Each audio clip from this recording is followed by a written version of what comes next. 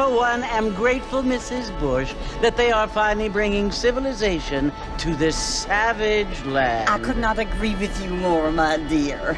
My daddy settled this land, and I know he'll be looking down on us, pleased at how we help the natives. Yes, they've lost their land, but they've gained access to heaven.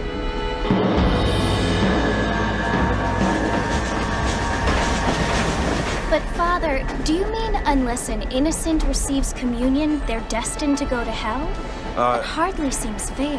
What I mean to say, Jenny, is that there is a great deal of difference between an innocent and a savage. I never thought of it that way. Yes, they lived like animals, but they're happier now.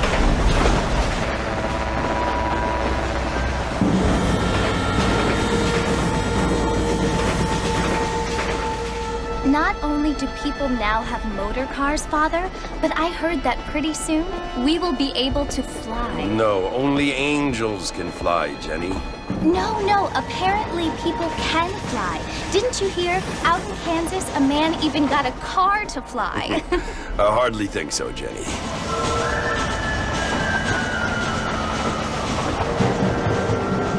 Apparently, Mr. Johns wants to run for governor, which is why he's so concerned with cleaning up the state. Nate Johns. Yes. His family is nothing but hillbilly trash that came here after the war. I don't want to be judgmental, but this state should not be ruled by such a disgusting family. A family without class. Apparently. The Johns family have made a lot of money, and he has a lot of friends in politics. Mrs. Bush, money isn't everything. There are many things that money cannot buy. It seems that money can buy voters, though.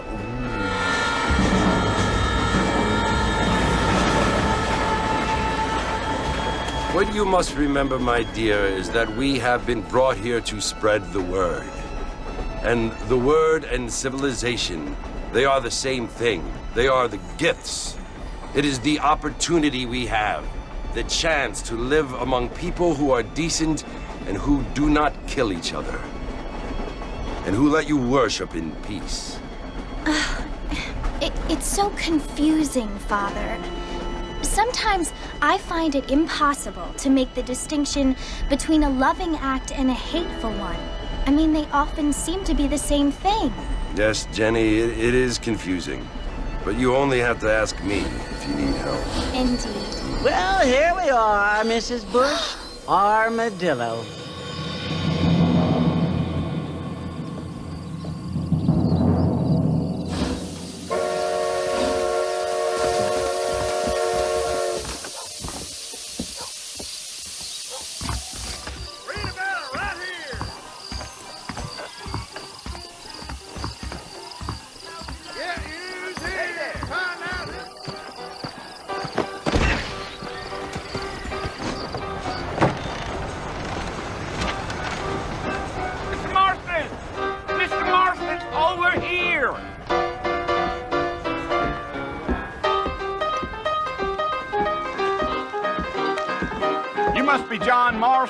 Sometimes.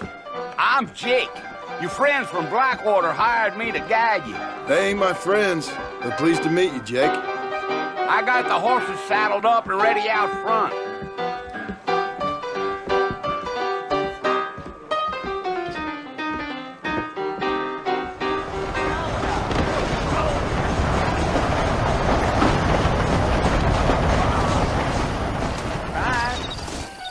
I'd steer clear of Pleasant's house if I were you. All righty, Mr. Marston, let's get. Come on.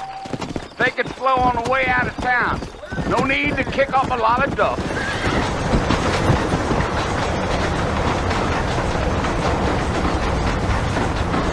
This your first time in Armadillo, Mr. Marston? Sure. Never made it out this way before. Yeah. So it was the marshal who hired me. Lee Johnson, do you know him? I think I heard his name. Says he got a telegram from some Blackwater big bugs asking for a guide. I guess it's none of my business. That's right. Not far now, Mr. Marston. The fort's just over this hill.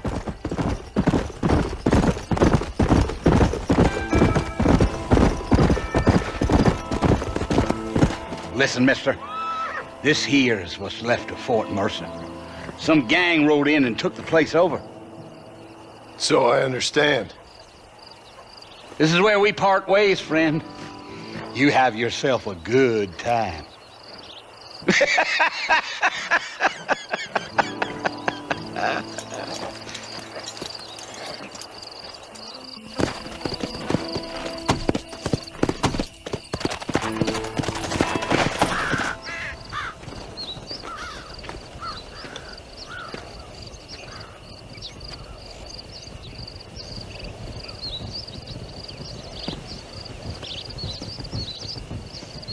Bill!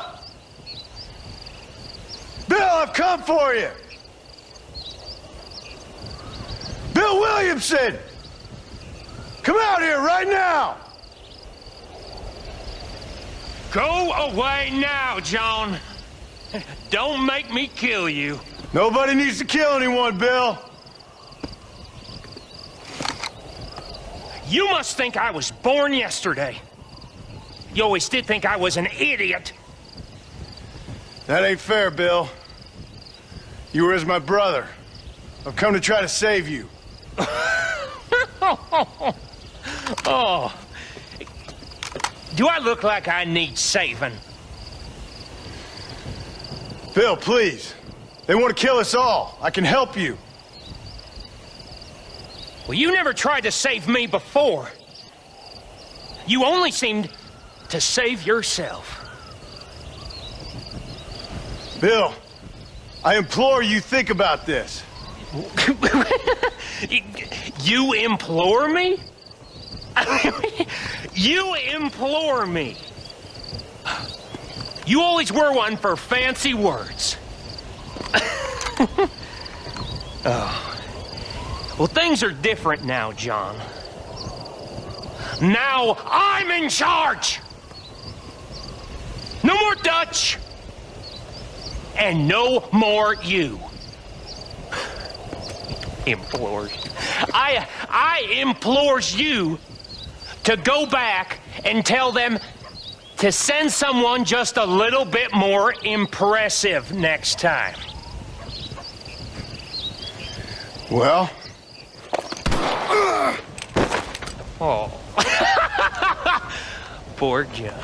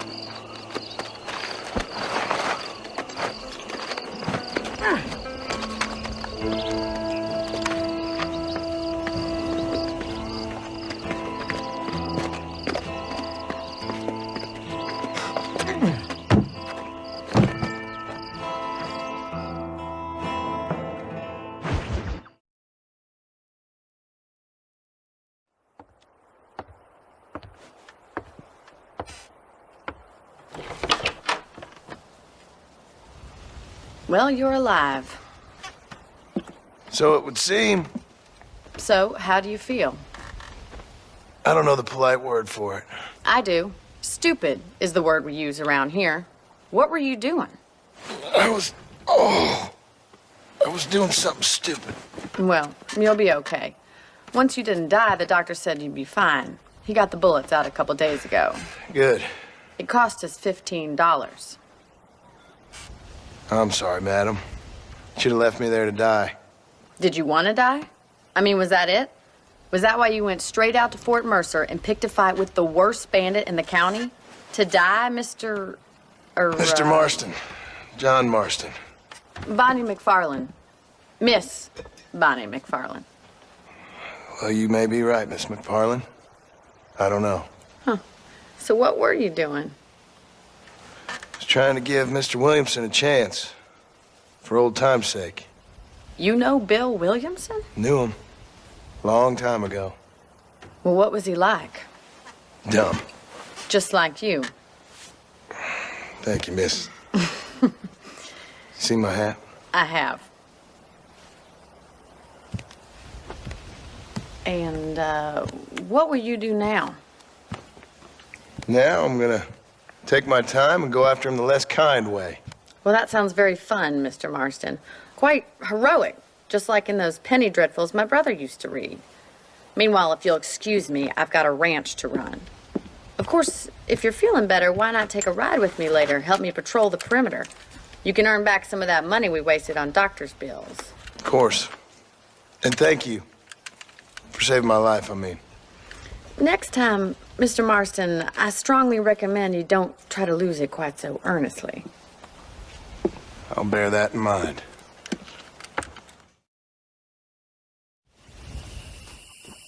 Howdy. Those bandits getting more bold.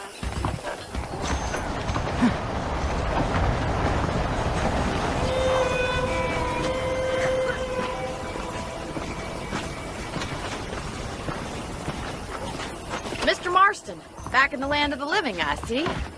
Figured it's about time I started paying back that $15. I sure can use an extra pair of hands around here. Let's see if we can get you back in the saddle. There's the foreman's office. It's also where we lock up good-for-nothing outlaws, such as yourself. I'm happy enough with my current quarters right now, Miss McFarland. I picked out a fine horse for you. Let's make a tour of the ranch so you can get your bearings.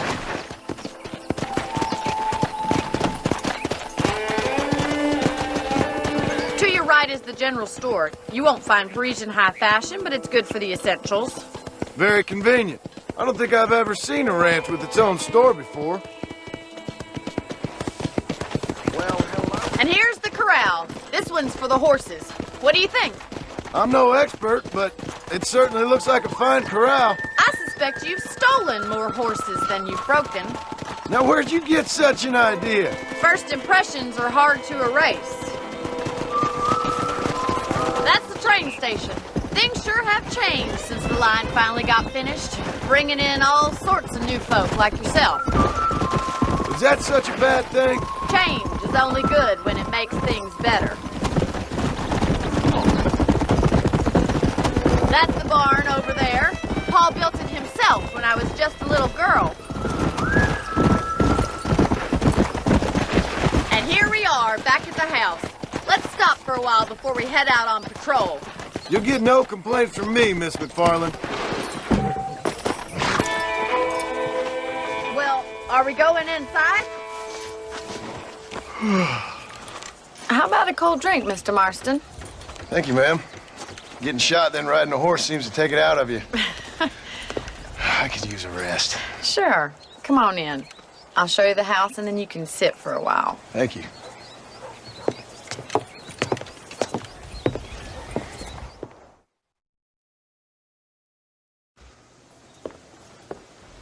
Mr. Marston. Miss McFarland. Remember me telling you about the trouble we've been having with rustlers and other undesirables? I do.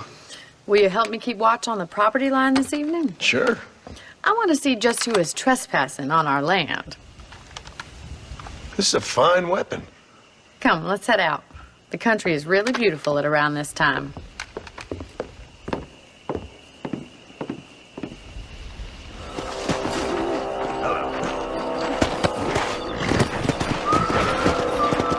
Let's go. Keep your eyes open and try not to get yourself shot, I guess. Thank you, Mr. Marston. I feel a lot happier someone's along with me. I feel a lot happier now I got a rifle. Well, with your trigger itch and my feminine intuition, we should make quite a team. God damn it, these rabbits are at it again. Come on, let's get rid of them once and for all. You. Good shot. Nice shoot. Should check out the rest of the range. If it's not the rustlers stealing our cattle, it's the rabbits stealing our crops. It ain't never easy living off the land like this. Maybe you should move to a big city. Become a lady of leisure. Look out! Coyote! Shoot them before they get to the animals! You're mine. Hurry! I bet they're going straight for the chicken coop. Nice shot! That coyote won't be back!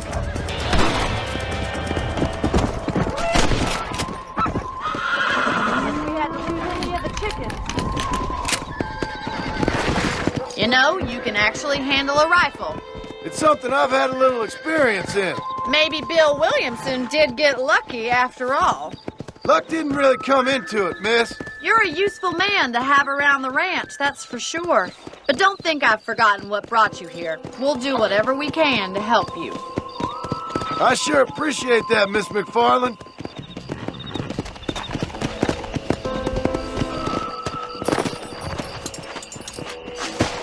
Thank you for your help, Mr. Marston. Makes me kind of happy I saved your life. Get some sleep and I will see you in the morning. Good night, Miss McFarland.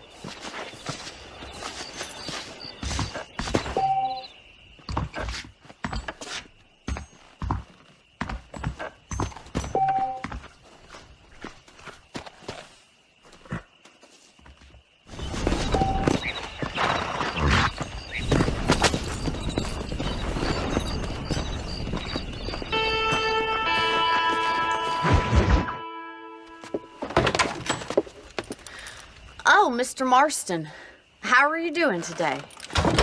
I'm well, Miss McFarland. Thank you. How are you? Well, I'm fine, thank you. So, how are your ribs? Fine. A little sore, but apart from a couple extra scars, it'll be as nothing happened. Good. Come in. You know, you never did tell me how you met that Bill Williamson or what you wanted from him. No, miss, I did not. Well, why not, if you don't mind me asking? I certainly don't mind you asking if you don't mind me not telling. See, it's a complicated and somewhat pathetic tale, and by telling you, not only would I be putting your life in danger, but also threatening the lives of some people that I hold very dear. Well, I apologize if I seem to be prying. And I apologize for my reticence. Hope you believe me when I say that it's simply out of respect for you. Of course, Mr. Marston. I understand that a city dweller such as yourself likes to have some exotic secrets, so us country folk are impressed. I'm no city man, miss. Yeah, but I saw you get on the train at Blackwater. You with those gentlemen in bowler hats? I'm still no city man. But I'll bet you can't ride, Mr. Marston. I hate to take money from a lady, miss. Oh, you won't be. I'll race you right now. If it makes you happy. We'll see.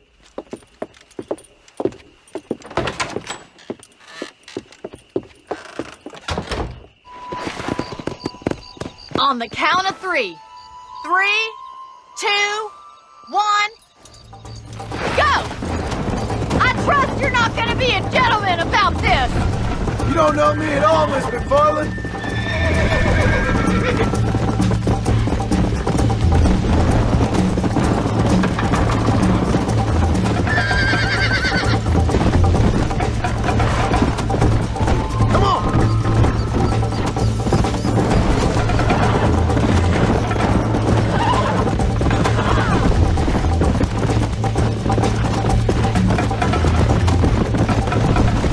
Lucky I'm being a gentleman!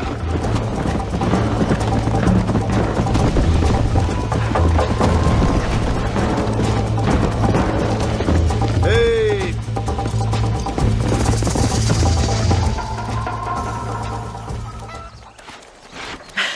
That was fun. Sure. You know, you should go pay the marshal a visit in Armadillo sometime. I'm sure he could help you deal with that nice Mr. Williamson. Yeah, I might just do that, Miss McFarland. You do whatever you think's best, Mr. Marston. Come on!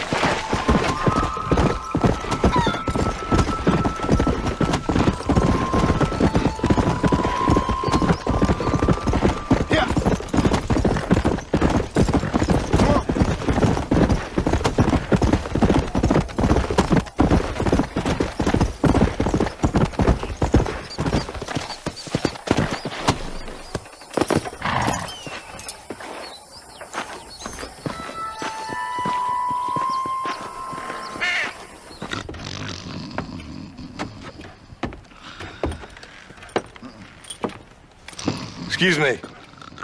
Hey, you got a visitor.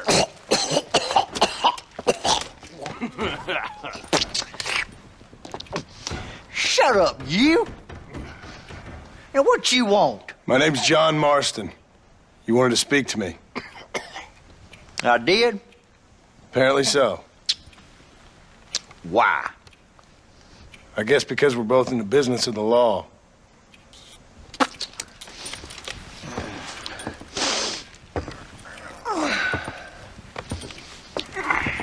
You that fella from the train company? No, I'm from Fort Mercer. Fort Mercer? You them one of them Williamson boys? Calm down. Go on, shoot him, mister. Shoot him. Come, what, you getting cute with me, boy? What's going on here? I got me one of them Williamson boys. I got me one of them idiots who give marshals a bad name. Jonah, put your gun down.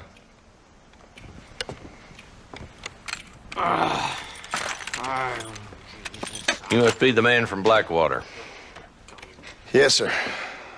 Listen, that dog ain't too bright, but he seems loyal. Jonah, get out of here for a minute. Yes, sir, Mr. Johnson, sir. And you? Oh, I done seen enough of your hide around here, friend. I think there's some school children down the way you can go and frighten. Oh, hardy fucking har. Dickhead. What are you doing here, Mr. Marston? Apart from frightening my deputies. I'm here to capture or kill Bill Williamson. Okay. Can you help me? He's outside my jurisdiction. He's in the next county. Of course, Bill Williamson and his boys have tended to keep themselves away from my town. So you're happy to have him out there? Well, I ain't happy, but I also ain't suicidal. My job is to keep this town safe, not clean up all of these 3 counties. It's hard enough around here. You know, I hear you speak, and suddenly I'm reminded of how some of the people I respected most in my life had a problem with authority. What's wrong with you? Well, I'm sure you and your fine friends have enjoyed spending your time running around pursuing noble causes. My cause is to keep this town from turning into a living hell for the folks who live here. Whole world has problems, mister, and I'm here doing what I can. Why? What's happening? Right now, I got the railway, the people who pay my salary, trying to get me to turn a blind eye to them burning down settlements up there. I got a bunch of cattle rustlers out near Box Canyon needs shutting down. Not forgetting the gang that keeps murdering homesteaders out in the back country. And I got a bunch of hoods over in the saloon, drunk, threatening to shoot up the whole town. That's all I got today. But it's early yet. Give me a couple more days. There'll be more. All right, tell you what.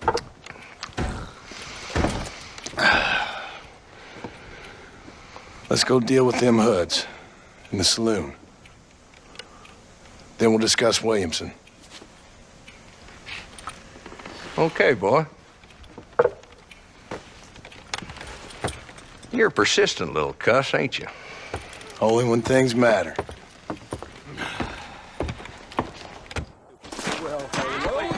Let's head over to the saloon. So who are we looking for? A bunch of 2-bit hoodlums, led by this fella called Walton. Goddamn road agents who prey on the stages coming in and out of town. Drivers and armadillos spend more time with their hands in the air than on the reins these days. And you're happy to let them drink in your saloon?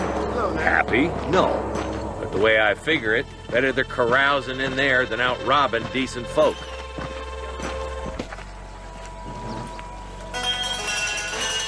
There's the dumb rat bastard now. Let's follow him. See what kind of hole he crawls into.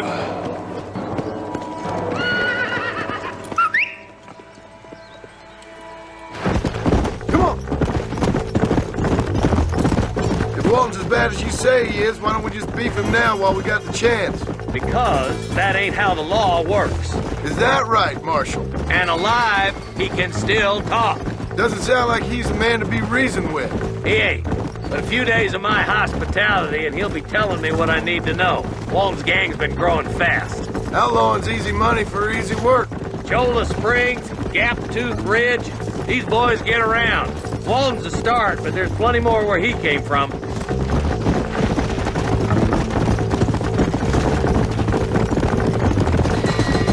Hold up, Marston. He must be at the old Pleasance house. Probably best we take it on foot from here.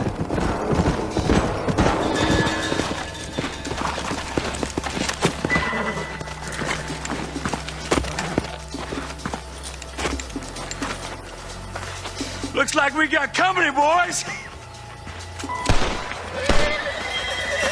Damn! Take cover! We'll work our way up this hill. I need to get out of here! Watch out for that sneaky bastard behind the outhouse! Yeah!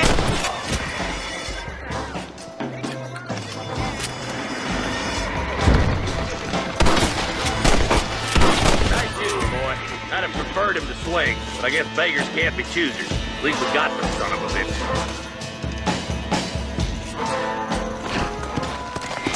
Not a bad shot, Mr. Marston. Why don't you check in with me next time you're in town? I don't want to be no policeman, Marshal. Nor did I, my friend. I can promise you that. I'll see you soon, Mr. Marston.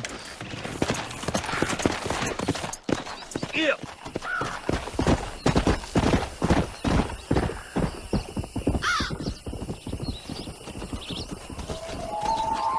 Mr. Marston, I've been hearing about your plans. Have you, Miss McFarland? Yes, from Lee Johnson. To settle here and build a life for yourself. I'm afraid those aren't my plans. See, I already have a life. Well, I had one, and I'm trying to reclaim it. Or maybe what you could say is I had two, and I'm trying to end one of them so the other can survive. You do so love to talk in riddles, Mr. Marston. Do you do that, I wonder, as a substitute for having anything interesting to say? Probably, Miss McFarland. Oh, call me Bonnie, you fool. Call me Bonnie. Miss McFarland, I'm married. I have a son. I had a daughter, but she died. Years before that, I rode in a gang. We robbed banks, trains, held people ransom. We killed people we didn't like. Bill Williamson was in that gang. Now, if I don't capture my former brother in arms, great harm will befall my family. Now, I don't suppose any of this is very interesting to you, but I hope it explains why I wasn't so eager to talk about it. No, I do understand. I had no idea. You poor man. Even in this new country, memories don't really fade. My father was an illiterate Scot born on the boat into New York. He never saw his homeland, but to hear him talk about it, you'd imagine he only ever ate haggis and wore a kilt. And he hated the English for what they had done to his great-grandparents that he'd never met. People don't forget. Nothing gets forgiven. That's true, especially when it comes to money. And you know, even now, after all his labors, my father's debts are still terrible. I worry every day about us losing the ranch. It would kill him. My father died when I was 8 years old. His eyes were, well, let's just say he was blinded in a bar fight south of Chicago. My mother died during childbirth. She was a prostitute, and he was her, well, I don't know what he was. So I was sent off to an orphanage and ran away and fell in with a gang. My word. What a difficult life you've lived. The leader of the gang taught me how to read, taught me how to see all that was good in the world. He was a great man in a way. But you killed people. Sure. And I've suffered for it. And that's the life I left, or tried to leave. Said too much, Bonnie. I'm an uneducated killer, sent here to do all I can do well. Kill a man in cold blood so that another man may do his part to cut crime in an area, and a rich man can be elected governor on the back of these promises. Civilization is a truly beautiful thing, Mr. Marston.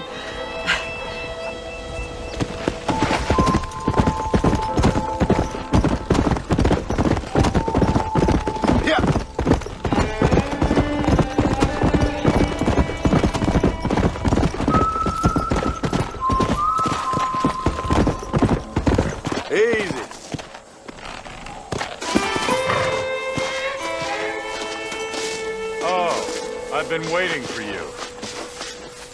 Hello, John. John Marston. Do I know you? I hope so. I seem to know you.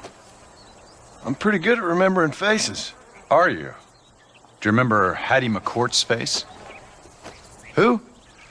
She was a girl Dutch Vanderlyn shot in the head on that raid on the ferry a few years back. Same one you got shot on. Pretty girl. Until her eye was hanging out by a thread of tendon and her brain was plastered over a wall. Not really. Then why would you remember me, friend? You've forgotten far more important people than me. What's your game, friend? I don't have a game, John. Listen, sometimes I just wish I'd known more about life. Wish I'd had better guidance.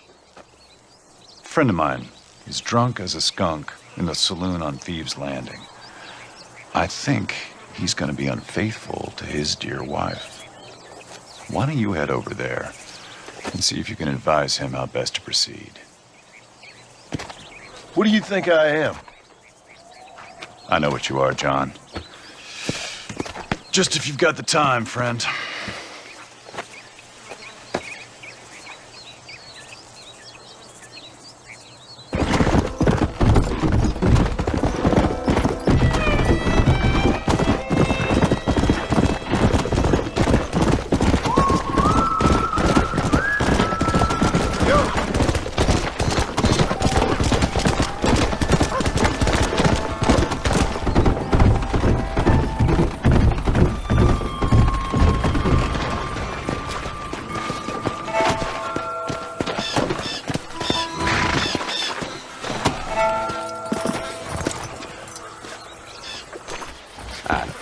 No problem if I just get Excuse me, mister. Yeah, what the hell do you want? Look, don't ask how, but I know what you're about to do. You don't want to do this. The hell are you talking about? You know what I'm talking about, mister. I'm just here to say I don't think you should go through with it. Your wife, she loves you. Oh, shit, mister. I don't know who or what you are, but I guess I'm grateful. I guess you're right. I was raised better than this. Don't mention it. Go on now. Yeah. Hello? Hello? It's Armadillo 731. What is it with these things? Hello? It's a new line. Hello? Hello? Sounds fun. What's happening? I have no idea. Yeah, if it's important, they'll send someone down like they did with you. Suddenly, the world is full of theys. Yeah. I remember when we first got here. We used to consider people from Dade County to be exotic.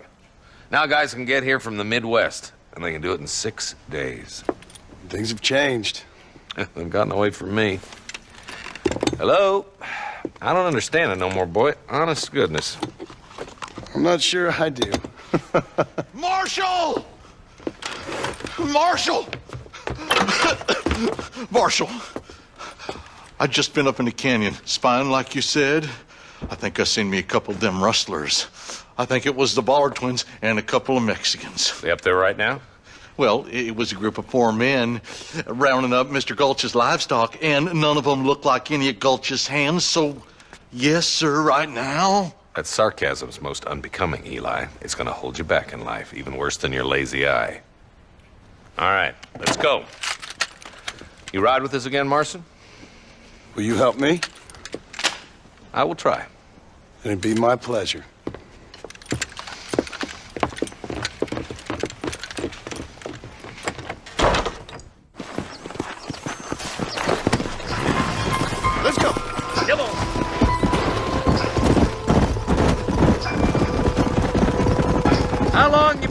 for the government, Marston.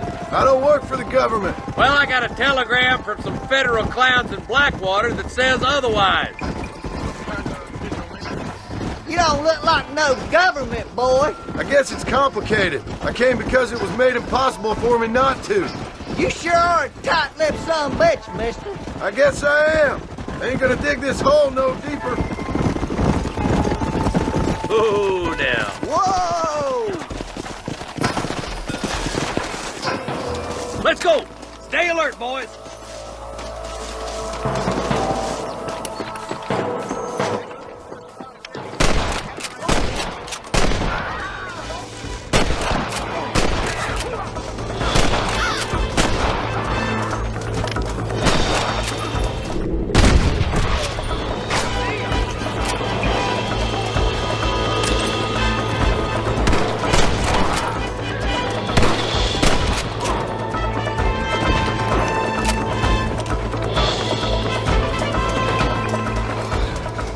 Thanks, Marshal. We're indebted to you with our lives. Just get them cattle back safe. All right. Oh, thank you. Oh, thank you so much. Thank you. Well done, Mr. Marston. Yes, well done. Now, about Williamson. I'll do what I can. You know, as you can see, this country is infested with all manner of scum. You say that again. Well, one other thing, Marston. Mr. Johnson, sir. It's Mr. Wes Dickens. He's missing. Who? Mr. Wes Dickens, the tonics merchant. He was due in town last week. Oh, the narcotic and bat piss salesman who cons housewives out of their money with promises of eternal youth. Yes, him, but I think you're being a little unfair. He's helped a great many of the county, and many of the townsfolk are really missing him. You hear that, Marston? We just butchered a gang of thieves, and the town is up in arms about a missing snake oil merchant. I am so glad to be serving such a wise and respectable people. Come on, Eli.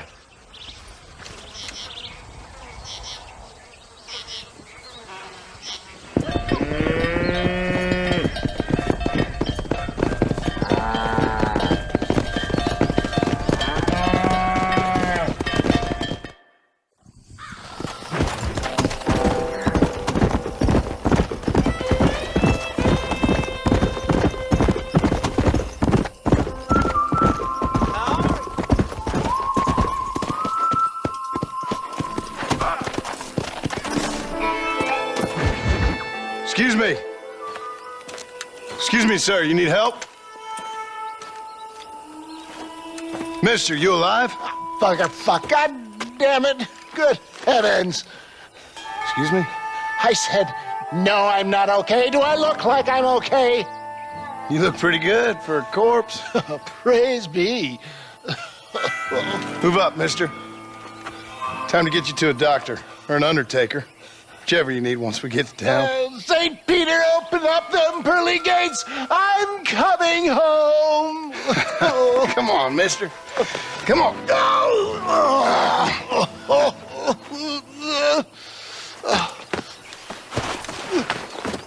Hurry, sir. I'm bleeding like a badly butchered hog. You'll be fine.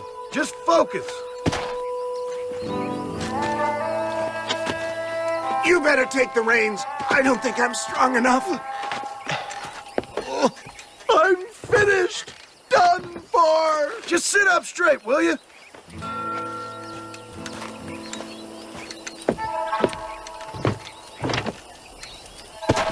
The closest doctor is in Armadillo.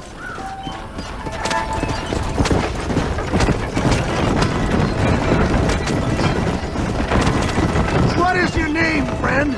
John Marston. Oh, good God! Out of the frying pan into the fire! Excuse me? I'm trying to save your life, you old fool. But keep annoying me and maybe I'll change my mind. They're back! I'm done for!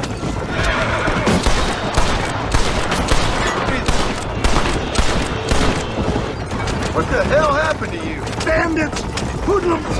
The scoundrels robbed me blind and left me to die! I can see that. Once again, a victim of my own success. Please drive carefully.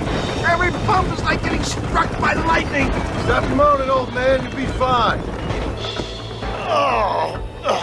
Where the devil are we? Armadillo. We made it safe, you'll be happy to know. Thank you, sir. Thank you. You're a gentleman and a true man of honor. Coming from you, I doubt that means much, but I appreciate the civility. I owe you, sir. And I always pay my debts. Jesus. But if I die, I'm sorry for it. If not, I'll be your man for... Let's get you fixed up first. Then we'll decide what you're my man for.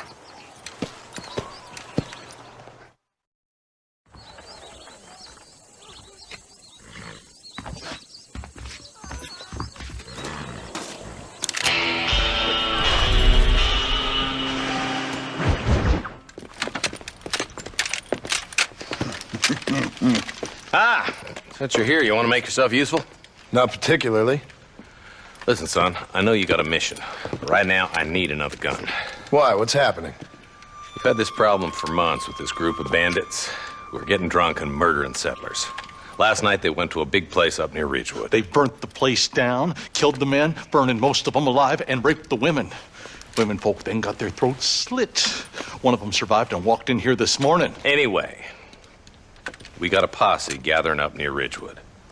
Will you ride with us? All right. Thank you, John Marston. It's gonna be a bloody job. Huh. I don't think I know any other kind, sir.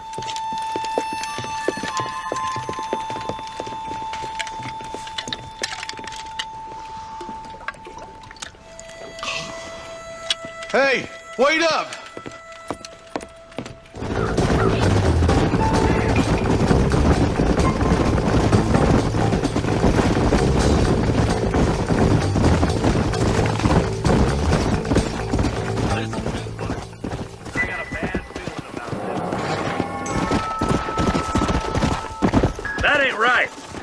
Board up a barn like this. Come on, John. Shoot that door open.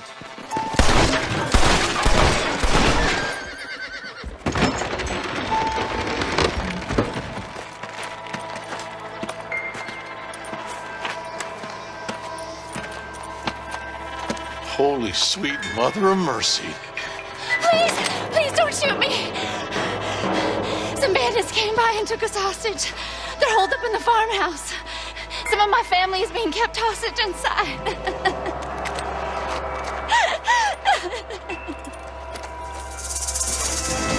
This has gone far enough. Get into that house and smoke those sons of bitches.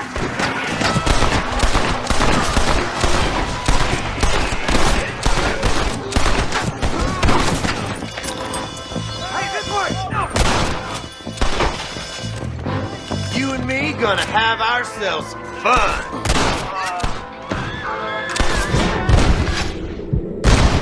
All right. Head for the shed in the back as soon as it looks clear. Thank you. They said they were gonna kill us all. Looks all clear, fellas.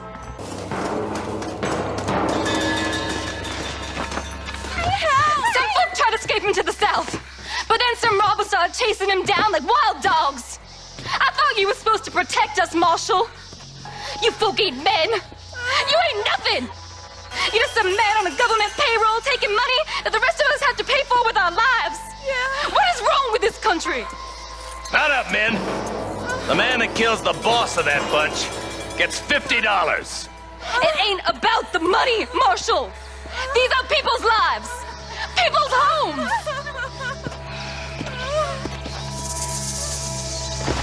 Mount up, boy. We gotta get after those bandits. Follow me. We can still catch them. Yeah.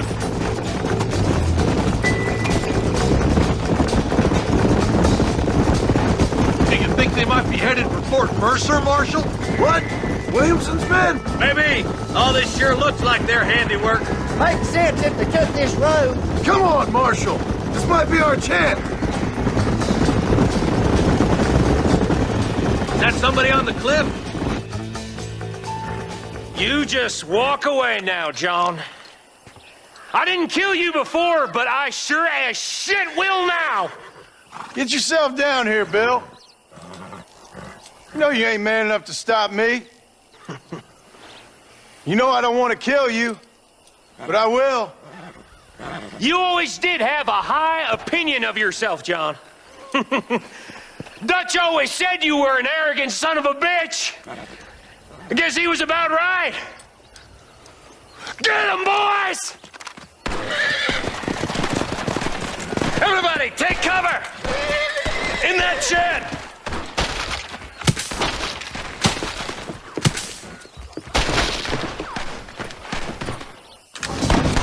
Too damn close!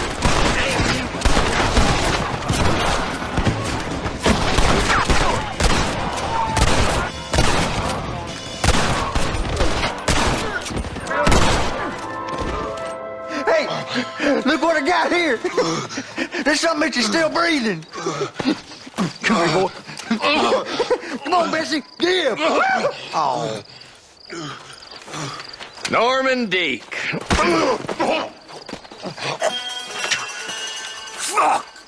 Nice to see you again, buddy. Thanks for your help, John. Norman here is going to help us get to Bill. Ain't you, Norman? Thank you, Mr. Dick. Mighty kind. Fuck you! Hog time. Let's get him to jail.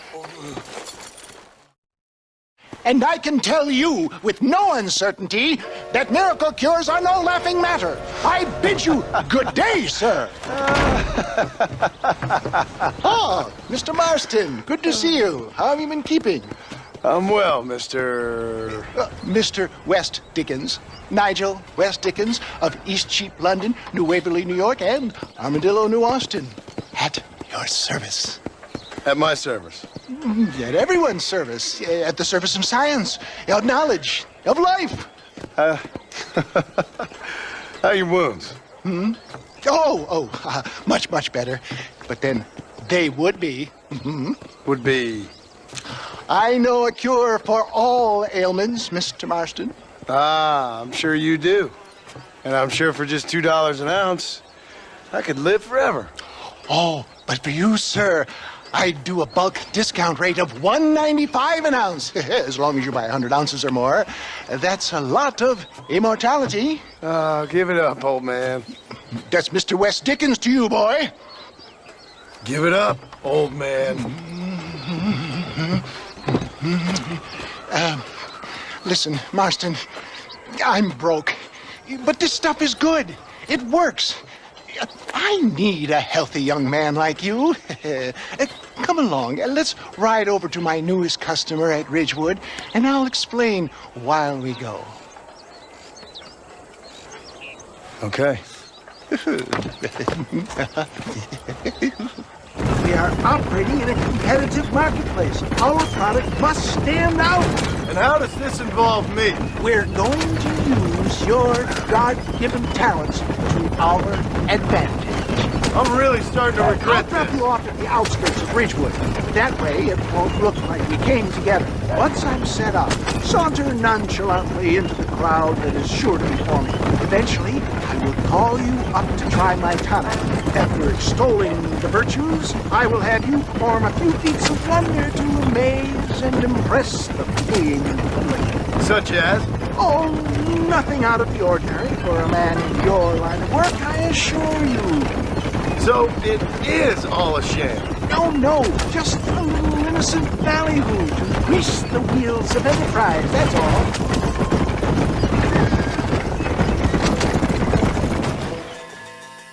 Best you alight here, dear boy, so no one sees us arriving to... I'll see you there. Be ready to enchant the crowd.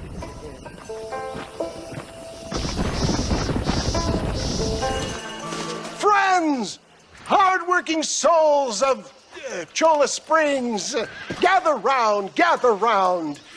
Do you suffer from rheumatism, lumbago, acute chronic sciatic, neurologic, or inflammatory pain?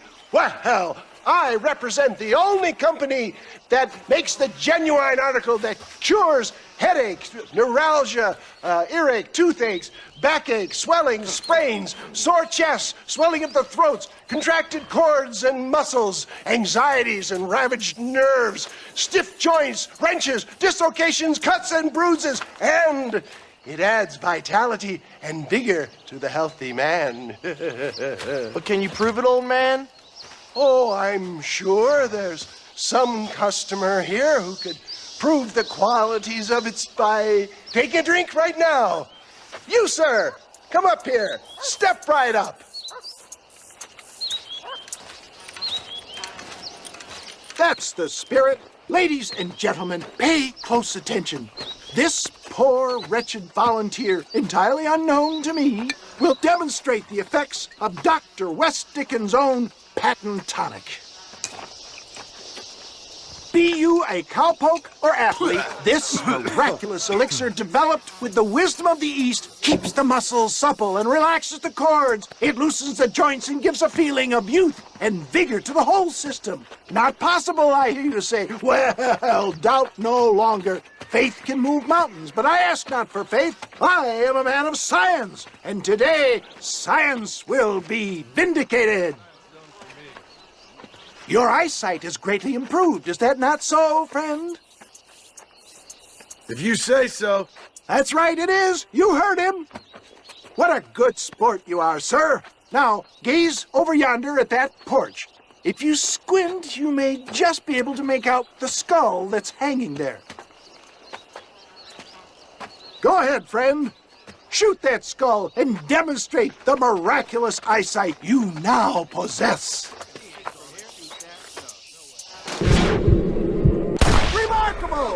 The eyesight of an eagle, granted by imbibing Dr. West Dickens' own patent tonic. Anybody can make that shot. This man is a fraud.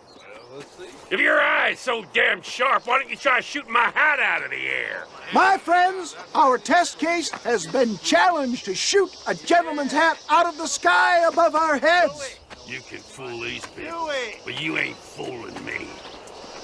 Right. Let's just see how sharp you is with a moving target. You're more crooked than us. Have you ever seen such an eye? Behold the power of the elixir, plucked out of the sky. Hey! Hey! What? You think you can put a hole in a man's hat and just walk away, do you? Hey, it don't work like that around here, mister. Come on! Are you a man or not? A challenge of battle has been offered to our volunteer.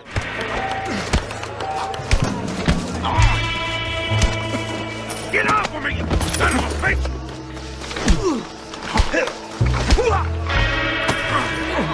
There it is, skeptics and dissenters, irrefutable proof. Do not let this opportunity pass you by.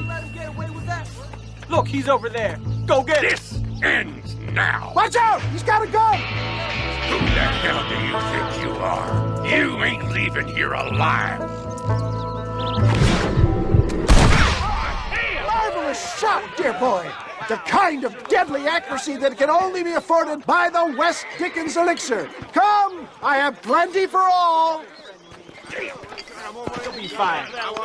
Get out of my way. Hey, where are you going?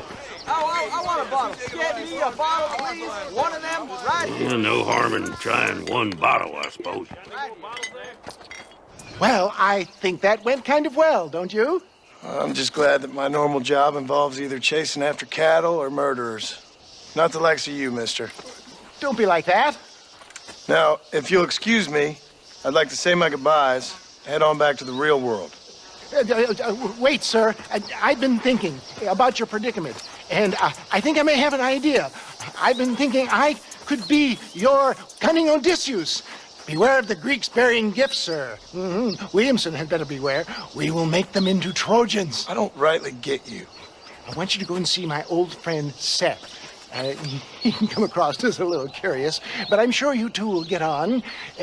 He's most often found at Coots Chapel. He's very devout. Why see him? Because between him and me, we can get those gates to open for you, and you can walk right in, just like in Homer's great Trojan yarn!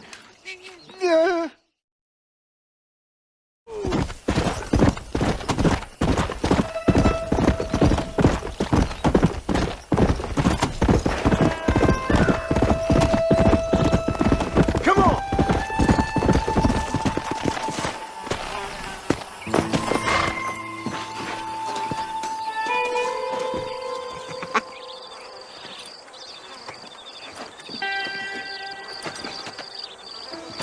Excuse me, are you Seth? Who are you? I'm a friend of Mr. West Dickens. My name's Marston. John Marston. Goodbye, John Marston. It's been a great pleasure. I need your help, Seth. We need your help. Me and Mr. West Dickens. Let me be frank for 1 second, partner. I hate people. It was people who got me in this mess in the first place. What mess? Look at me. Look, scrambling around, looking for maps, half insane. I ain't washed in 6 months. My hair falling out, my mind's going. What happened? What happened? My partner. He stole half my map. I never would have done that to him. Never. Look at me. Who did this to you? My partner. My boy, my man. Moses Ford. I don't have the facility to tell you what I would have done for that man. And what I would do to him now. Why? Because he stole half my goddamn map. And what map's that, then? The map, partner. The map that tells me where it is. Where what is, friend? I ain't telling you that. I ain't. Don't make me tell, partner. It's mine. It's mine, all mine. Sure. And where's this Moses now?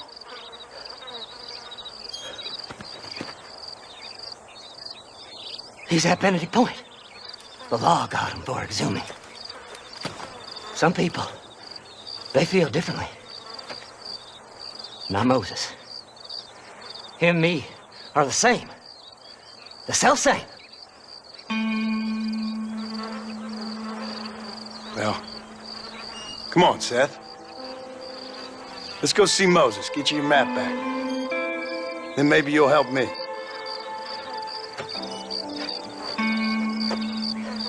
All right, partner. Let's go.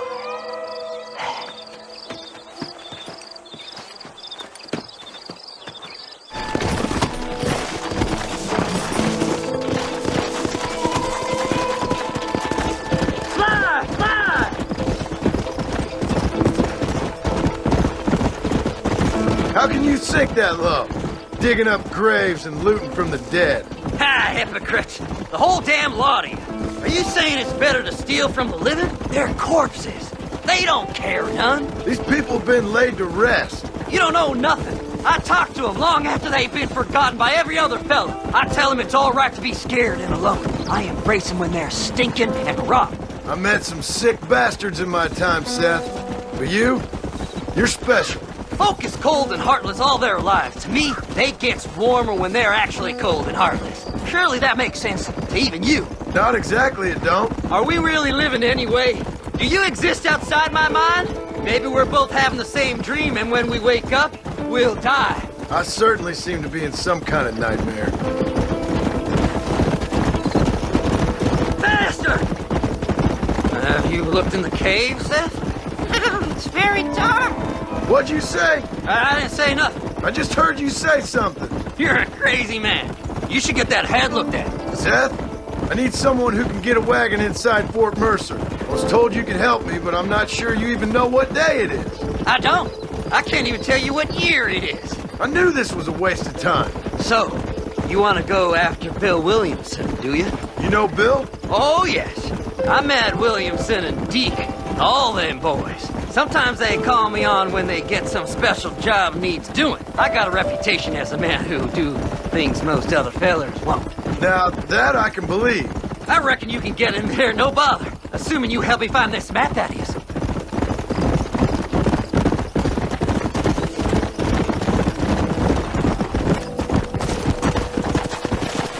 All right, this is it. Let's stop here a moment and come up with a plan. As far as I know, Moses is being held in that shack. There's a couple of deputies keeping guard outside. Can you distract him so I can sneak in for a quick parlay with that son of a bitch? I'm sure I can think of something.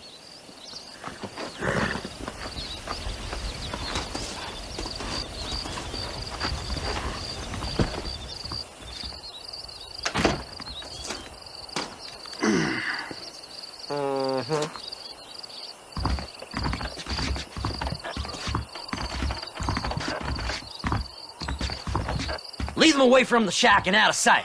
Somewhere out past that hill.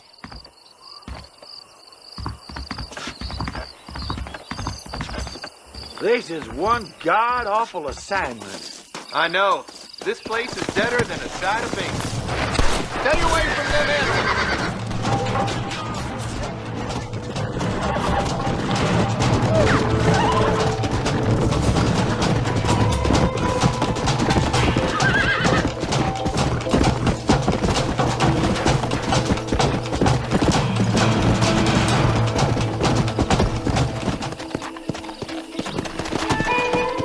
Come on, ain't no time to be wasting. Good job getting rid of them clowns. Now keep an eye out in case they come back. Moses? Oh, Moses! You got a visitor! Oh my God, Seth. They arrested me. It weren't my fault.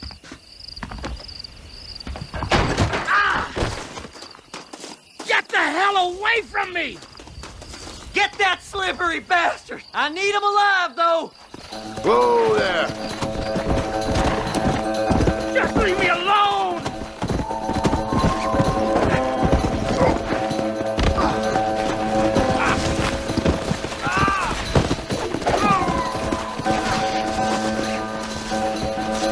You ain't the damn law! Why are you doing this? You must be stupid trusting that crazy bastard.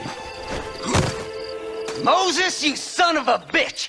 Where's my damn map? Damn you, Seth! Damn you, Seth! You've always been a twisty little freak. I ain't telling you shit.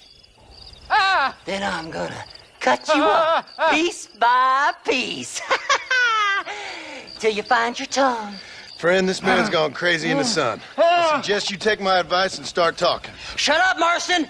I want to cut into a bona fide man's flesh. Ain't never cut into a live one before.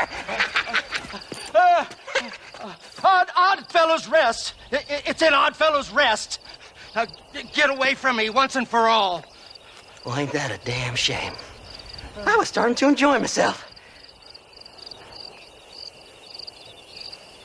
I think you gone pissed yourself, Moses.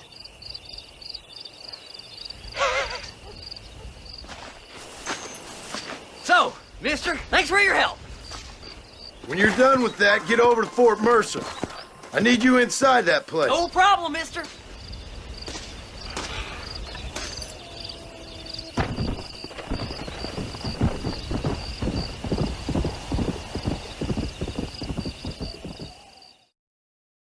Well, hello, Mr. Marston. How are you? Fine, thank you. How are you? I'm fine, thank you.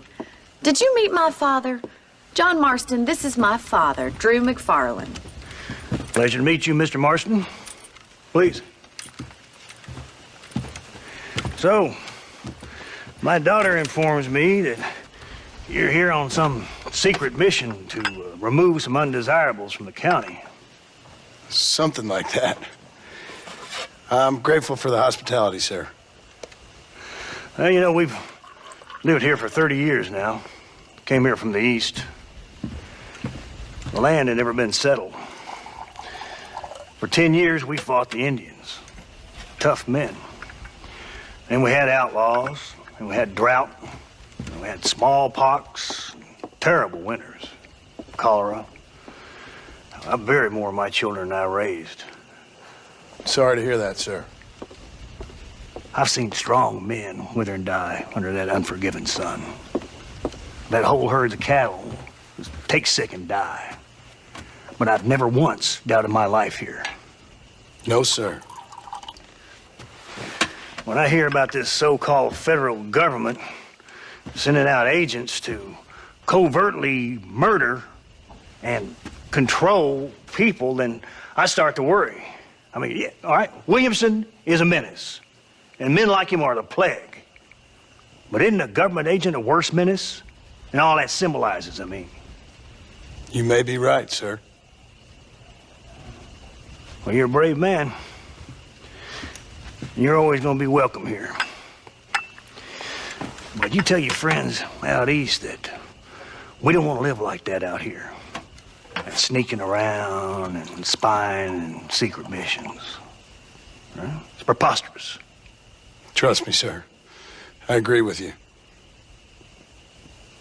Good. Good. Well, we won't insult you any further. Come on, Bonnie, we got things to do.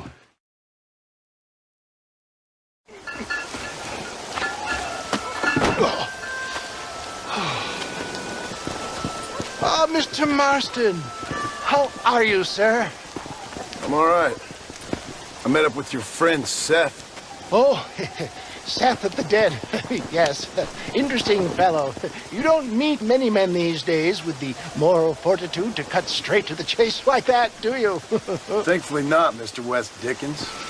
Yes, contemporary society is remarkably harsh on professional exhumers. But did you know that in ancient Egypt, it was an art form valued more highly than literature? I believe Seth comes from that school of thought. How very interesting. Look, you thought any more about our plan? Ah, your plan, dear boy, your plan. I am merely the help, not mercifully the arbiter of wisdom. What you are, dear boy, is the man whose life I've saved twice now. A man who sells lies and deceit to unwitting people. A man who, if he doesn't help me, I won't think twice about putting a bullet through his skull, feeding to the vultures myself. You see, Mr. Marston, you have the exterior of a violent man, but the soul of an angel, and that is what I think I cherish most about you. That's what I thought. But before we can attend to your particular problems, we need some extra lubricant to oil the machinery of business. And this being America, that lubricant with which we concern ourselves is money. Money? What are you talking about? Oh, we need weapons. Armor plate for the wagon, extra hands, and I need some danger money. So, let's sell some more of these cures. Sell cures? Around here? Do you want to see me lynched? Oh, no. The sport of kings. Racing, my friend. The sport of kings. A noble activity without reproach. Exactly the kind of activity where a lying, cheating degenerate like myself can prosper. But come, let's finish the loading and we'll discuss it as we drive.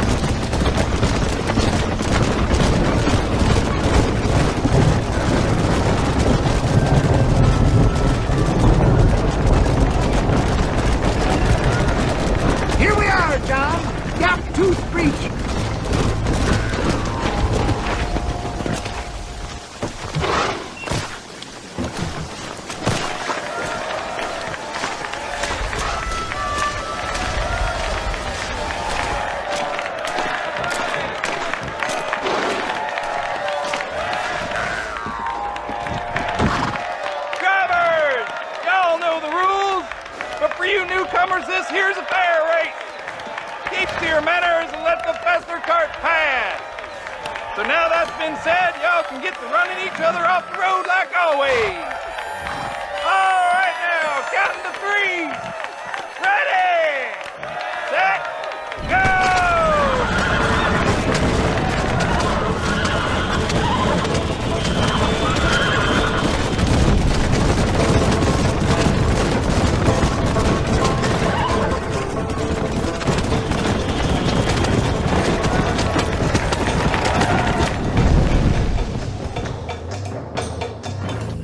Well done, sir. Well done. Having you as a ringer has netted us a fine profit. We seem to be wasting time, old man. Oh, patience, my friend. The Trojan horse cannot run before it can walk, if you'll forgive the metaphor. Next, we need to procure some grand and overwhelming firepower. And for that, you need to contact an old friend of mine. Goes by the name of Irish. Irish? Yes, he's an interesting kind of fellow. He usually can be found in Armadillo or some other town around here on some bacchanalian revel or such. Great. An alcoholic arms dealer. What could be better?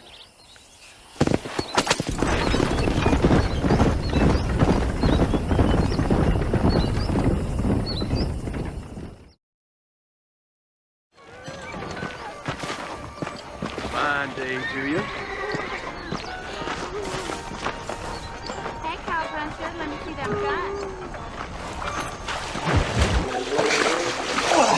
Yes, boyo, you messed up properly this time, didn't you? You little paddy bastard. You thieving McCunt. You got it all wrong, Welsh. All wrong. It was French, I promise. He said he was going to rip you off. Now he's ripping me off. Here, keep on talking there, Irish.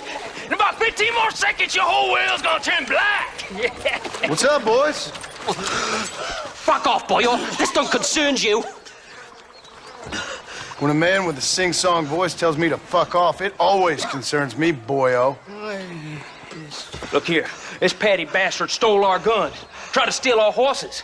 Law's clear on the matter. I never stole nothing, sir. Never did. Not in all my life. That French cunt is playing with the Welshman's tiny and ineffective mind. Hush your mouth. Anyway, you all got horses now. No one needs to die. Leave them be. Who do you think you are, boyo? The bloody cavalry? Your voice is really starting to get on my nerves, boyo. And you're getting on my nerves. Yeah.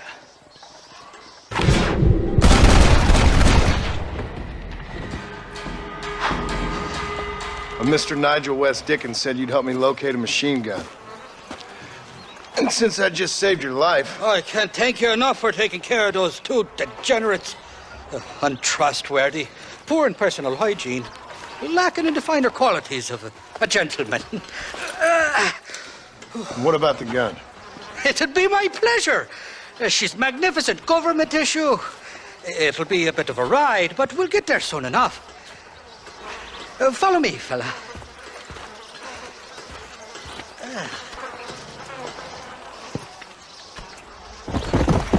What's your name, friend? John Marston.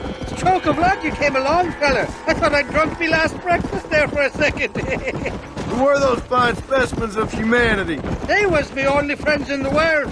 And boy, am I glad to see them bastards dead. We all met on the boat over a few years back, we did. Thick as thieves ever since, and that's right there was the problem. Is it normal for friends in Europe to drown each other? Never trust a Welshman, me pa always told me. And he got his throat slit, so he should know. Not for now. The thieving bastards are holed up at the cabin by the lake. Can't wait to see the look on their faces when we blast in there. They'll be more surprised than a slut dog with their first porcupine. You best not be lying to me. Listen, fella, I didn't ask for your help back there. I don't owe you nothing. I'll decide what you do and don't owe me. I've had enough of your overly aggressive manner, fella. You don't know who you're dealing with here. Irish, I've met enough men like you to last me a lifetime.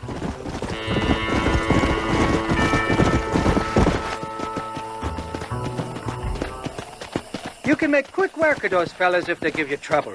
The gun's stored just inside that shack. What about you helping me out?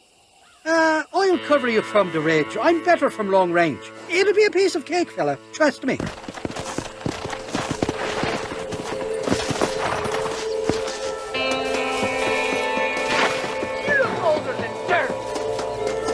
What the hell do you want? God damn it!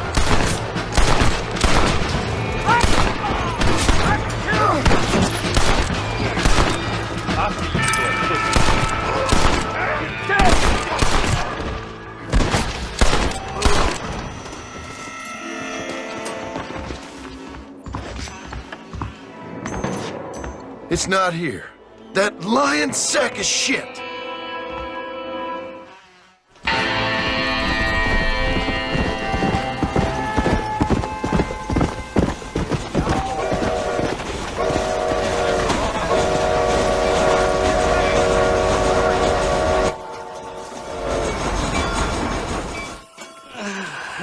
Mighty fine course that you got there, young lady. I got you. Let hungry Irish honey. Tied and string. Where are you? Oh, who do you want? I see you. Get away from me. Right here. Oh. Where's that machine gun, Irish? Oh, Mr. Marston. I found you one. Found us one, Irish. We're in this together. You, me, and an assault on Fort Mercer. I'm the guy that saved you from getting killed back there, and who you owe your life to, remember? Not really. Happens to me all the time. You don't want it to happen to you again, do you, Irish? No, friend. I wants to buy you a drink. I wants to tell you how much she means to me, how special you is. And I want to tell you that if you don't produce a Gatling gun within the hour, you'll wish you'd been killed back there. It's the whiskey, sir. It gives me the memory of a newborn babe, as innocent as can be.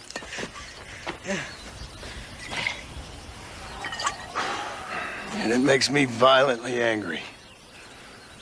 Shall we go look for that gun, sir? Yes. Let's do that. Where's the gun, Irish? I hear some miners been blabbing about a machine gun they found. Apparently, they got it stashed up at Gap Tooth Breach. What do miners want with a machine gun? Shoot it at somebody, I suppose? Or sell it? I don't know. Never been down a mine in all my life. Here we are. Let's stop here a moment to get a lie of the land.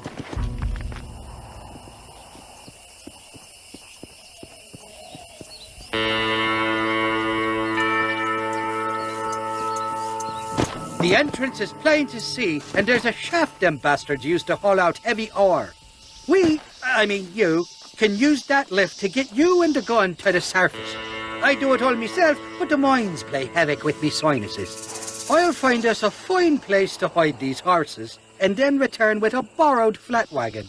I'll meet you at the mouth of the mine shaft. And Irish, I strongly advise you don't run off this time. You must be lost, cowboy. This is private property.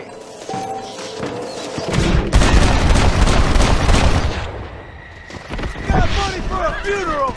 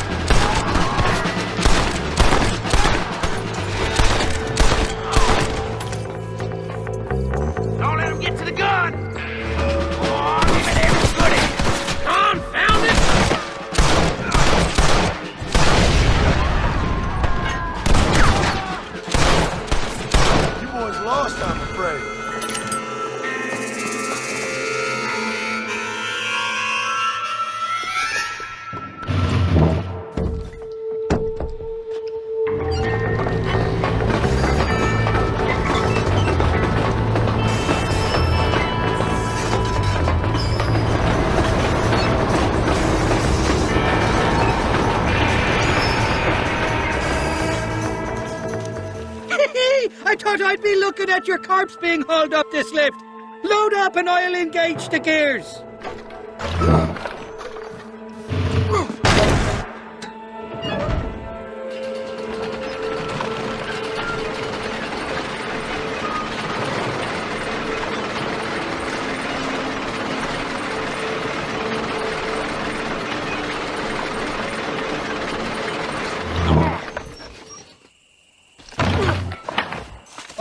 there she is. What a beautiful weapon. God's own gun, ain't that the truth? I got us a borrowed flatbed parked down below. Meet me at the bottom of the hill!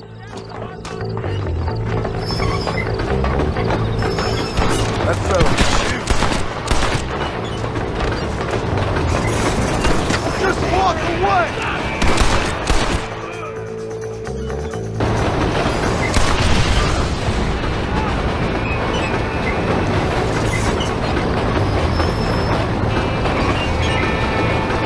What did I tell you? Piece of cake!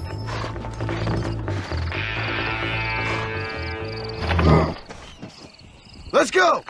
A short wee ride now, and we'll have this executive peacemaker delivered to Old West Dickens.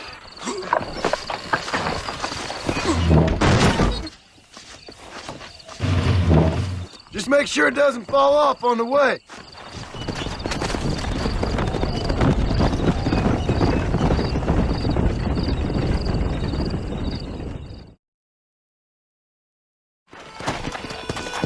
Come on.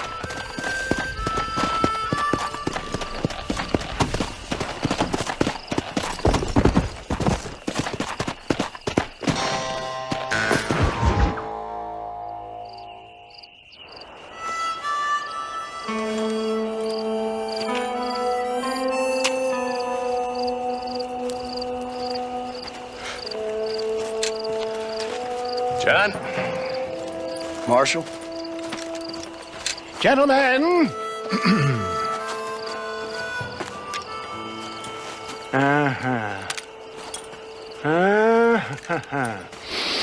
It's time.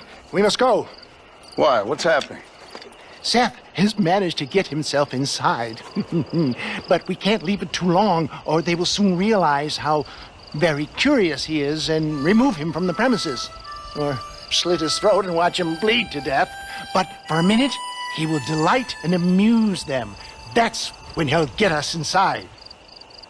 Okay. Marshals of the law, when the shooting starts, take that as your cue to start awarding each other medals. Huh? I mean, take that as a cue to get inside and clean up the mess. Oh. All I care about is Williamson. It is vital we stop him. Agreed. That man is a stone-cold killer. Williamson's a proud fool. The question is which will win out between his pride and his instinct for survival.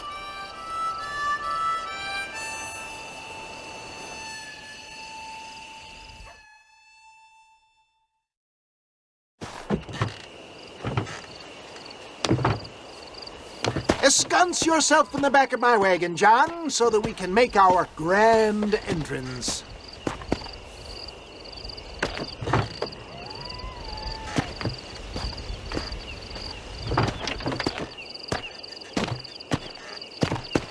Come on, let's go.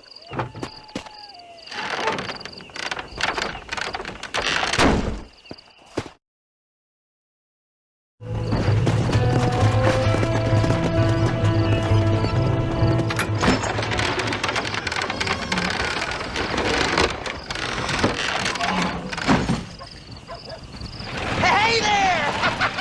Come on in! Come on in! Welcome to my humble abode! Come on! Yeah! Greetings, my good men. What would you say if I said immortality was at hand? What would you say if I told you I could teach you to fly? What would you say if I told you I could turn a man into a beautiful woman? Impossible, yes, once, but no more. Gentlemen, I bring you wisdom from the East. I have here in this wagon some of the finest goods, the best medicines, and the newest inventions available for you and your families. Exotic trinkets from the far reaches of the earth, elixirs that give vigor and strength. And for you men of physical skill and athletic physique, this miraculous elixir can keep the muscles supple and relax the cords. It loosens the joints and gives a feeling of vigor and freshness to the whole system. Why, some men have reported to me that after drinking it for 1 month, they can chew through steel.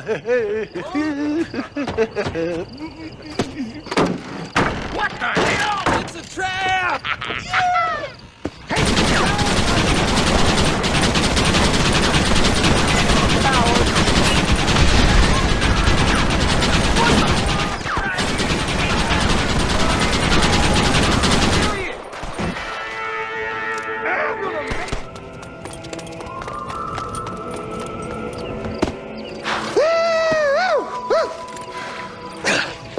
Fucking dang pig! Them cocksucking son of bitches escaped the other side of the fort! All right, let's go. I think my work here is done. Godspeed, gentlemen. I bid you...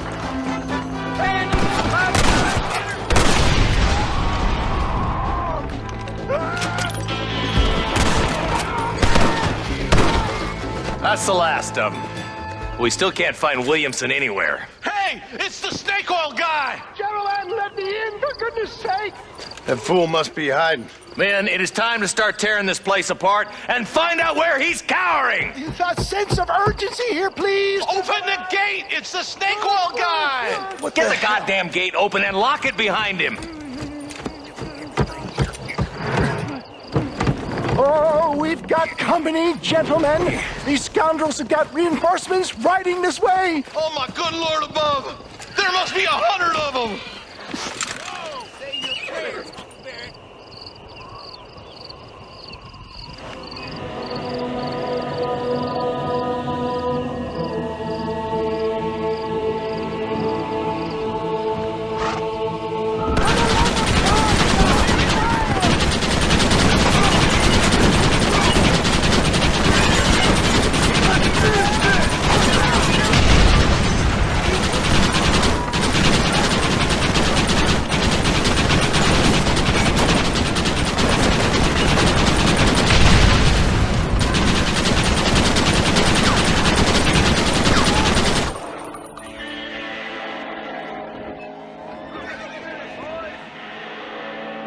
Bill ain't here.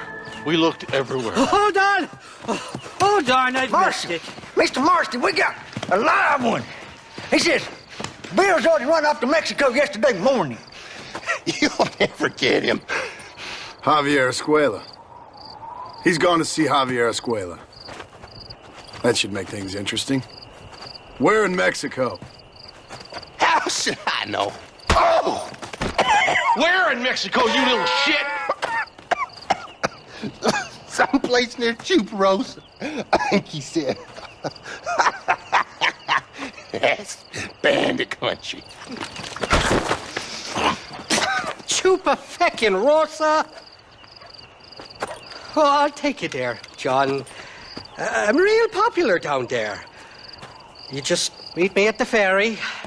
I've got lots of friends down south. I'll see you at the ferry, Irish. I'll just get me things. I'm sorry about this, John. I guess you'll be heading to Mexico? So it would seem. How is it down there? Wonderful.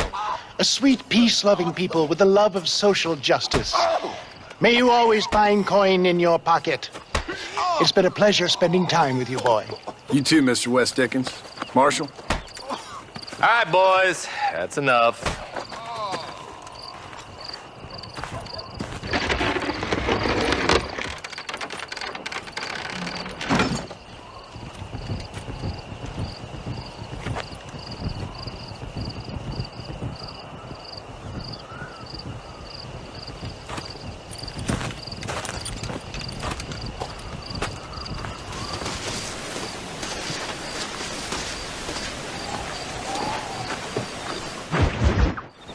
Yes, well, that's what makes you such an interesting fellow, Mr. Irish.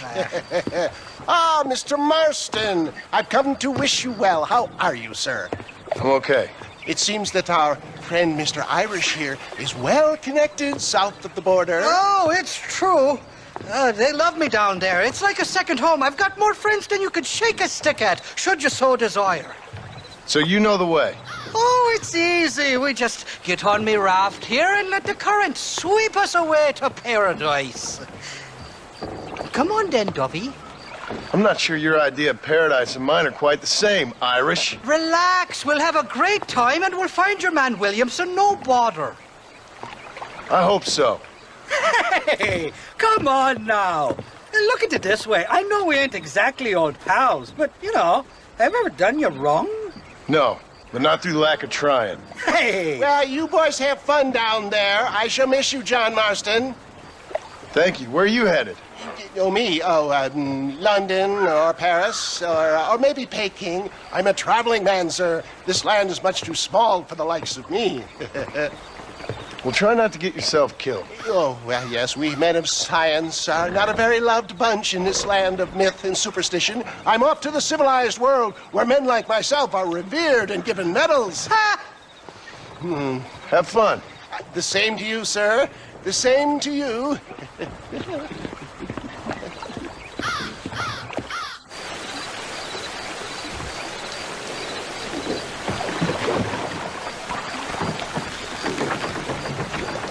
Nice of you to turn up for once, Irish. What do you mean? In usual fashion, you conveniently missed all the action at Fort Mercer. What can I say? I woke up with me head in a pair of tits, and it felt ill-mannered not to get reacquainted with him. At least you got your priorities straight. You know me, Johnny boy. I'll be late to me own funeral. They say God invented whiskey to stop the Irish from ruling the world. Well, you're here now. I can't swim, you know. Me neither. But a current like this will carry you for miles. We'll end up on shore sooner or later.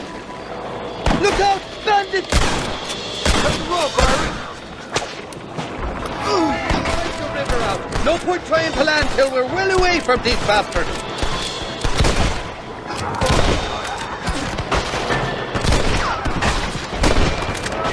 Look out for those two fellas on the horses.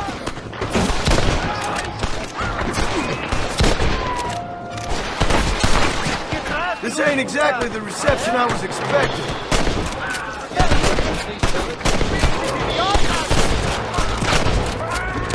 What the hell did you do to these fellas?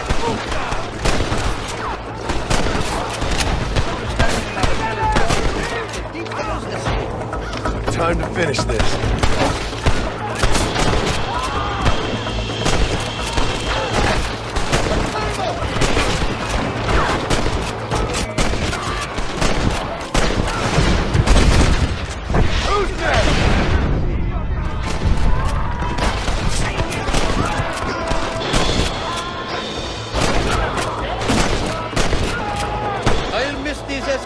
Johnny boy, I really will.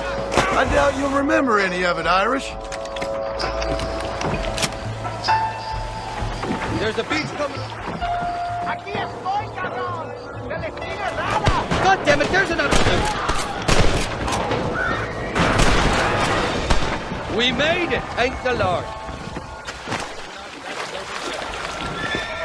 Oh, these horses look fresher. And healthy. Before you degrade these poor fools any further, tell me where I'm headed. Of course, of course. Let me think. You do know people down here, aside from your friends who welcomed us on the way. Yes, I think so. I was real drunk last time I was here, John. You know how it is. I met an American guy, saw him shoot a man, drank with him in the village of Chuparosa. Funny guy.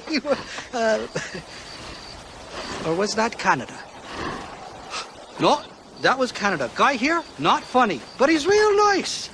Failing that, you could try the provincial governor, Colonel something or other. Some Spanish name. He's based out of Escalera. Played three-chord stud with him. Or was it four-chord Monty? I forget. He was a real nice chap. Or maybe he was a real bastard. I was real drunk last time, John. Well, thanks a lot for your help. Oh, let me guess. You gotta be on your way. The famed hospitality isn't what it once was, and I've never been known to overstay me welcome. So off I go to greener pastures. Good luck, John. You're an angry and a feck ugly man, but not a bad one.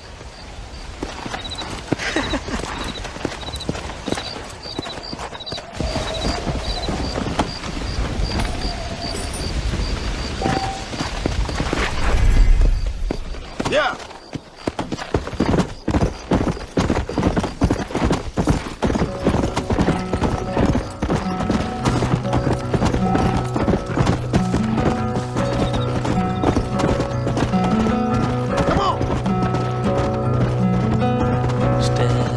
front of a runaway train,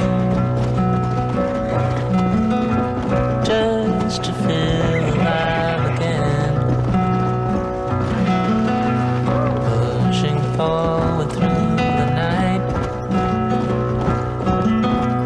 aching just to worry side. It's so far away. It's so far away.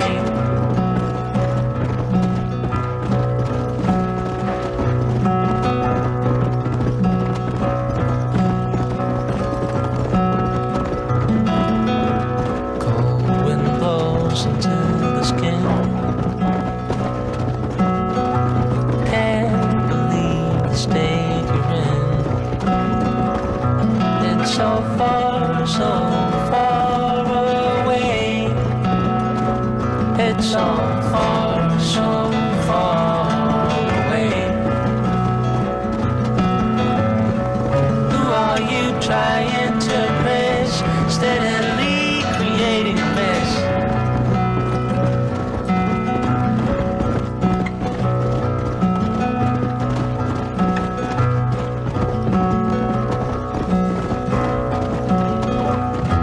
Step in front of a runaway train, just to feel alive again. Pushing forward through the night, making just a blurry sight, aching just a blurry sight, aching just a blurry sight.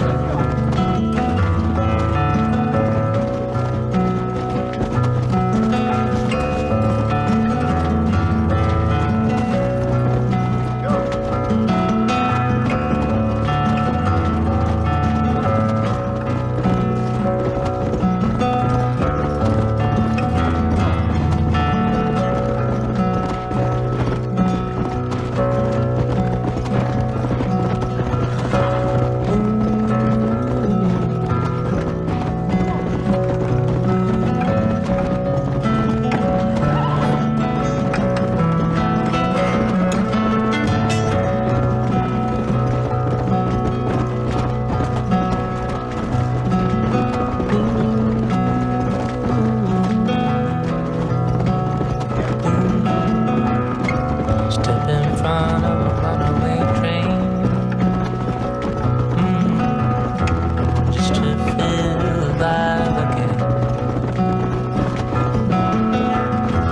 Pushing forward through the night,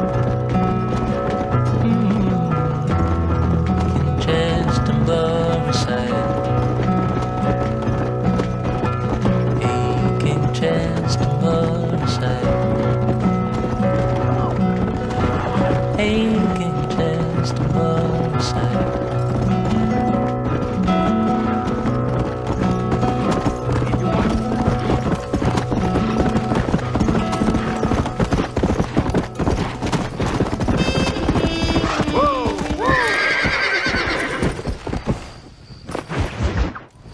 What do you want, gringo?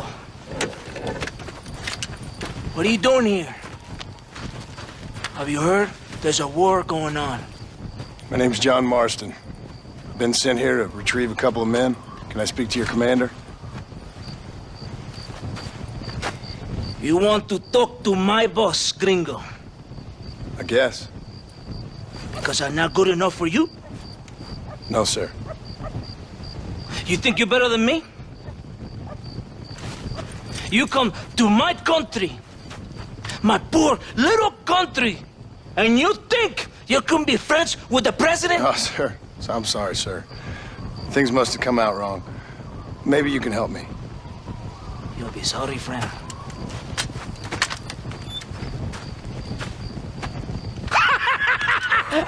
Relax, amigo, relax.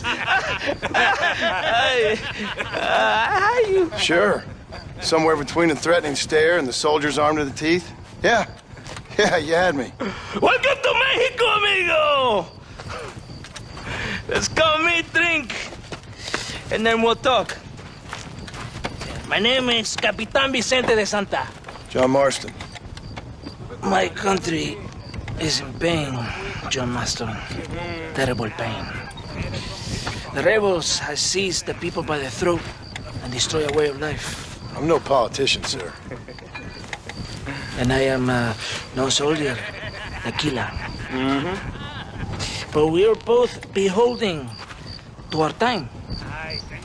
A brave man, perhaps you have heard of him. Coronel Allende. He's trying to preserve the order in our province. To keep our civilization alive.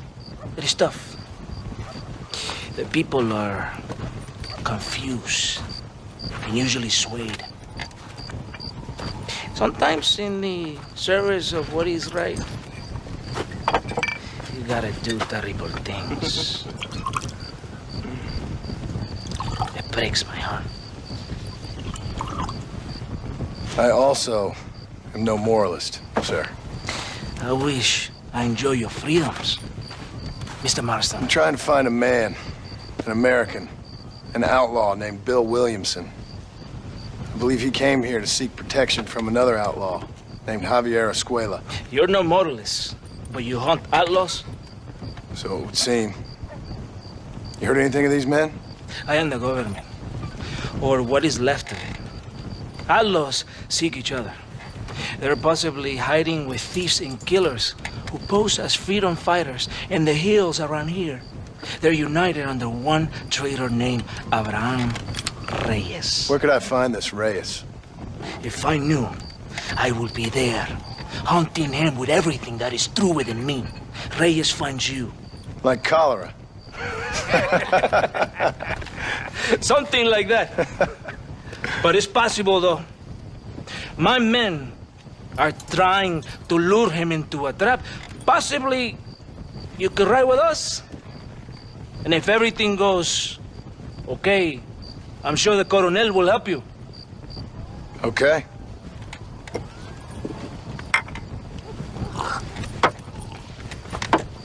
¡Vámonos!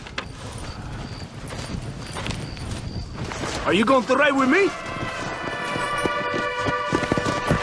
Vamos, caballo van. Come!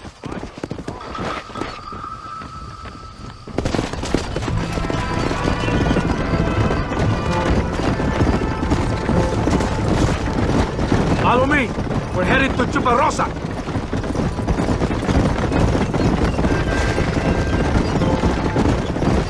Who's this man we're looking for? The leader of the rebels? Abraham Reyes. He's a traitor, a liar, a coward and a sinner. A hero who has done nothing. I have far more respect for the shit I looked this morning than I ever will for that pathetic worm. That's a nice image. He is from a rich family. A man born in a golden cradle who pretends to fight for the poor. He's taking advantage of the ignorant and the weak-minded. He must be telling the people something they want to hear. Of course he is. All that bastard does is stand in a balcony giving speeches. It is easy to make promises you can never keep. It's not far now. Are you ready? Ready for what? We will lure the rebels into a trap. There's a train leaving Chuparosa soon.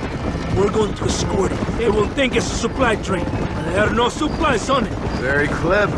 We must throw the rats out of their holes. Give them some bait they can refuse. For the rebels!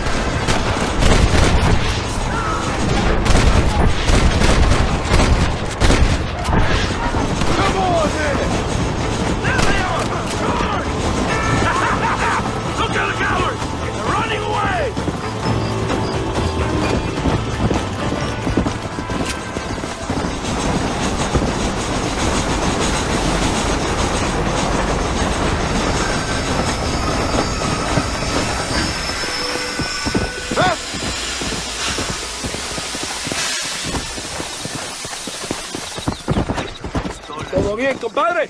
Did a good thing for Mexico today. Coronel Allende will be very pleased.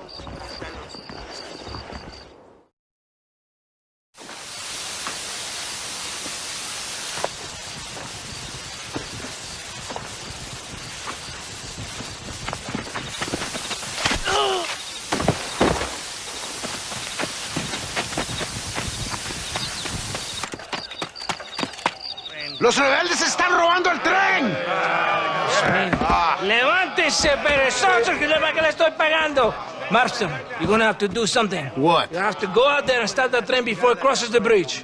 Yeah. ¡Todavía levántese! ¡Usted también! Y allá atrás, muévase. ¿Qué les pasa a usted? ¡Ay, Dios mío, levántese! ¡Ya mismo!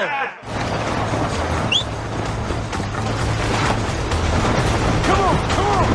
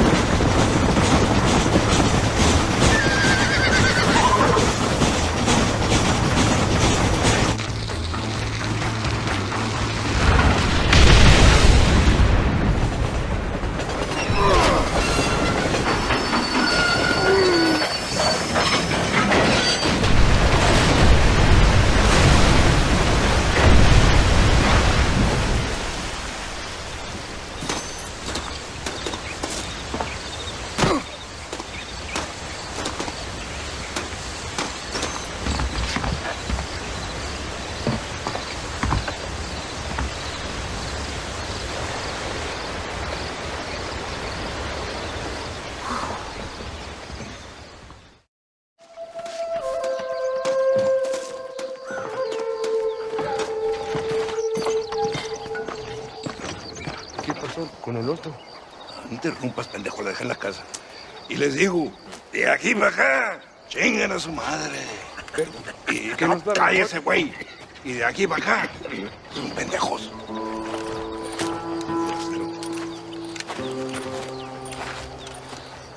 ¡Hey, gringo!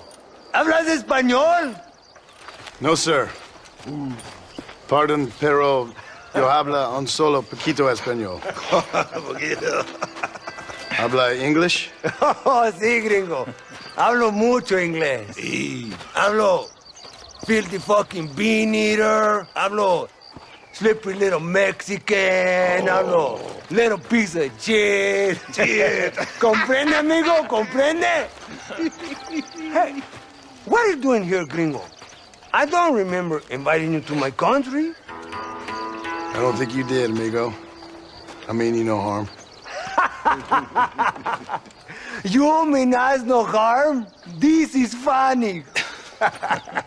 What harm could you do to us exactly? Nothing, amigo. Now, I appreciate the welcome committee, but I'd hate to spoil a beautiful afternoon on such beautiful land with any further unpleasantries. Now, if you'll excuse me. Hold it, gringo. I think you're forgetting something. A little taxation. I have a large family. Very big. I, too, have a family friend. So that we may see our families again, I suggest we part ways amicably.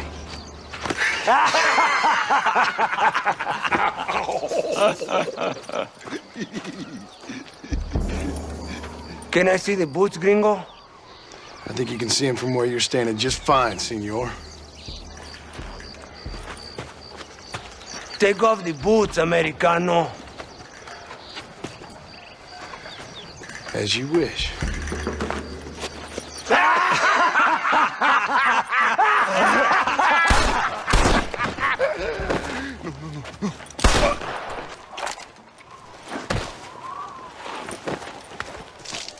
Oh, very good.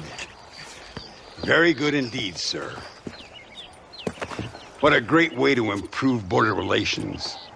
An illiterate farmer crossing the river, coming into their civilization and butchering the local peasants. Thank you very much, sir. Don't mention it, old man. You kill peasants, you become a peasant. I never aspired to be anything more. A socialist, huh? No wonder you left America. I'm many things, most of them bad. But a man of political principles? No. Well, then I fear Mexico may not be for you, sir. Don't you worry about me. Oh, but I do worry. An angry man a long way from home, a man who handles a gun as sloppy as you. I can handle a gun okay, partner. Yeah, as long as you're killing quail or peasants. But if you have to face another man, you don't stand a chance. And you do? Can show you a few tricks. Come with me. Hold on. What's your name? That doesn't matter anymore. And you? I never had a name, mister. I was raised in an orphanage. A real American, huh? Wonderful. Just wonderful.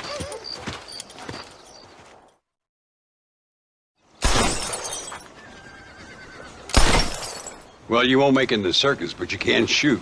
Keep on practicing. Thank you, old man. Now, who are you? No one interesting. Who are you? Landon Ricketts. Not a name that means much anymore. Means a little. You were famous when I was a boy. Yeah, killing men's a strange kind of fame. I was the fastest in my time. I must have been. I'm the only one left. What are you doing here? Living quietly. Waiting. For what? I don't know. And you? I'm looking for a couple of men. Bill Williamson, Javier Escuela. Escuela's from here. It could be. This whole place is teeming with Americans on the run. Mercenaries, locals hell-bent on revolution. Revolution? Another one? Yeah. Never really ends. This whole place has been a hotbed for revolution since before the Spanish left. Now there's another local guy running around promising the peasants their freedom. Just like the last two or three. Local government, foul bunch. Colonel Allende, he runs this place like a feudal king.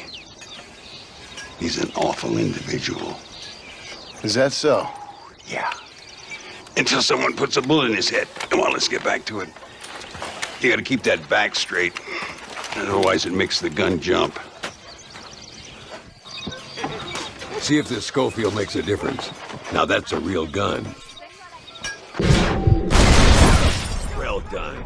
Now that wasn't so hard, was it? Follow me. We're gonna try something a little more challenging. The birds around here are always raising hell. Scavenging and scaring the life out of the locals. I say we put your newfound skills to the test while doing a public service for the good people of Chuparosa. Here we'll do. I'm gonna scare up some birds. Let's see if you can take down more than one at a time.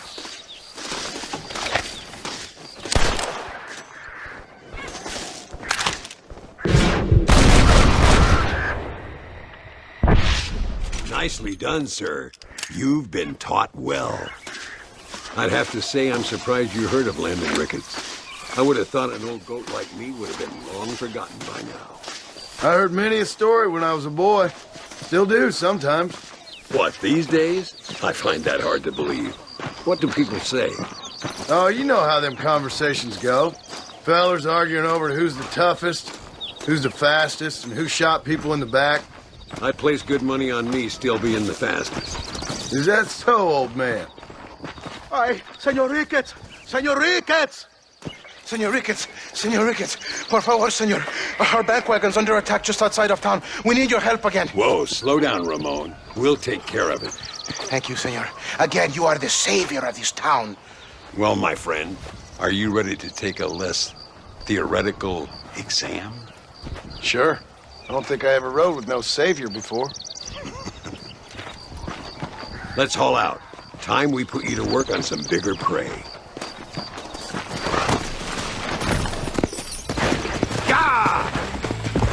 Come on!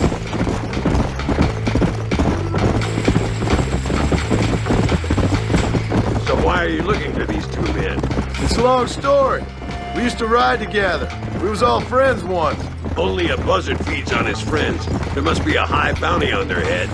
What would you do if somebody took the people you love and told you they'd die if you didn't do as they asked? Look over there. They're in trouble, all right? Come on.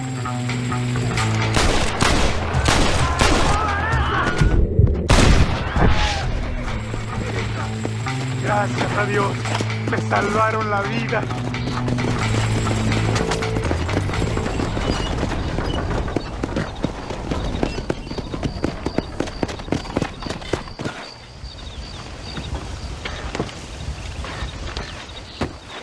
Sano y salvo. Nunca podré agradecer lo suficiente. Buy me a whiskey later, and we'll call things about even.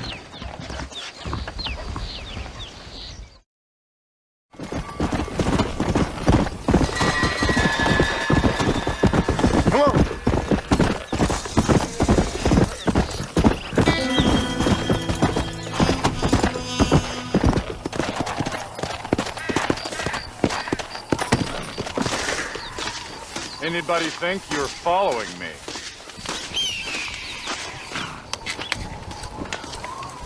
Welcome to Nuevo Paraiso, John. Where do I know you from? You're famous, John. You're the man who shot a bunch of banditos as soon as he turned up in this country.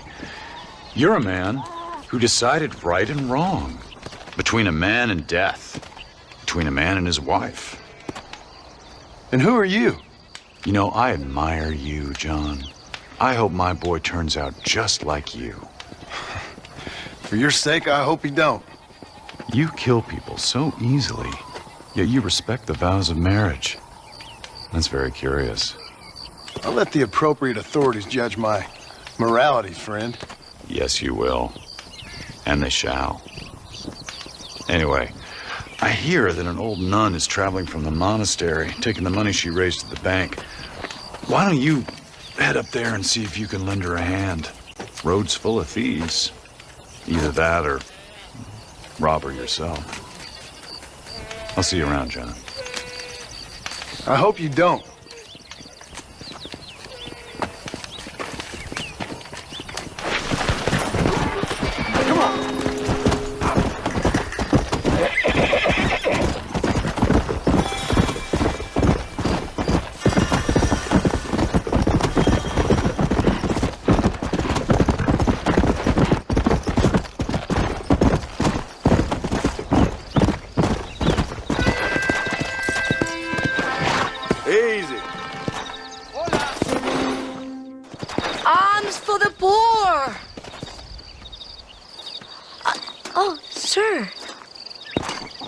Find it in your heart to donate some money for the poor?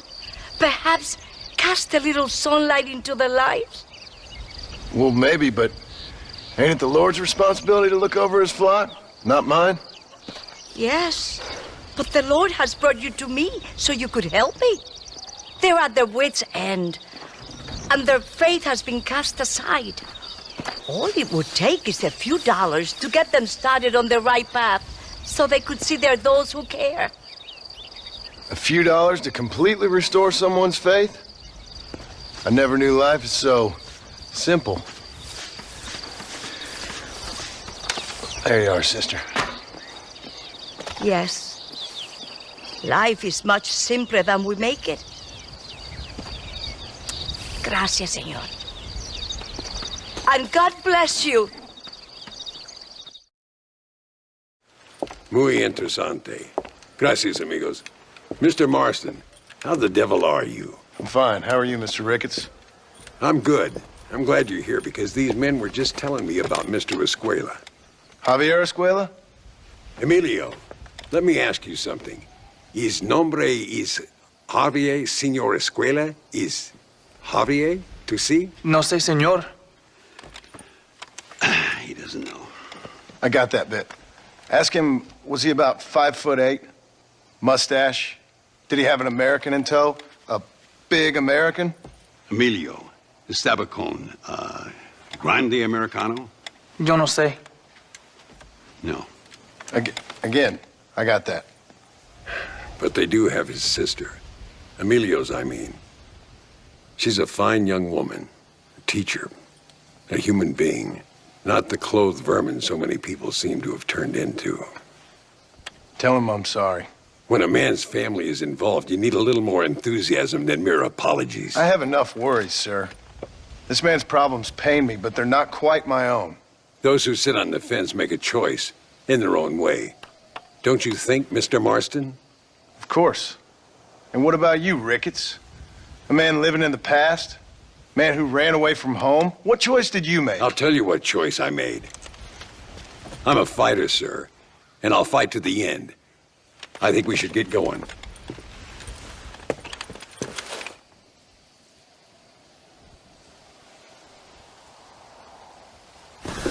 Come on, first stop, El Matadero. Come on! We need to find a man called Carlos. I was told he could help us. We'll ask around when we get there, but we don't want to draw attention. See if you can keep your gun holstered for once. You're the hero around here, Mr. Ricketts, not me. What does the army want with this Luisa girl anyway? She's a rebel, and apparently close to their leader, Reyes. She's a pretty young thing. That's normally reason enough for Allende. So I've heard. She's a good woman, a teacher. If they lay a finger on her, I swear I'll feed those bastards their balls.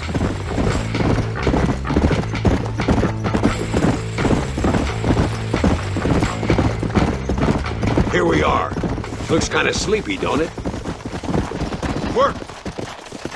All right, let's find this Carlos guy.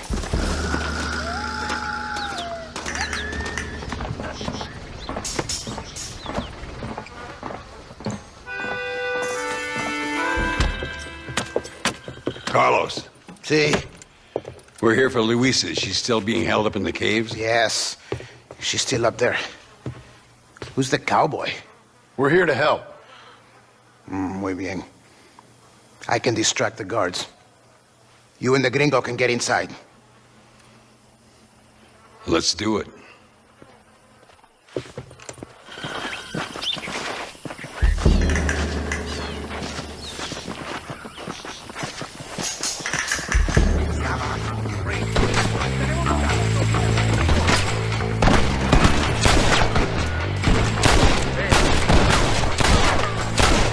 You must be the horse I keep hearing about!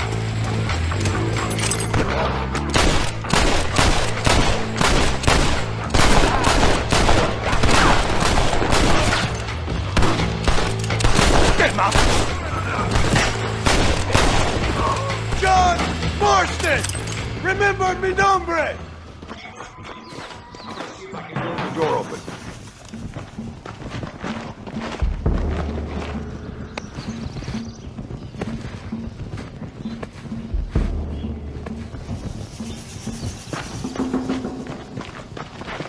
Stand back, damn it! Here goes.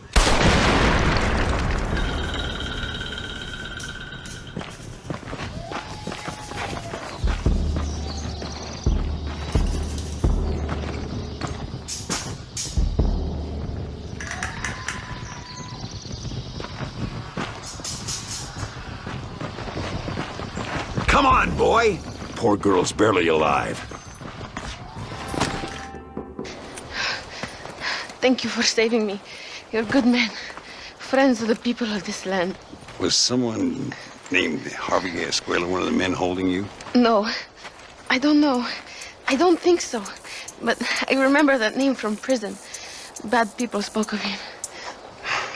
I told you, John, he's still in Mexico. Okay, then. I guess we'll keep looking. Yeah.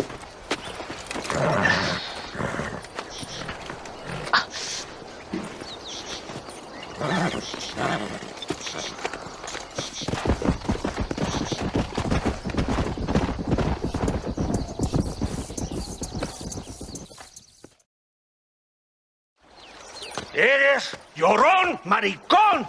Me das asco.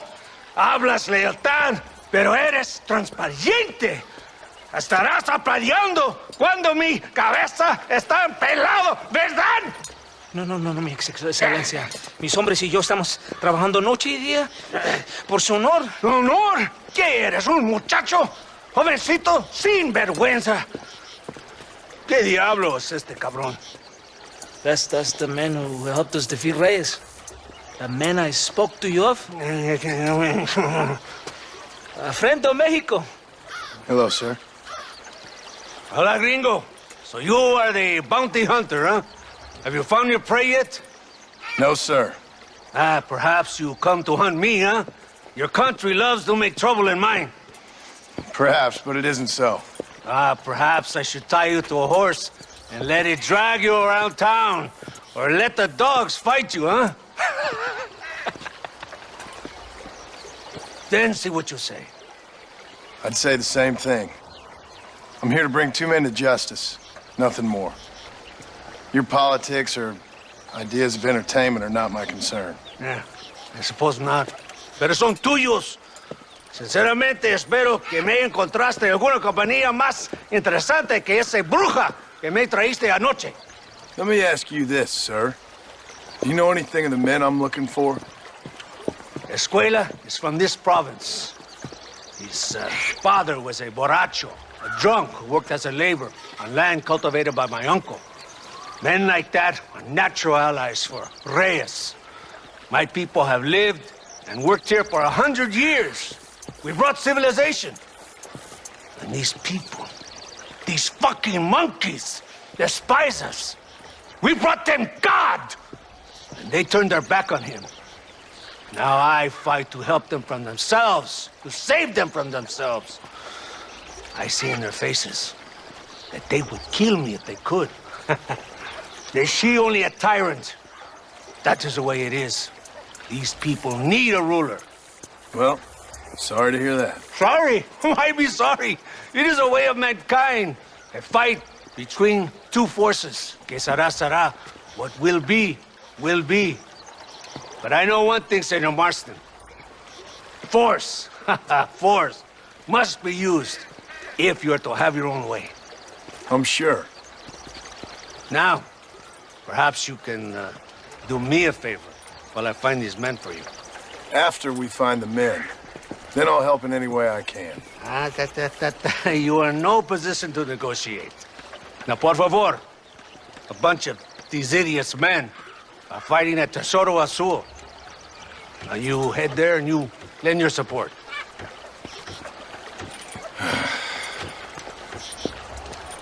Baboso, ¿cuántas veces voy a decirte? No ponga detrás de mí. ¿Qué eres, cabrón? No está mi sombra. Vaya. Yo.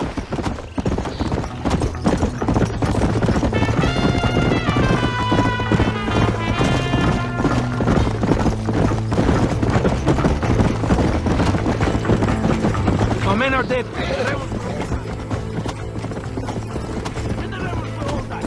So, I guess we ain't taking any prisoners then.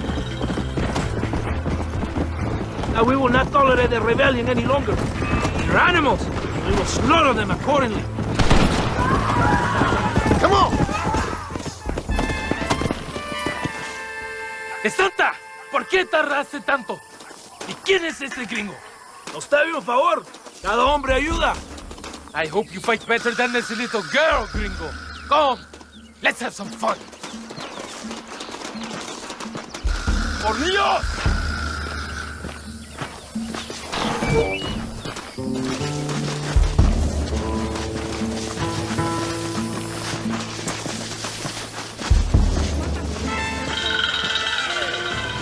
Right, come on, man!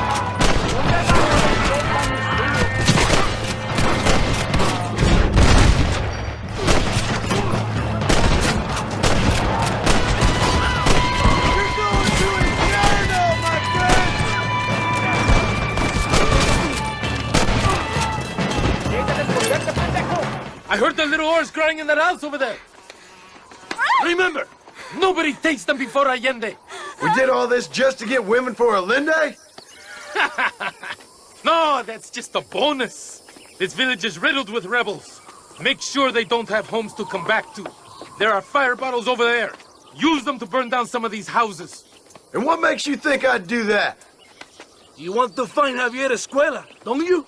John, you're helping Mexico. ¡Vámonos, muchachos! ¡Buen trabajo! I want to go home. Here you go. Down! Burn it down to the ground.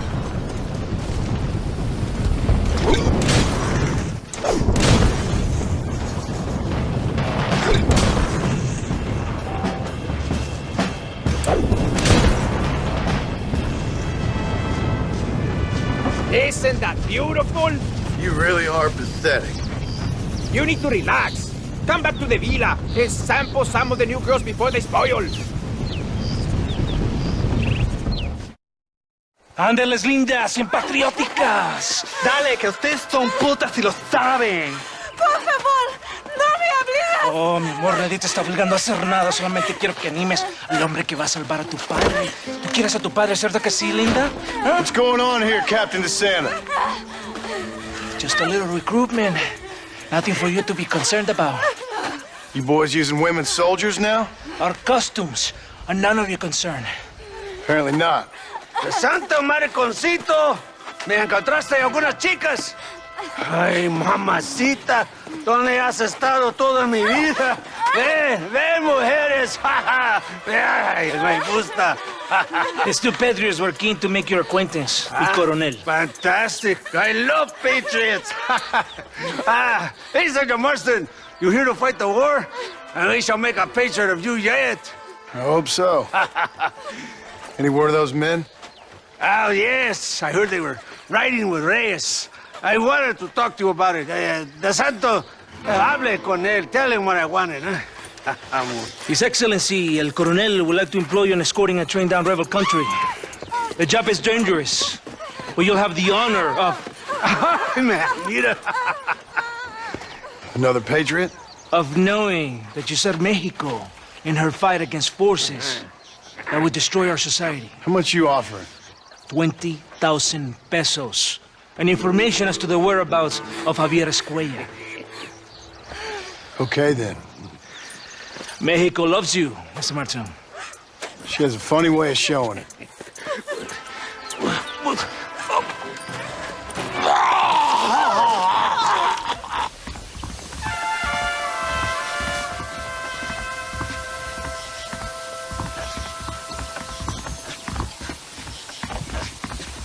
I do not think we have seen the last of the rebels. You recruits can't win a fight like this. I need you to man the Gatling gun. I ain't the soldier here, Captain. Do not question me, gringo. Just do as I say.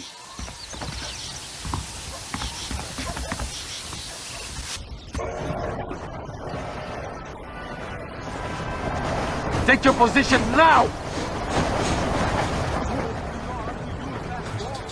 Can't be that hard. Just point and pull the trigger. Don't worry, Captain. I've used one of these before.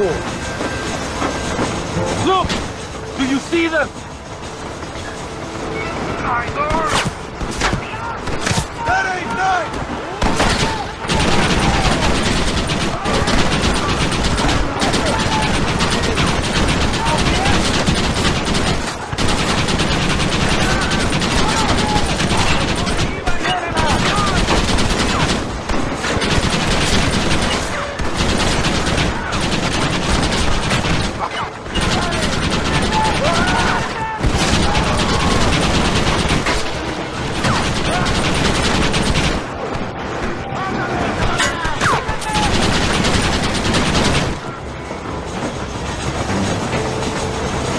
I think that's all of them. We do not have far to go. The base camp is just at the top of the hill. That was madness. You did well, compadre. Very well. Whatever I get promised you in return, you have earned it. I don't think the Santa expected us to come back from this. Did you want to kill him, or should I? No. Until I find Escuela, he's more used to me alive.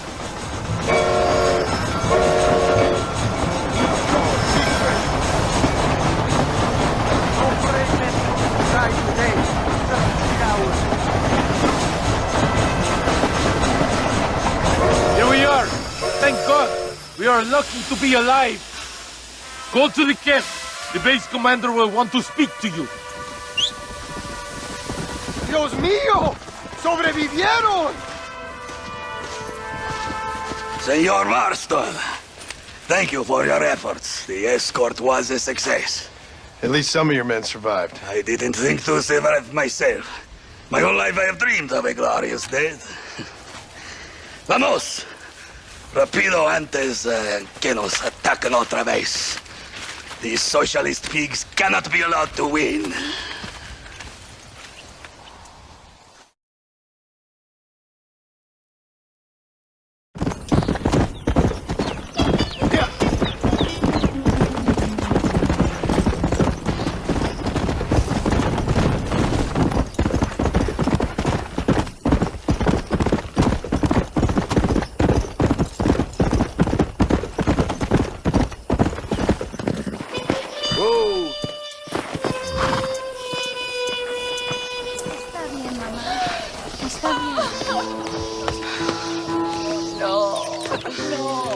Señor Marston, mamá, papá, este es el gringo que me salvó. Muchas gracias.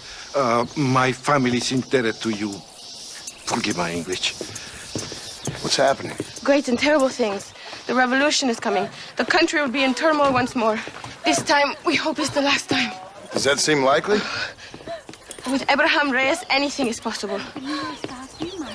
Where's your family going? My parents and my brother are headed to the hills. My sister has to flee. The army have an unfortunate way of treating women. And you? Don't worry about me, Mr. Marston. I'm living in history. I'm not afraid to die. Your nobility's almost as affecting as your naivete. I would rather be dead than a cynic like you, Mr. Marston. I would too. I know you're not really like that. You saved me. Luisa, ¿quién va a salvar a Miranda? Tenemos que llevarla al puerto. Su barco sale al anochecer. No queda tiempo. Mr. Marston, can I ask one more favor of you? Can you take my sister to the docks? We are sending her to work for a kind man in the Yucatan. She's too young for revolution. Okay. Anything I can do to help out? The boat leaves at sundown. Miranda, vamos. Oh, adiós, Miranda. Ten cuidado. Adiós. Te amo. We will take a stagecoach.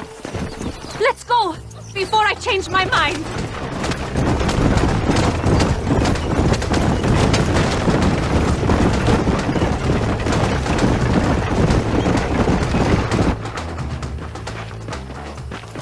¡Paren! ¡Papeles! Este camino está prohibido. Act normal. It's nothing to worry about. Te conozco. Eres un pinche rebelde. ¡Disparen! ¡No la dejen escapar! Hurry! We have to get to the dock!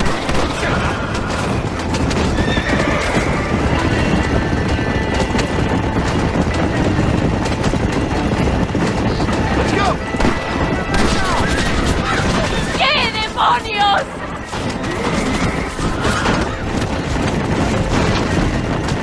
Look! Over there! They are still here!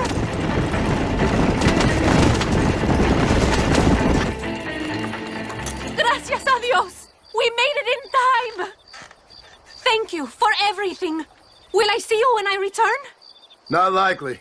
I ain't planning on staying very long. In some other life, then? Maybe. You should get going. Travel safely.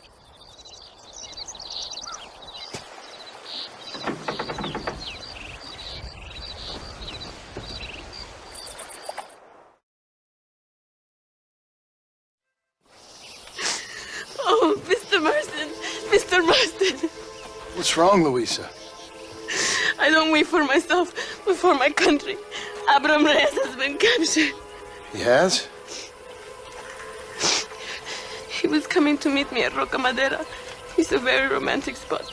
It was a beautiful night, yet he was ambushed by patrol. My heart is breaking, but I cry for Mexico.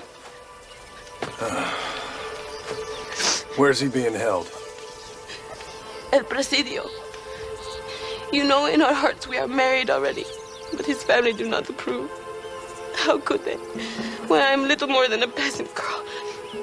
But that's what makes Abraham the man he is. He doesn't care for their bourgeois, snobbery, or elitism. He sees the real me, the woman. I'm sure. I'm going to go and rescue him or die trying. Oh, whoa. I don't think that's such a good idea. Ride with me to near the jail. We'll figure out how to rescue him. Mr. Marston, you're truly a friend of this land. So everyone keeps informing me.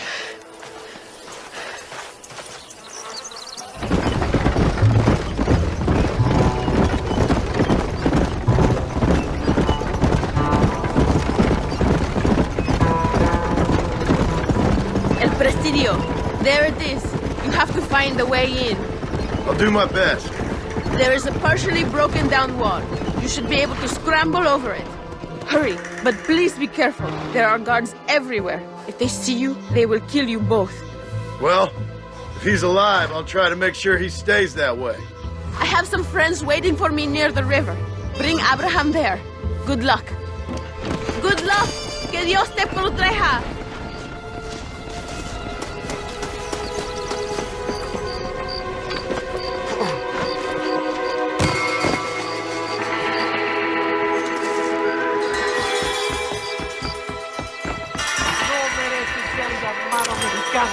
Sabes derrocar a Allende.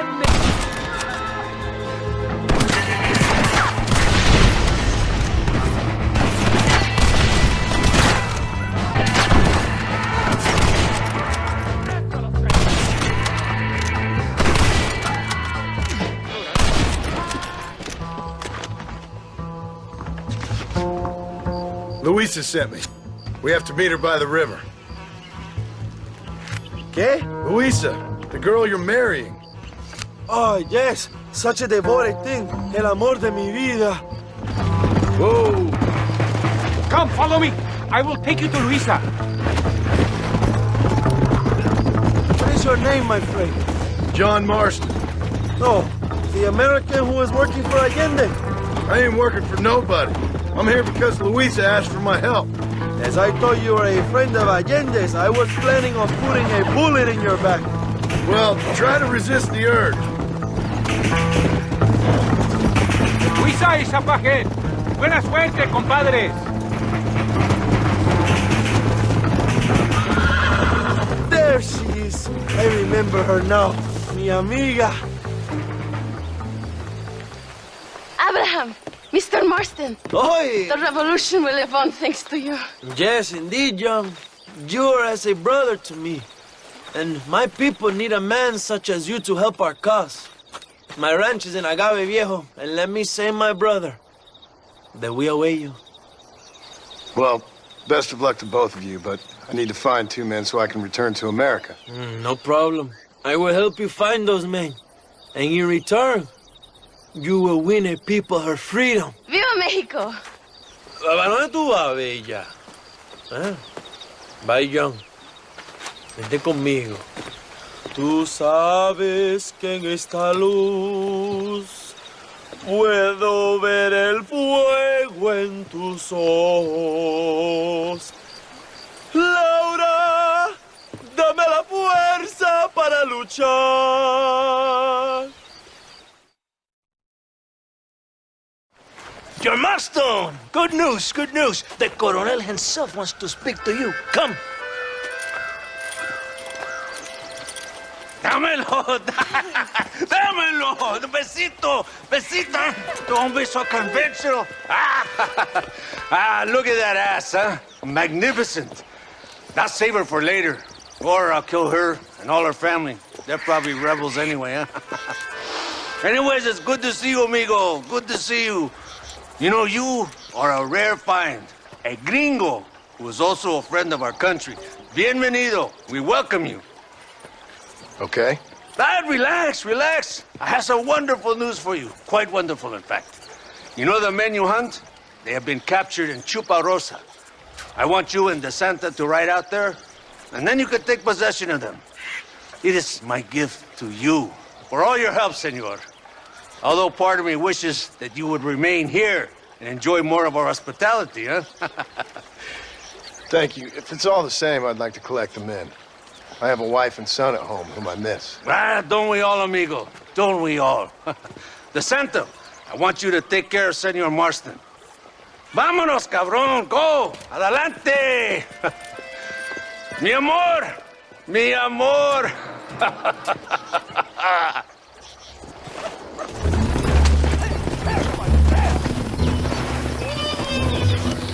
Here we are. Go, my friend. They're in the church. Now, worry. Right behind you. Very reassuring. This is it. The moment of truth. Why are they in the church? It is a good place as any to judge a man. Wouldn't you say? Are they armed? No, they're prisoners. Take a deep breath. Calm yourself. It would be like lambs to the slaughter.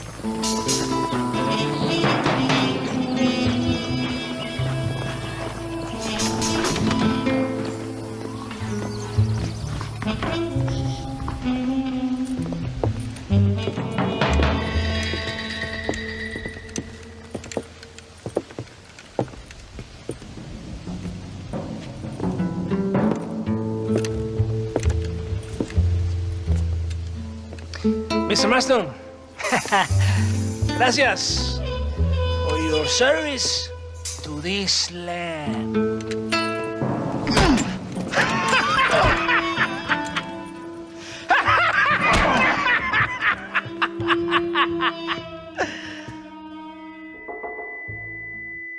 ¡Levanten esta pizza, mierda! ¡Levántenlo! Marston, hey. Marston, you have betrayed this land enough. I hope you have a clear conscience, because you're about to meet God.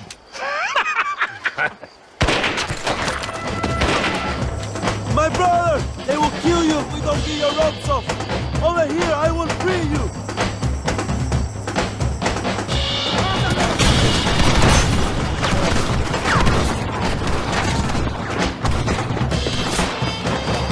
There are more coming, Jones! It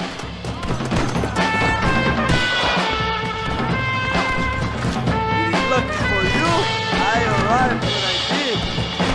I guess we're even then. Now find your weapons and fight these dogs!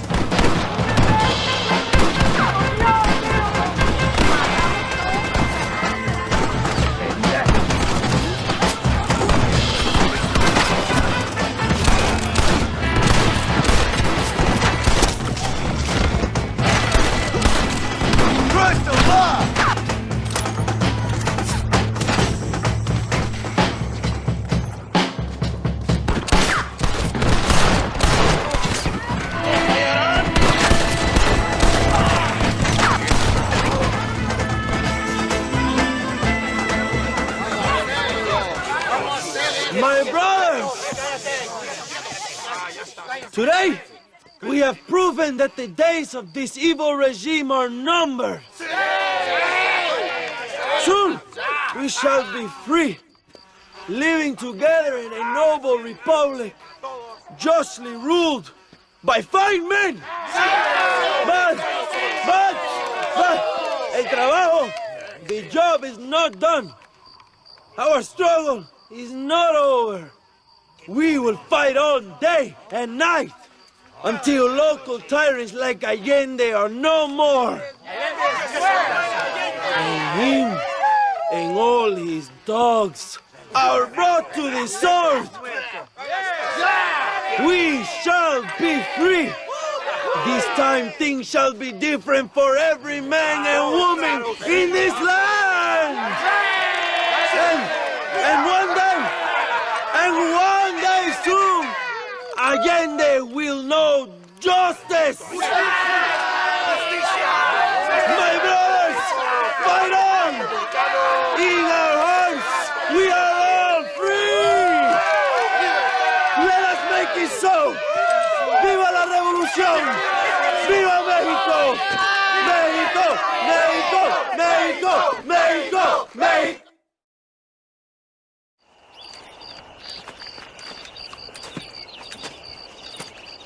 Hey, señor. You want trouble, friend? Manos arriba. ¡Antelas! Tranquilo. Tranquilo, amigo. Tranquilo. Ya lo tengo. Muévese, cabrón.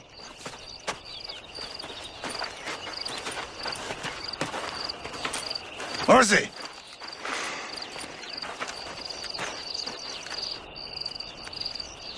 El mundo es muy difícil. Tenemos que jugarlo bien. Ah, Mr. Marston, I knew you would come. Thanks for the welcoming committee. I'm sorry, we cannot be too careful. The world is very dangerous. Especially when you greet it with a gun. Please.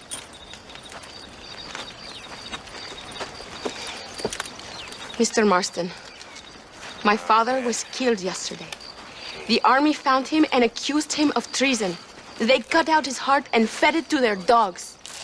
Allende did this. Then he took the honor of 2 young girls.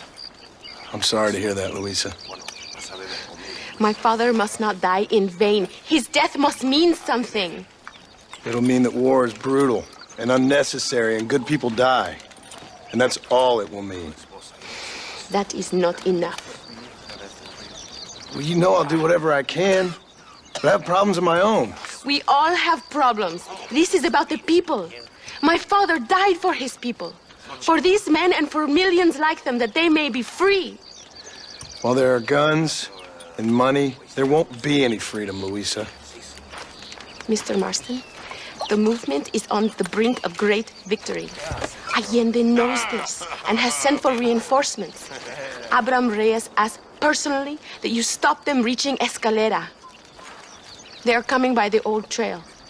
You must ambush them. I have my own family to worry about. Mr. Marston, I have lost my father. My mother is in the United States. My sister has fled. I have no family. Just because. Please. Good actions make you a good man. Then I'm doomed. But I will help you, out of respect for your loss. Thank you, Mr. Marston. Thank you.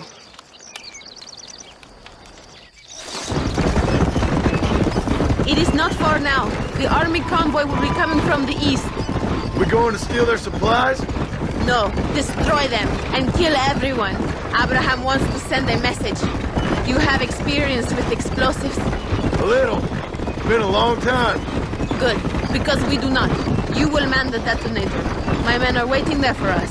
They will also need your help setting up the dynamite. I'll do my best. We will do this for my father, John. There they are.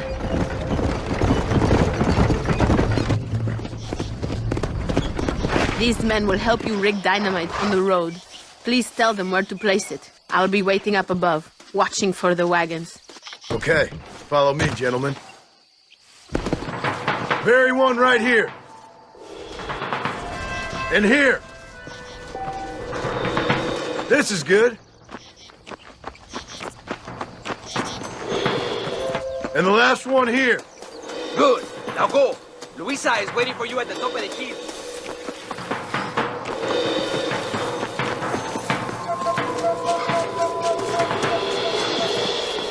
They are coming. Get ready, John.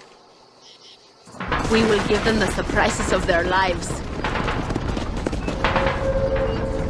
Now!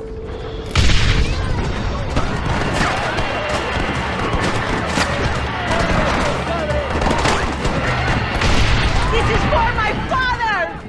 The convoy is destroyed! ¡Lo logramos! Thank you, Mr. Marston. We are a step closer to power. My father would be very proud. I hope it was worth it. I must return to Campo Mirada. Meet me there when you can. I will do my best to return the favor.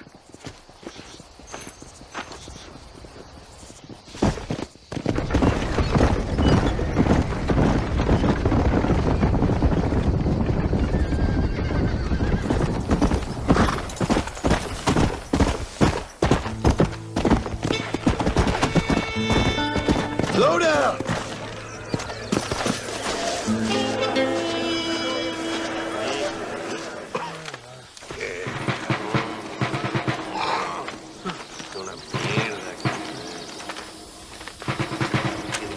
Tenemos que movilizar fuerzas en el extremo sur de la llanura. para que los flancos del este y el oeste... Where is Abraham Reyes? Here, amigo, here! Well, look who it is. The American bandit turned bounty hunter who is about to win the Mexican Revolution. I don't know about that, mister. No, but I do, Mr. John Marston, I do. A man like you, or me, with just a few such men, I tell you I could rule the entire country. Hey, hermanos unidos, set my people free! Libre Mexico! Mexico! Libre Mexico! Mexico! Viva Revolución! Their energy is like food to me. I feel I was sent for them and they were sent to me. Good for you. When I rule these people, I shall be fair and judicious and wise. How so, you ask? Very simple. I know these people. I know this land. In short, I can make them better. It must be pleasant to be a man so at one with his destiny. Ay, Dios mío, I don't do it for myself, John Marston. I do it for my people. Well, exactly. Sarcasm, my friend, should be beneath a man such as you, don't you think? Very little is beneath a man such as me. Ha! Okay, well, in that case, I assume a little robbery will be a pleasant day's work. All in a good cause, of course. Come, my brother. Let us strike while the iron is hot.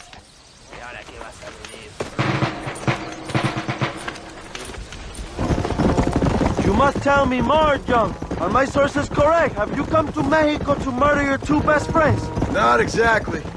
We were friends once. A lot's changed since then. Now that we are friends, I hope you will give me some warning if you get a sudden urge to kill me. You'll be the first to know when I kill you, I promise. So where are they? Who? Williamson and Escuela. I'm not sure exactly where. They are definitely in Mexico. That much I know already. You told me you'd found them. And I will. I have my very best men working on it. If I find out you're lying to me, Reyes, you'll really see the man I used to be. I will give you your friends, I promise. Just give me time. So how did you meet these Williamson and Escuella? We ran in the same gang together, under a fella called Dutch.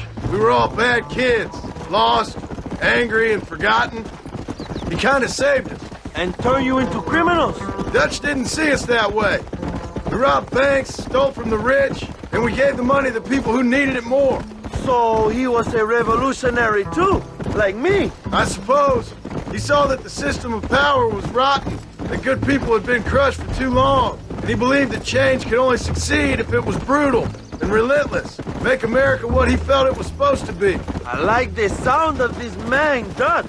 Another violent idealist. Where's he now? I don't know. But I gotta find him once I'm done with them two. In the end, he went insane. Lost faith in everything. In everyone. Not far now. Chuparosa is just up ahead. We must hurry. The train will be leaving soon. What's on that train that's so important? I received information that the army is transporting a vast quantity of supplies to distribute to their forces. Do we have a plan? I will explain when we get there, but those supplies won't be arriving. I figured as much. Today, Allende will pay a high price for his treason.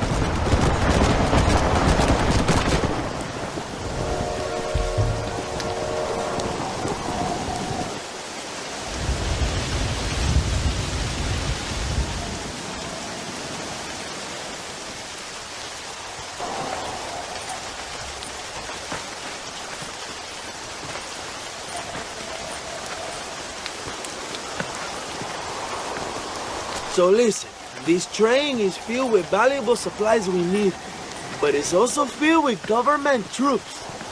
We'll set off a very loud distraction. You can board the train, and then you can disconnect the army cars, huh? Okay. Okay, but listen, we've got to get this done before the train rolls out of the station. You make it sound so easy. Well, did I not promise you fun times, amigo? Eh? wait until I distract them. Then get on that train as fast as you can, John. ¡Suave! ¡Hijos de puta! ¡Alerta! ¡Tenemos rebeldes!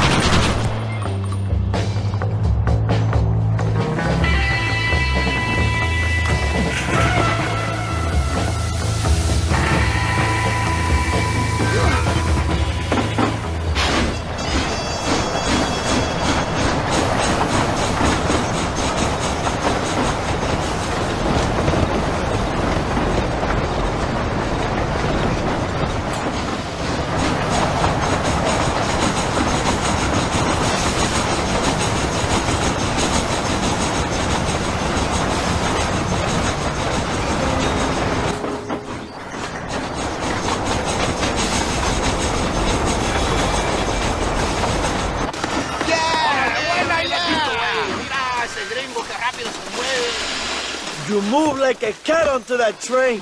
Magnificent. Go ahead and blow the armored car and take whatever you need, my brother. Vámonos.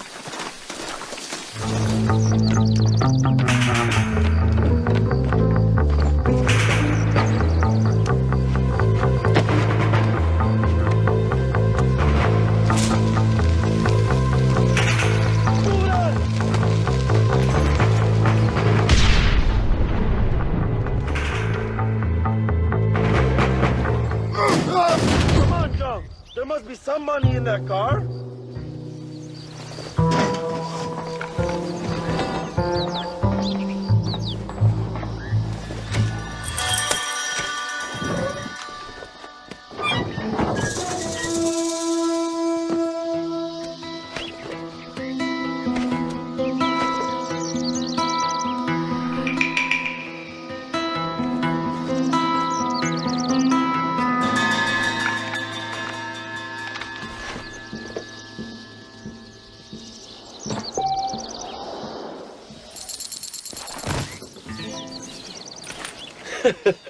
Not a bad day of robbing the establishment to give to the poor, eh, Mr. Marston? Very noble, I'm sure, but I need to know where Williamson and Escuela are holed up.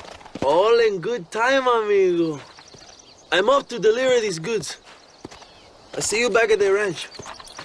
Oh, my spies tell me they soon will have the information you need.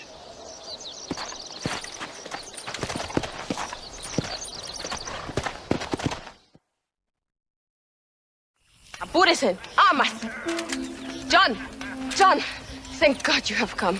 That wretched animal de Santa has been sent to oversee a massacre in El Sepulcro.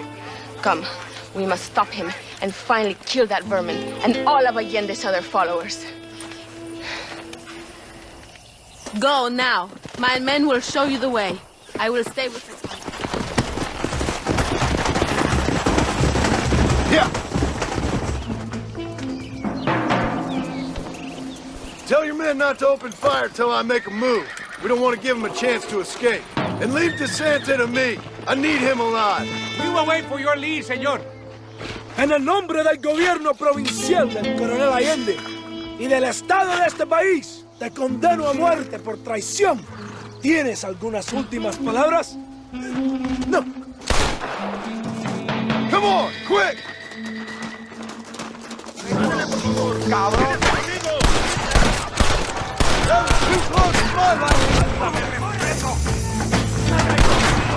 ¡Ese gringo no está...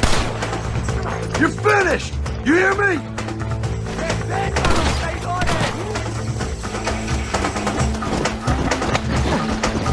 Come on!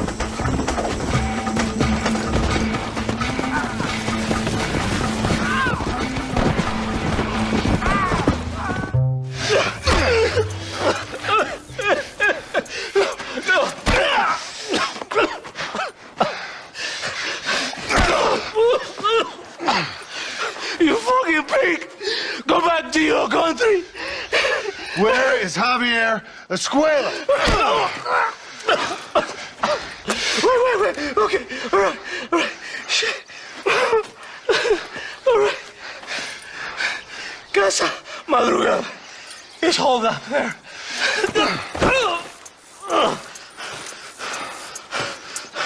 Now hurry up and kill me, or just let me go, okay? Can we kill this piece of shit now, senor? Or would you like to pleasure yourself? Now we're even, Captain. Viva Abraham Reyes! It is done. Come on. Now we find your friend.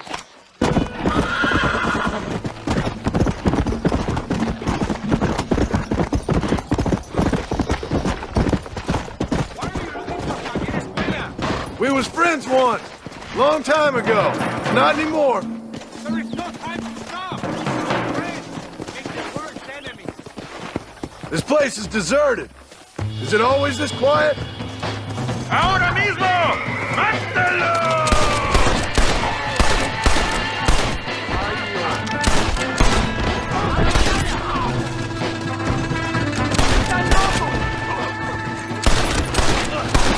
No me puedes enfocar.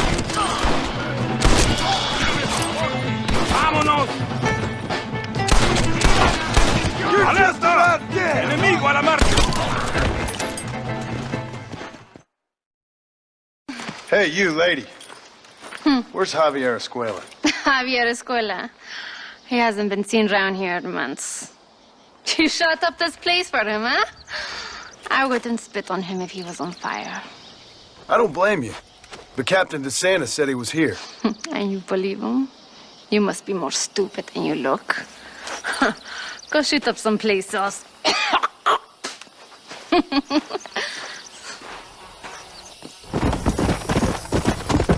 Let's go!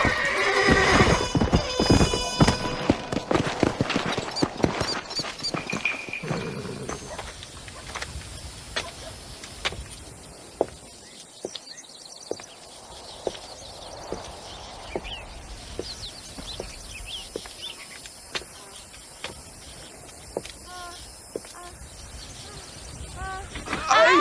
¡Tú eres la mejor puta! ¡Qué chingado! ¡México! ¡Qué rico! ¡Ay!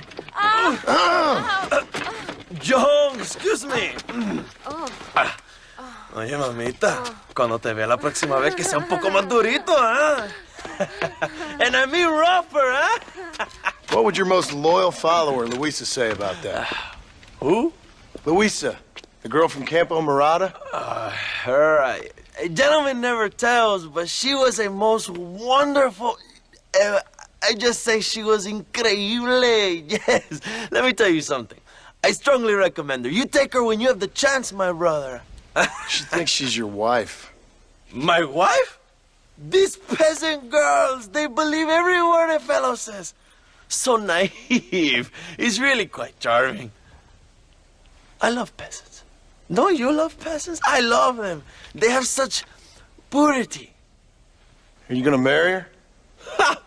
Marry a peasant? My dear boy, don't be absurd. I'm going to be the next president of Mexico. My wife will meet ambassadors, kings, other great men. The very thought that I would marry some peasant girl with a tight gun And the hands of a farmer? Well, I really don't think so. My mother, que Dios la cuide, would turn in her grave. Interesting. But come on, let's run. I've got an amazing present for you, my brother, huh? Yes? The man you seek. Together, we will bring them to justice. Let's go.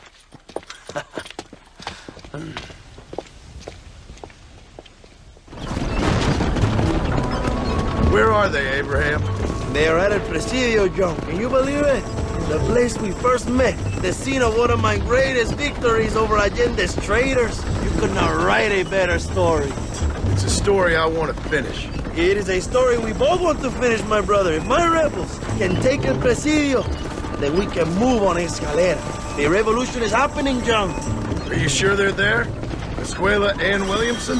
Javier Escuella is there. That much I am sure of. I don't know about Williamson. Escuela will do for now.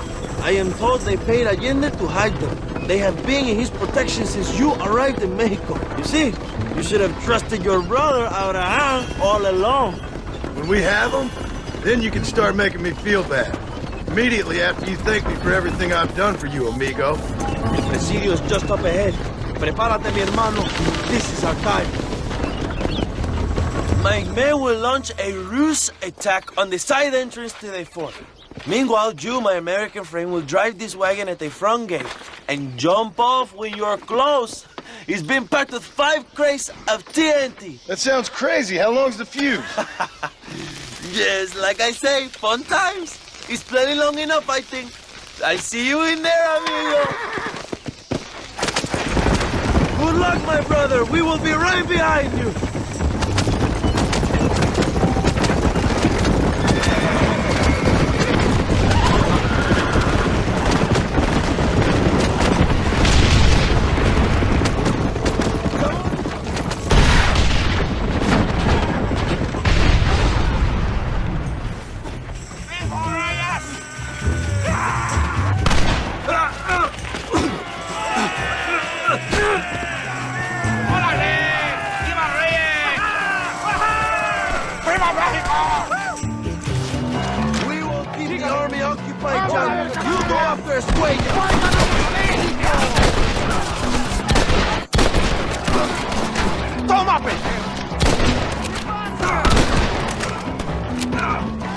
I guess this ain't gonna end well for some.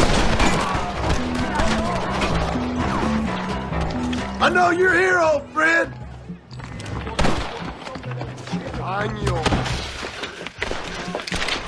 Hello, old friend.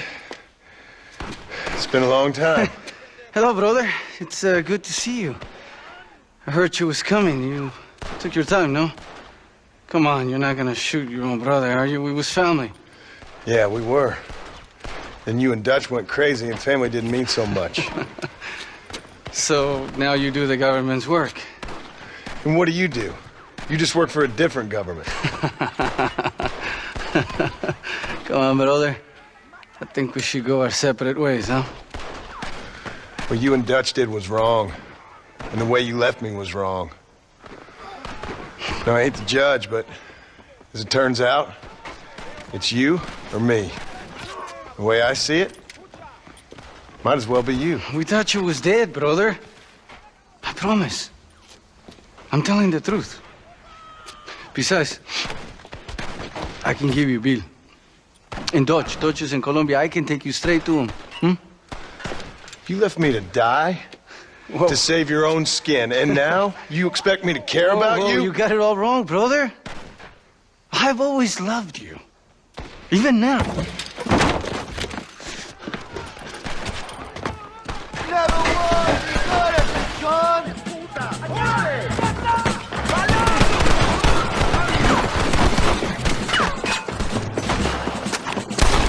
I waited a long time for this!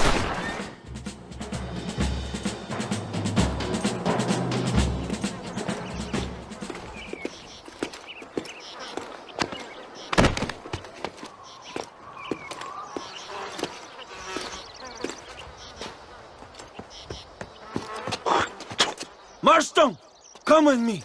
The army sent reinforcements. Come.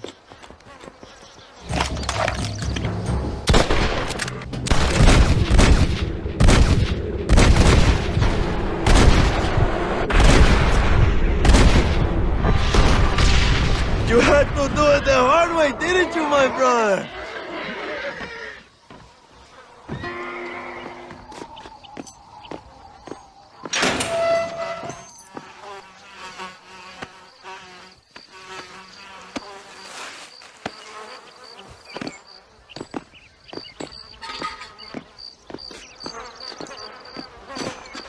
Two old friends reunited.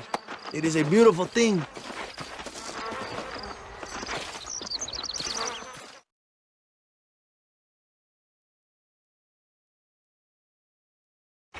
Mr. Marston, fancy seeing you down here.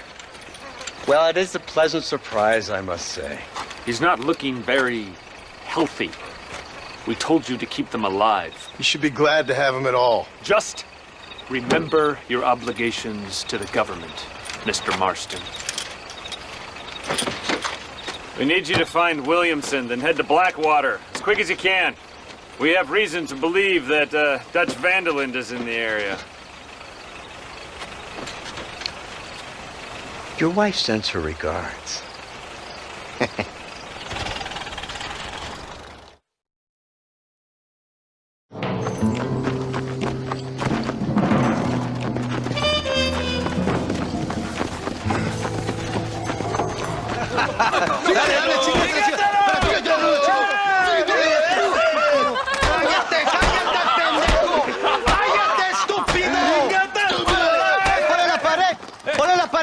¡Voltealo! ¡Quítate, estúpido! ¡Le voy a dar un balazo! ¡Quítate! ¡Quítate, pendejo! ¡Quítate! ¡Una, dos, tres! ¡Todo por la revolución! ¡Vamos, ¡México! ¡Calmado! ¡No, para atrás, para atrás! ¡Usted para atrás! ¡Para atrás! ¡Para atrás!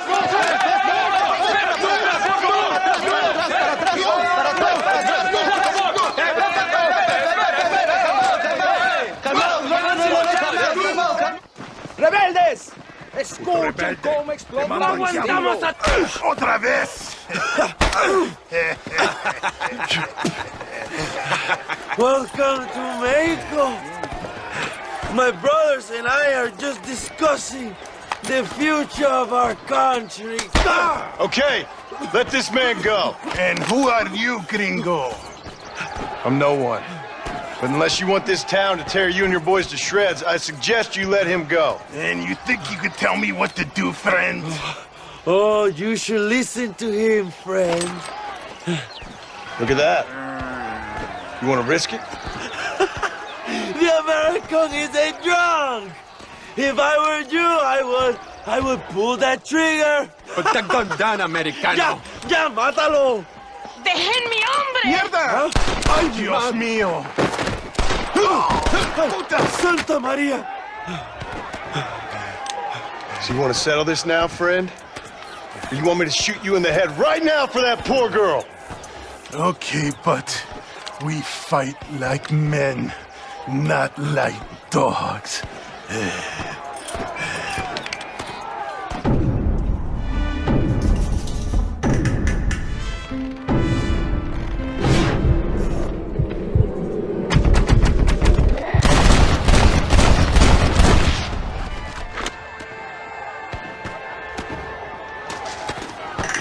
Thanks, my brother. Now the people are finally ready. Senor, there are prisoners in jail who will fight on our side. Can you save them? Leave the speeches to me, Joe. You release the prisoners.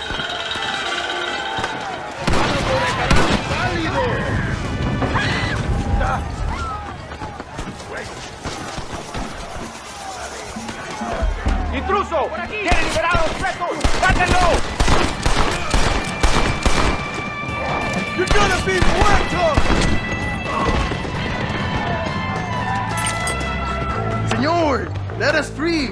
We will help you. Idiota. Gracias, señor. Eres un amigo de México. Muchas gracias.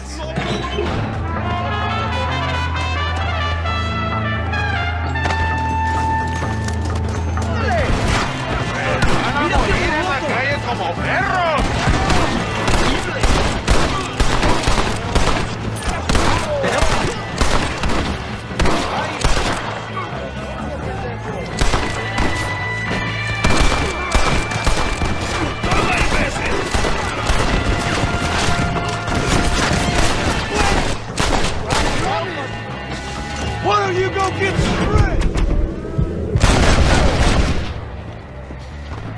I knew I could shoot. Stop shooting at me!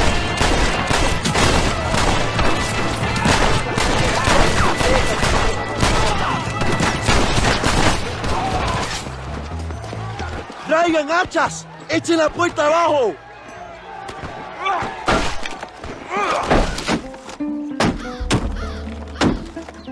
Come on! We can still get to my stagecoach! Go then! I'll cover you! It's Allende and Williamson! Come on, John!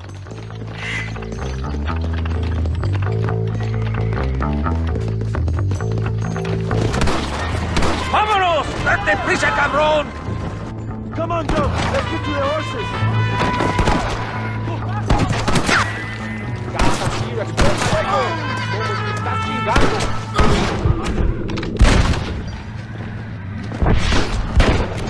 Vamos, mi hermano! We can kill them together! Fast!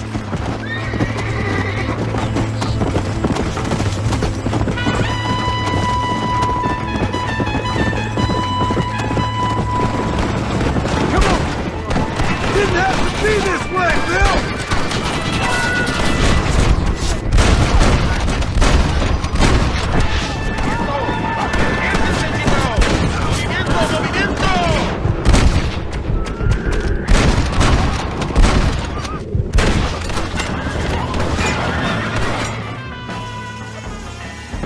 What the hell are you doing? Find my freedom, pendejo! Now shut up, you dummies, and get out of the wagon! Apúrate! I'm coming out! Don't shoot! Here! Take Williamson. Just let me live. I will leave the country, I promise. You always was weak-minded. You're the one who let Dutch drive you insane! Dutch wanted you dead. We all did.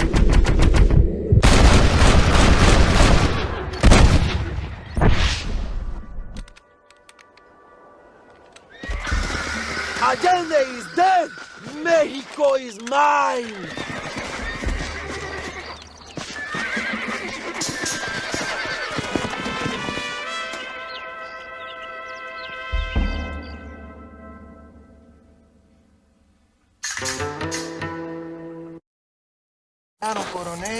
My people are free, and it is all thanks to you, Joe. And to the people who laid down their lives. People like Luisa. Oh, yes. She was very brave, and she will be missed. Who was she again? Your peasant girl wife-to-be? Oh, yes, of course. She will have a day named after her. Laura's Day. Luisa. What? Oh, yes, I know Laura as well. Magnificent girl. Like riding a pompous bull it was, amigo. You never saw anything like it. Anyway, enough about sport. Let's get back to politics. I trust you will join us in riding on the Capitol. I'd love to, but with Williamson dead, my jailers need me back in Blackwater. ¿Qué hacen? Levántense. Well, I must say, I'll miss you, John Marston. I doubt you'll even remember me, Abraham, but it's been an experience. Good luck with the revolution. If you win power, remember why you wanted it. Well, travel safely, amigo. Vámonos.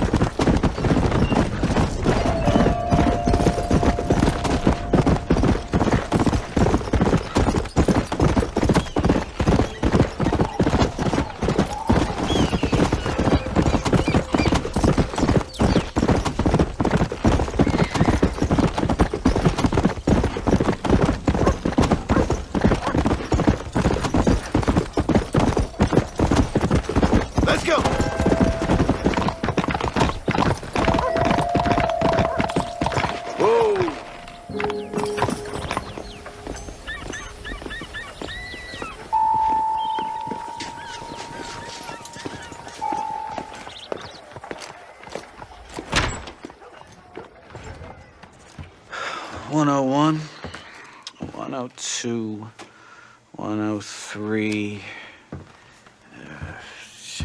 105, 106. I'm here to see Mr. Ross. 107, 109. Edgar Ross. 113. Upstairs on the right. 114. 115. 116.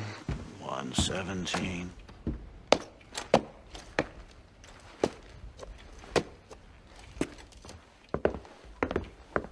Mr. Marston, so glad to see you. How was your journey? Where's my wife and son? Being well looked after. Well looked after. I want to see him. Mr. Ross wants to speak with you. We've had some important developments. You want me to take out a gun and blow a fucking hole in your head right here? Right now? You want that? Mr. Marston. You want that? Mr. Marston, I ask you to calm down. Why? Why? I did what you asked. I got you Williamson and Escuela. It's over. Stop playing games with me. No one's playing games with you, Mr. Marston. But if we were to play some games, there'd be some interesting ones we could play. Thanks, sir. Like hanging you for murder, or confiscating all of your property, like that little farm of yours, or having you put in an electric chair. Those are the sort of games we could play. But we choose to play a different game. So calm down and play along with us. Where's my wife?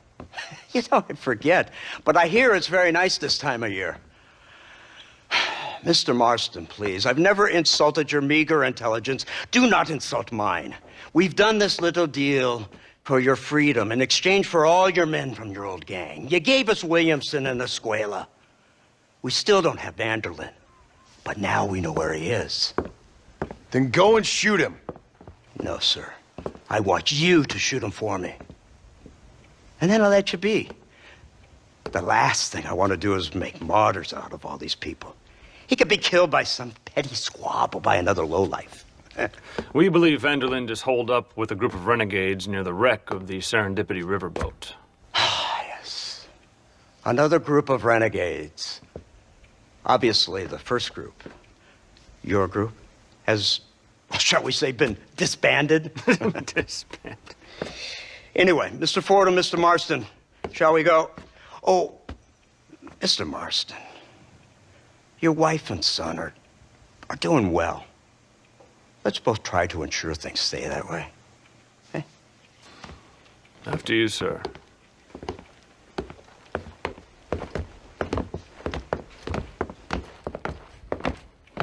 Oh, Mr. Marston, one more thing. This is for you. You're too kind. See, I have nothing but your best interest at heart. Let's hope it doesn't go off by mistake. 343. I have a patent for that, sir. This is an outrage. Ah, Mr. Marston. You're alive. Hello, Wes Dickens. Thought you were headed to Peking. So did I. A long story. But now it seems I'm being put under arrest and charged with narcotic possession or some other such nonsense. Ross, have him release this man. Why? Because he's a harmless old fraud, the kind of man that built this country. And because he helped me get Williamson. Did you hear that, officer? The man's a hero. Let him go. Come on, Marston. Moral degeneracy waits for no man. Let's hurry along. 344. 345. 347. 348. 3...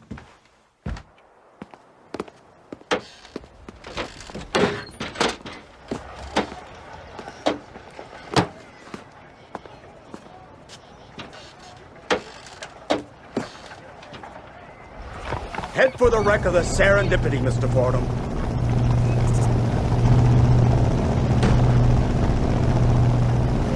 And it could be all over today. As soon as we find Dutch Vanderlyn, you can go back home and play being a farmer again, or whatever else you've been pretending to do for the last few years. It's not far now. The old Serendipity wreck has been used as an occasional criminal hideout for years. We were informed that Vanderlyn and his gang are making camp there. We'll stop on the cliff above, and you and Agent Fordham will go on foot. I'll stay with the vehicle and keep watch.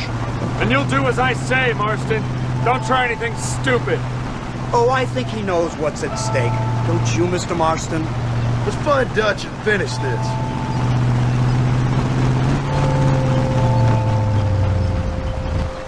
Right, let's go, Mr. Marston.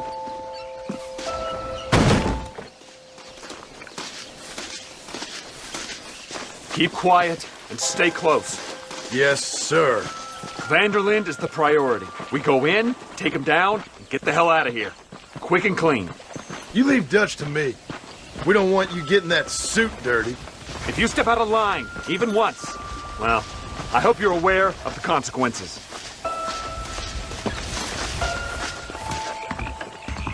Seems real quiet, don't you think? You tell me. Maybe Dutch caught wind of things. That informant better not have been lying to us. Keep your eyes open. They are open. I don't see nothing. It doesn't feel right. This place is usually teeming with lowlifes.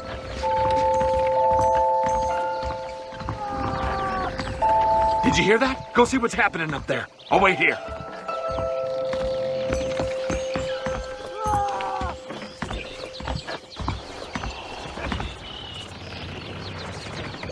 Over here! I found him! Good God, that's our informant. Gnostis, what the hell's going on here? It's a trap! Shit, Marston! You'll have to carry this man! I don't think he can walk. Devil! Come on!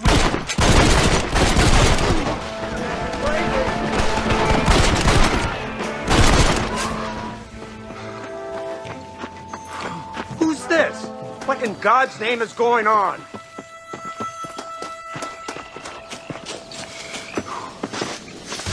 Marston, lift this fellow into the back seat.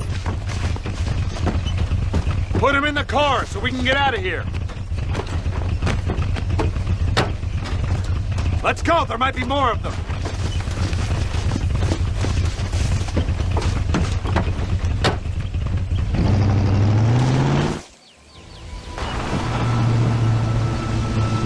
Christ alive! What the hell happened down there? It was a trap. They were waiting for us. And who is this savage? A prisoner? This is the informant, sir. Do you speak English? Yes, he does, sir. He's the informant, Gnostis. Don't get snarky with me, Fordham. We found him tied up on the boat. Then they jumped us.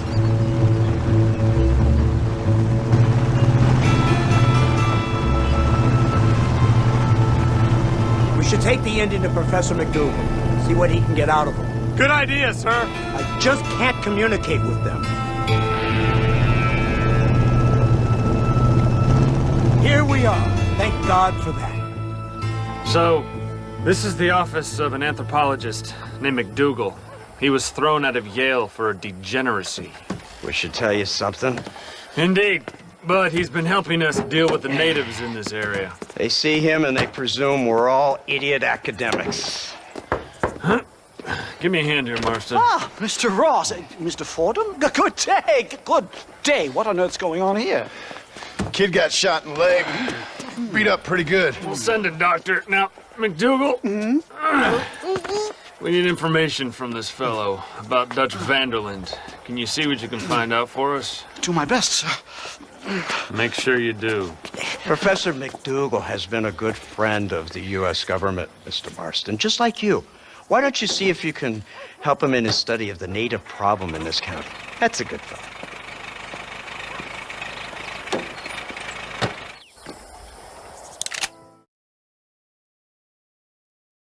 Oh, incredible. Simply incredible. Hello, Professor. Hello, sir. Oh, Mr. Marston, sir. Good day, good day. How are you? Well, my family's health and well-being are being threatened by some unscrupulous government agents, and my own hard-won freedom is under duress. But these problems aside, I suppose I'm fair. Yes, the problems of civilizing nomads. Tell me, sir, are you from Norse stock? Not as far as I know. I was raised in an orphanage. My father was Scottish. Unfortunate. You'd make an interesting case for my theory of natural population characteristics. Really? Well, yes, a white man, obviously, but with a savage spirit. Trust me, sir, I mean savage in the best possible sense. Natural nobility, but also simple, pure. I've been looking at some blood samples through my microscope, and you know what? No. Well, of course you don't. It's a remarkable breakthrough. I've been looking at the blood of both natives and white men of corresponding height, weight, and age, and you know what? Again, no. They're exactly the same. It's remarkable. It completely refutes my last book. But I'll tell you what, sir. This sabbatical in the field may have been somewhat forced upon me by circumstance, but my scholarship has benefited enormously. Would you like to partake of a syringe of cocaine? I've quite enough for two. Not right this minute, no. So it's a remarkable drug.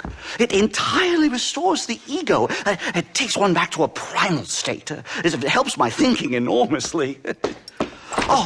Nastas, come on. Come in, sir.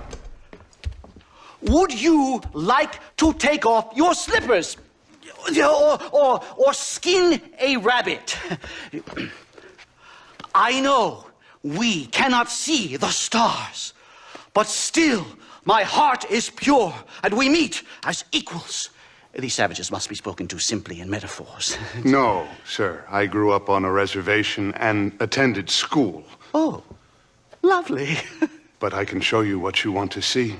I know where the group of bandits you seek are hiding. Both of you. Vanderlyn has attracted a following of young men on the reservation. They are turning to bad things. The savage heart cannot be conventionally civilized. I was right all along. Where's Dutch Vanderlyn based? In the hills, in Cochene. Let's go. I know a way there that is not guarded. Marvelous. It's simply marvelous.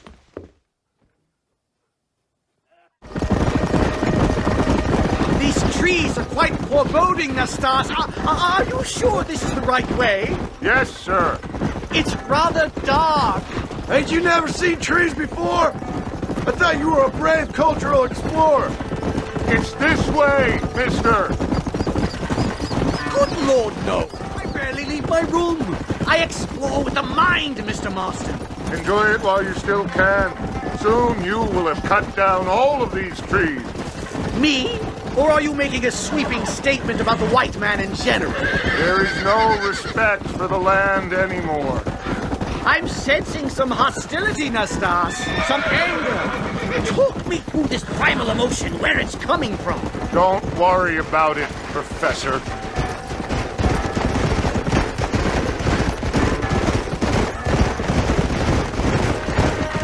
There's the cliff.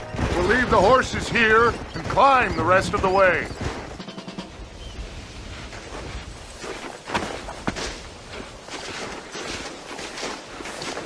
Remarkable. I'm afraid I don't really have much of a head for heights. More of a head for highs. well, anyway, I'm sure Nastas will help you. I must be on my way. I've got work to do. Thanks for the help. Goodbye, gentlemen.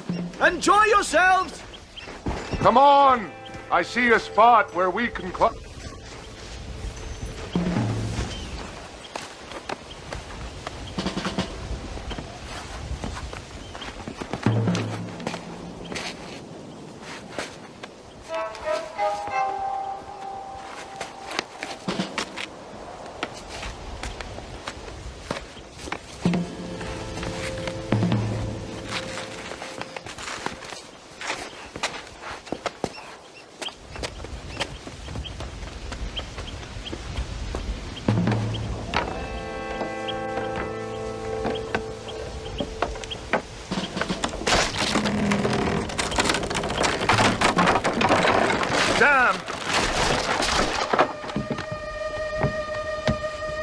See if you can find another route, Mr. Marston. I will have a look around.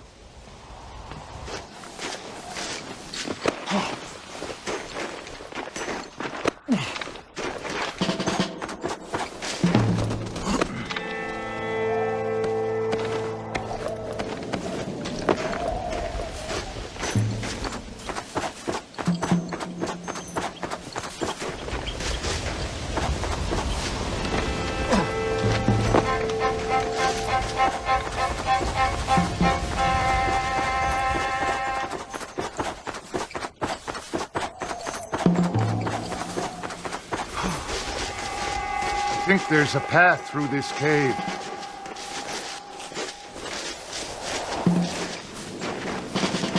Good. This should save us some time.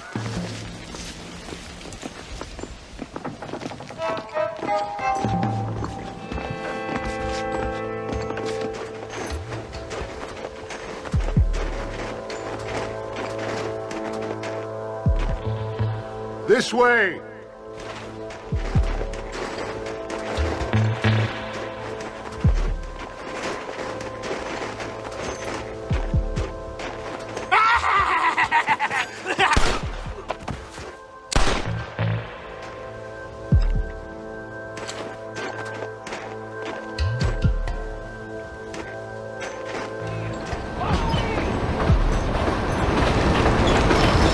Dynamite! Get out of here!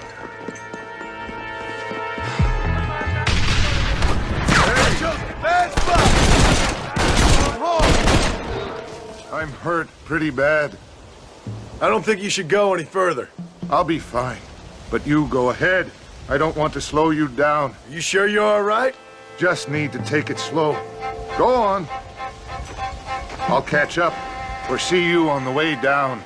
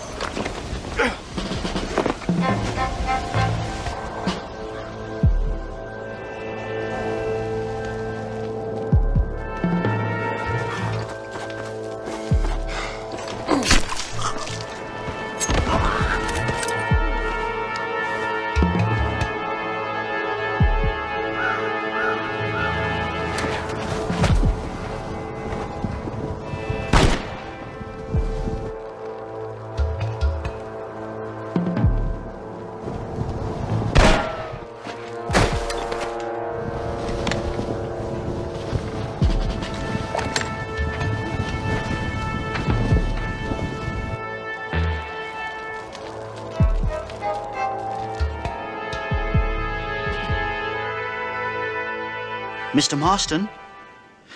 Mr. Marston! Mr. Marston! Here you go, Mr. Marston. Put that stuff away. You banged your head. Nastas and I carried you down. Nastas heard the shots and he hurried up to rescue you and he carried you down. I improvised an escape plan. I'm more of a planner than a man of action. Thank you, gentlemen. Friends of mine are with Vanderland. We must try to reason with them, sir. Vanderland's gang contains several natives. We must meet with them and try to save them from disaster. My people have already endured many disasters. Before, this was all our land. And now we have brought you civilization. Well, sure, it hasn't been easy, but it hasn't been easy for anyone, Nastas. Why, I knew a man in Yale whose father once shot 18 natives in one afternoon out in Wyoming. Oh, the man was quite traumatized. He took to lying with choir boys. For a wise man, you are a very stupid man, mister. Gentlemen, I'm going to leave you to figure out right from wrong. You are simple-minded, sir. Thus, I do not blame you for not understanding reason. Then again...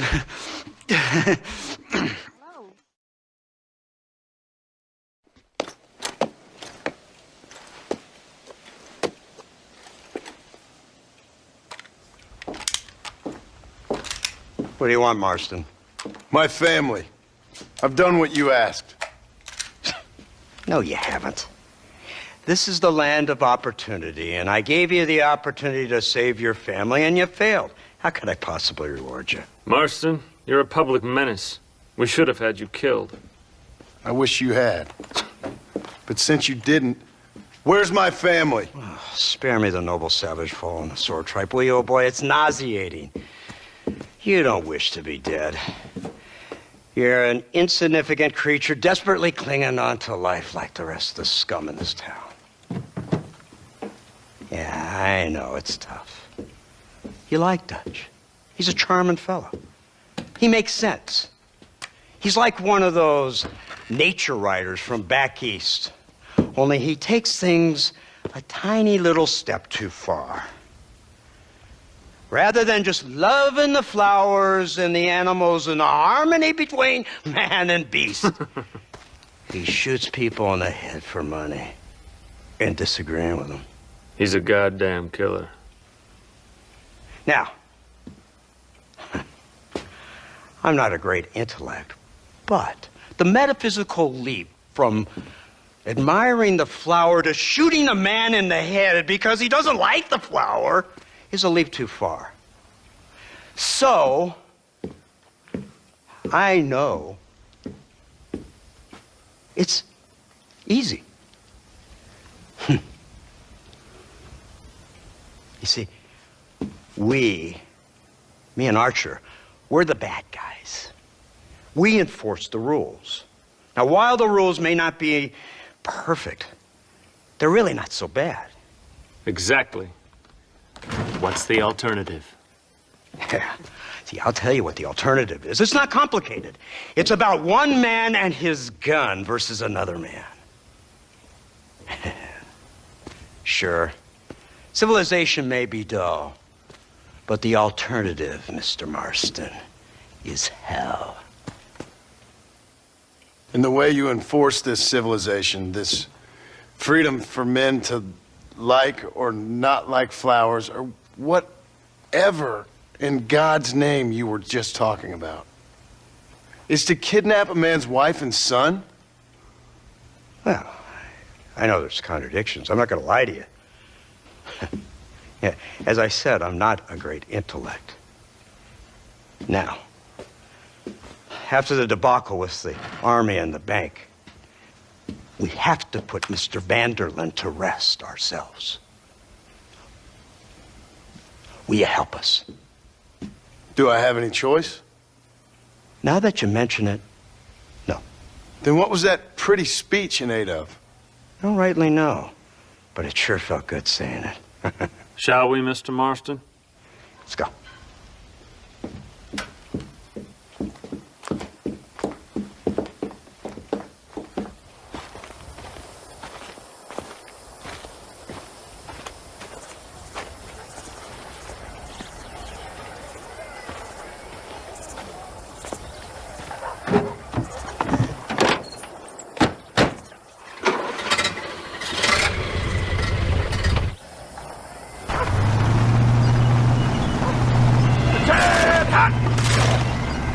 Keep your finger off that trigger until we get out of Blackwater. Take a look at this thing. The army has made camp a little way outside town.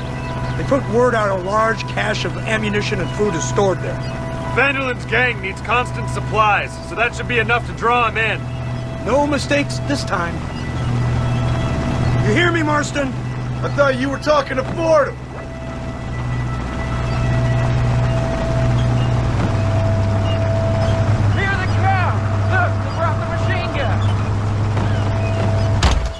What's the word, Captain? We spotted one of Dutch's men about an hour ago. I think he took the bait. Let's get in position then. Have your men ready to run them down if you have to. Are you ready to finish this, Mr. Marston? I guess so. Fingers on the triggers, boys. Targets on the horizon. Fire at will!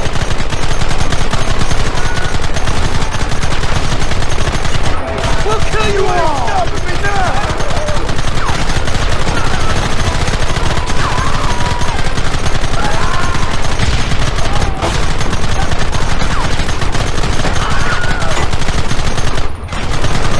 We'll kill every last one of you!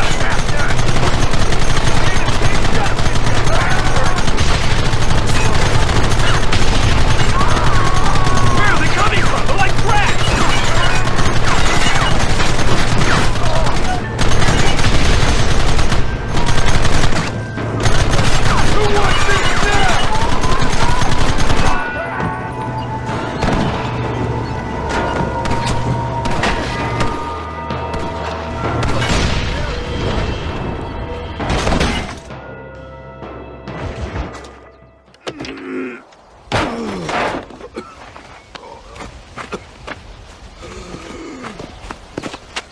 Well,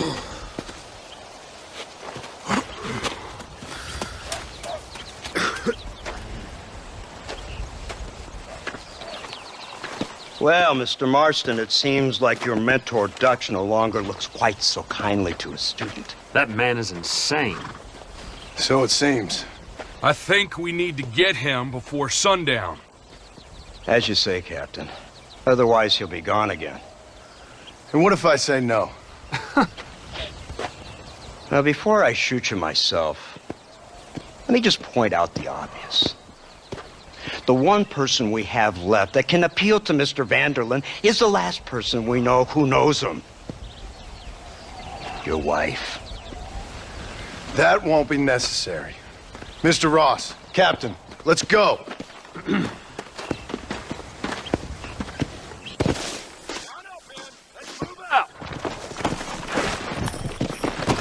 Come on!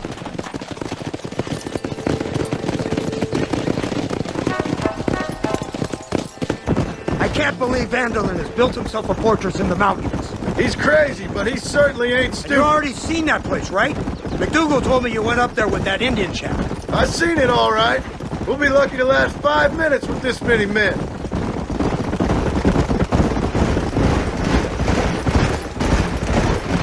See, this is what happens when you fraternize with savages.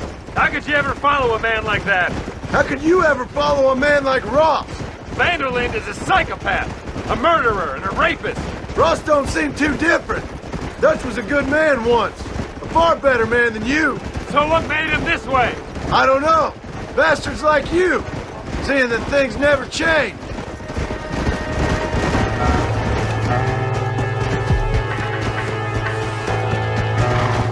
So you're the one who's gonna kill him?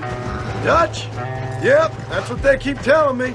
But if you feel like doing it, please be my guest. This is suicide, if you ask me. You, blow that gate open. Move, soldier.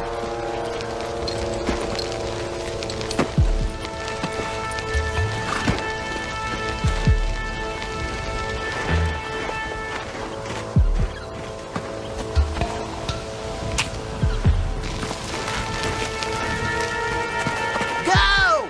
Get down!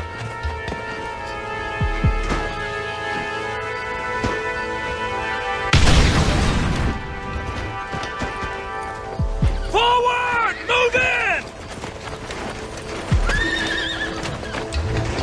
Come on, boys! Everybody move in!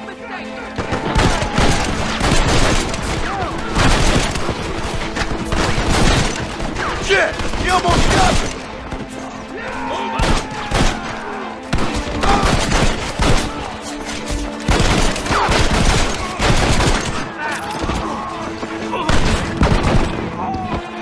Reinforcements! Get ready! I thought you...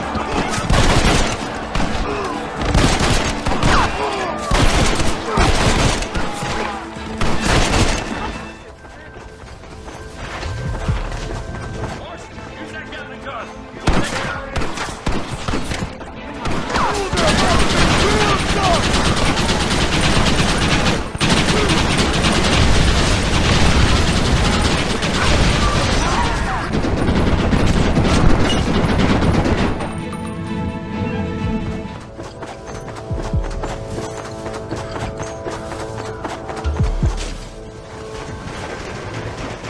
Right, Marston. We'll take 2 men with us. The rest will stay here and take care of the wounded. They'll plant charges at the gate. You and I will provide the cover fire. This is it, men. Let's get that gate down. Get ready to hold off their fire, Marston. Hold them off! We need time to set the...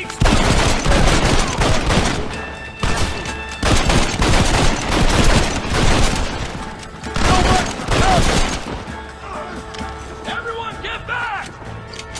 Here it comes! You tend to your wounded. I gotta face Dutch alone. Looks like it's me and you, John. You should have stayed at home.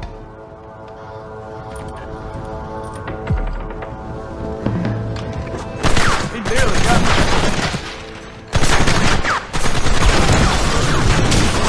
Son of a bitch!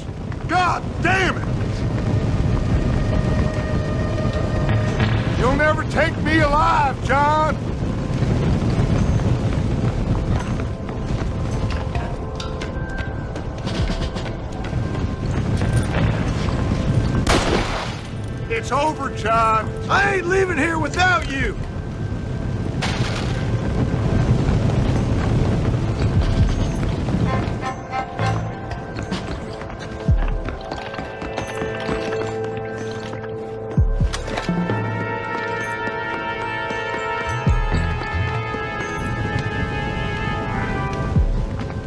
You're just like me, John. You can't change who you are. I ain't like you.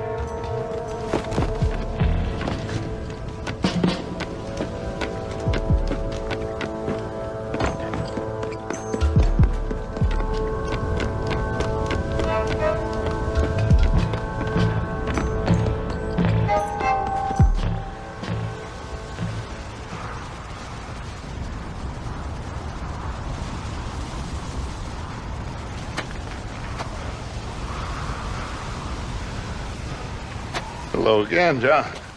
Hello, Dutch. We gotta stop meeting like this. Sure. I got a plan, John. You always got a plan, Dutch. This is a good one. I don't doubt it. We can't always fight nature, John. We can't fight change. Can't fight gravity. We can't fight nothing. My whole life, all I ever did was fight. Then give up, Dutch. But I can't give up, neither. I can't fight my own nature. That's a paradox, John. You see? Then I have to shoot you. When I'm gone, they'll just find another monster. They have to. Because they have to justify their wages. That's their business.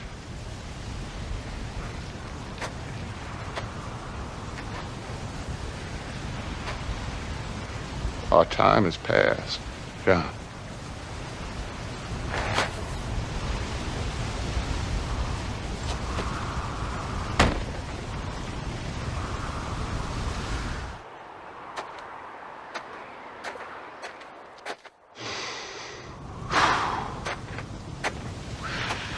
So at the end, you didn't have the guts to shoot him.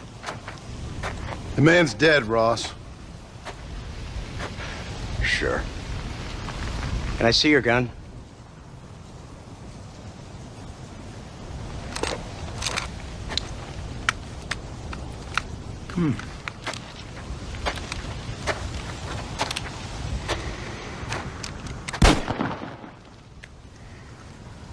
Oh, trust me. It looks better in the report that way. Where's my family? Your wife was killed in a prison riot last week. So, I'm only joking, dear boy. They were sent back to that Scrabble ranch of yours in Beecher's Hope. They're quite safe and sound. They better be. Thank you, Mr. Marston, for everything.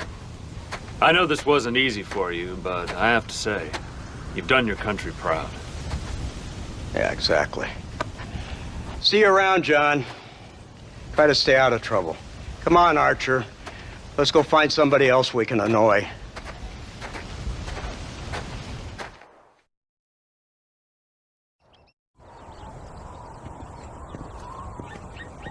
Abigail! Jack! Anyone here?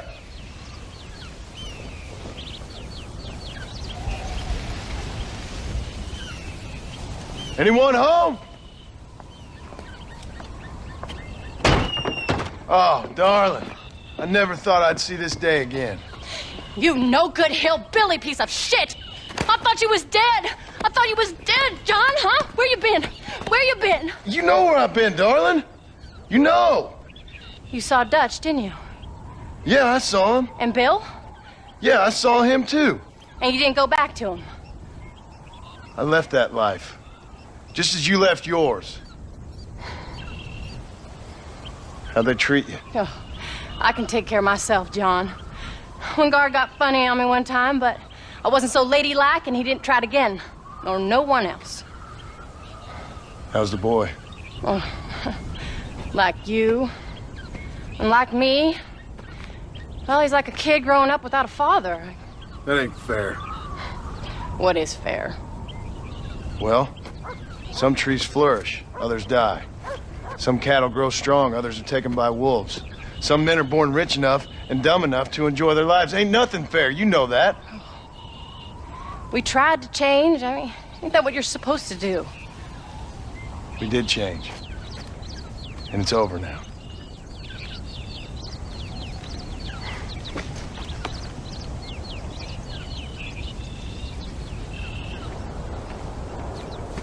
Jack! Jack, come here, boy. Hello, sir. Come here. How you been? Coyotes ate all the chickens and poachers took the cattle. I tried, Father. I tried. I know you did, son. I know. And don't you go blaming me, boy. Don't you go blaming me. I ain't blaming no one, old man, but since you're still alive, there's 4 mouths to feed. And no cattle. That's a nice way to greet somebody. Why don't I get the warm and tender embrace? Consider the fact I ain't put a bullet in your embrace, old man. You were supposed to look after the place. I did. Well, I did my best. Thing is, there was too many of them. I thought you was dead. I wasn't drinking. Hold your excuses until you figured out which one to use. Jack, go get your bags packed, boy. We got work to do. We leave in the morning. Go on. Yes, sir. Where are you going?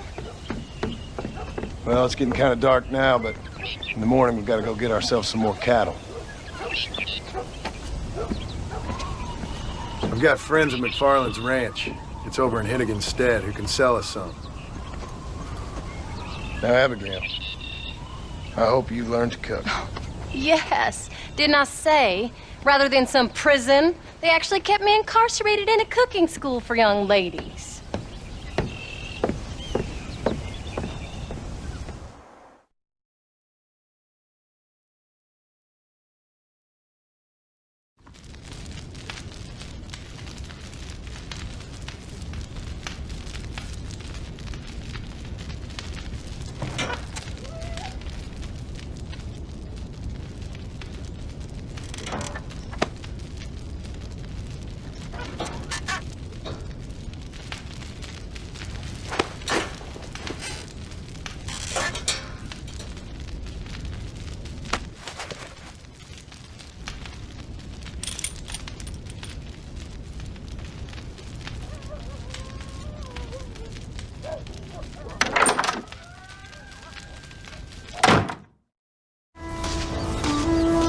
How do you do, sir? Are you ready? Let's haul out. Come on.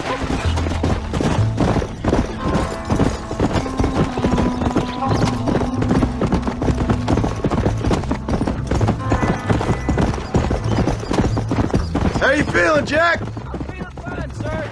We got a decent ride ahead of us. I've never been to Hennigan's stead. How do you know these ranchers?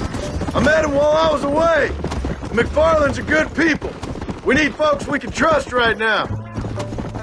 I was sick and they looked after me. You sure got a lot of questions.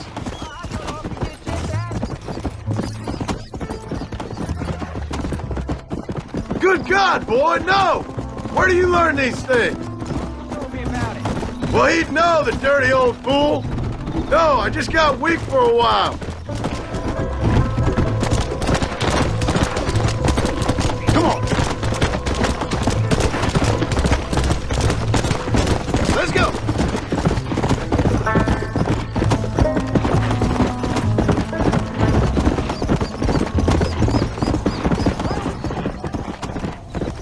There's the ranch. Come on. Let's see if we can find Mr. McFarland. Whoa! John Marston! Now, there's a face I thought I'd never see again. Some of our public servants in Blackwater sent you back on another homicidal errand to protect and save us from Lord only knows what? Thankfully not, sir. I was hoping you might still be able to sell me some cattle. My boy, it would be a pleasure. Bonnie's out in the crowd now. She'll be more than happy to help you. Take care now, Mr. McFarland. Good luck. Yeah.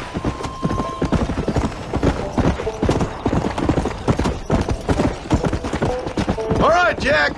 You're gonna have an important job. I want you to lead the herd while I drive them from the back. Keep us all moving in the right direction.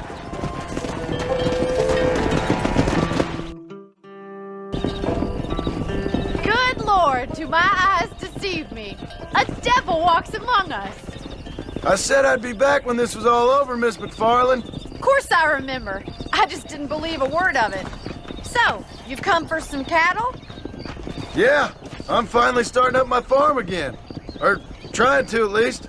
You'll be fine. You've been taught well. Come on, then.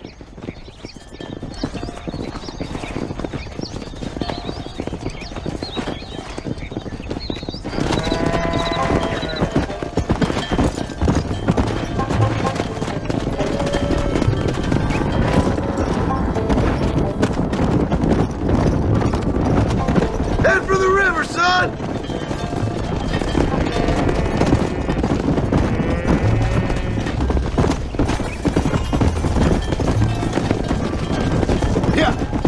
I'll give you a hand. Good luck, John. Come back and see us sometime.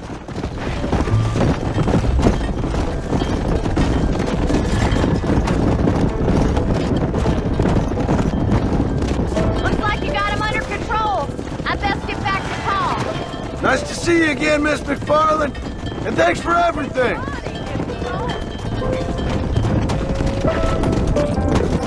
All right, Jack. Let's get him through the river. Go. Come on. Keep moving. Come on. You're doing a good job, son. Just lead him straight up the hill towards home. Will do, Paul.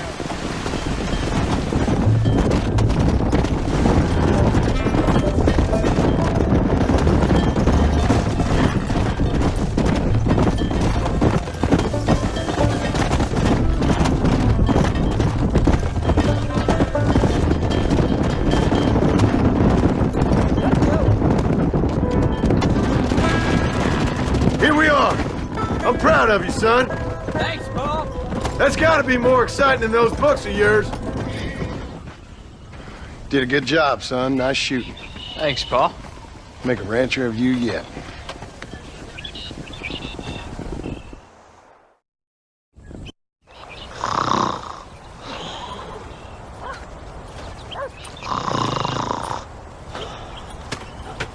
Get up, old man. I am up. Get up! Oh. There, I'm up. Well, thank the good Lord you're back. Nothing worse for an old man than sleeping in the warm afternoon sun. You want a long sleep, Uncle? That can be arranged. It'll cost me less than food. You always was a hard and nasty man, John Marston. You always was a useless, conniving thief. And where's them cattle? Did you take them to pasture? It's coming around to that. When exactly? It's easy to pick on the elderly. It's easy, but it ain't dignified. Come on, old man. Do this together.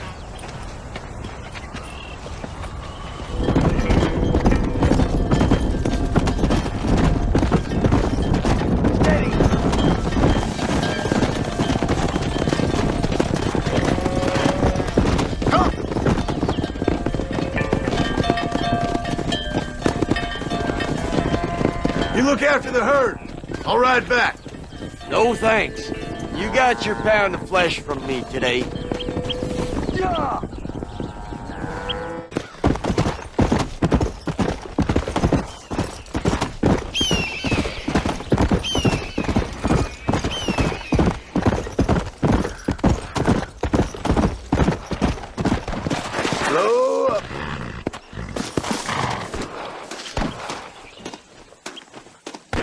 Detective Mr. Marston.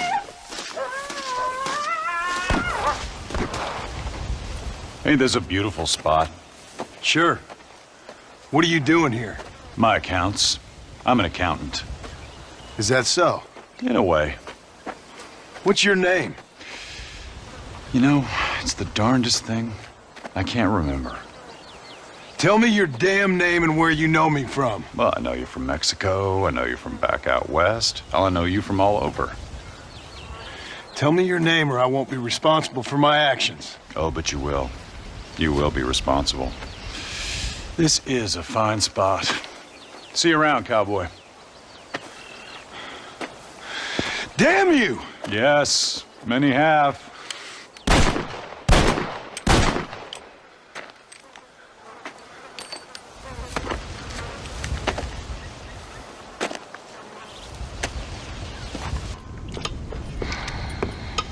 What you cooking? Same thing I've been cooking the past 15 years with the hope of poisoning you. Ain't working so well. Not yet. Be honest, though. Tastes bad enough to kill a man. I never was much of a cook, but I did try to be a good wife. And you have been. Given what we was and what we came from, I think we've gone and done okay. I look at Jack. I look at him and I think we've been blessed. Maybe he can be something more. He's a good kid. He can be whatever he wants to be. He ain't gonna be no frontier gunslinger killing and running no gang, though. That way's over. Railroads and government and motor cars and everything gone and done away with all that. And he ain't gonna marry no orphaned working girl running with a bunch of hucksters, neither. If he meets one like you, I hope he'll marry her. Stop. For an illiterate gunslinger, you sure know how to make a girl blush. God damn crows! John! You have got to go deal with them. They've broken into the silo again and are eating all the corn out from it. Of course, my angel. Wait, get out of there. All right, all right. Come on. Scat. Shh.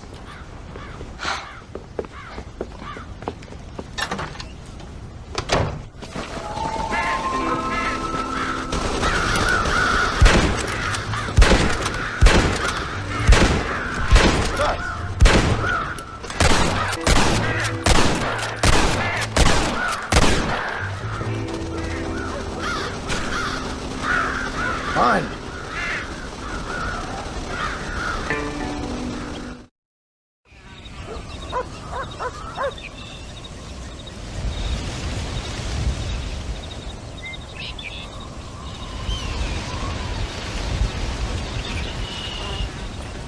What's the book, boy?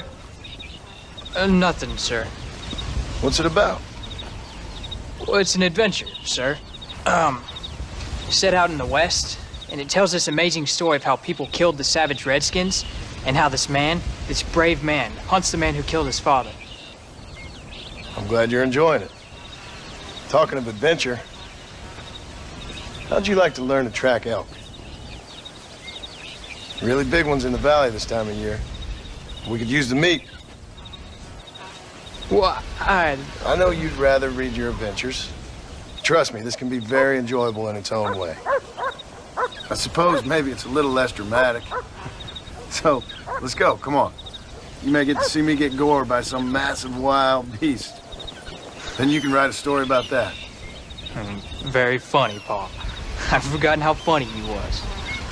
Grab your things.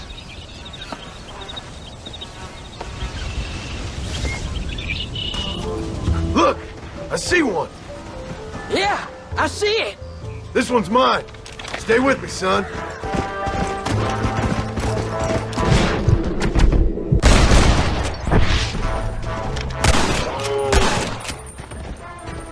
Come on. I'll show you how to cut the meat. That's a big one. This meat should fetch a decent price in Manzanita.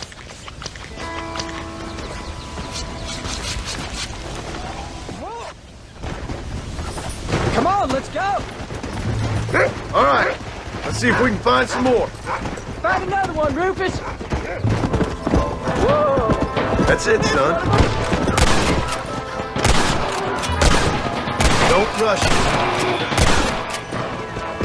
Get after him.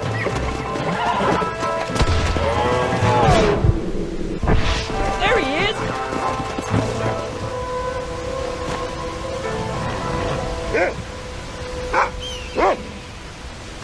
Slow up.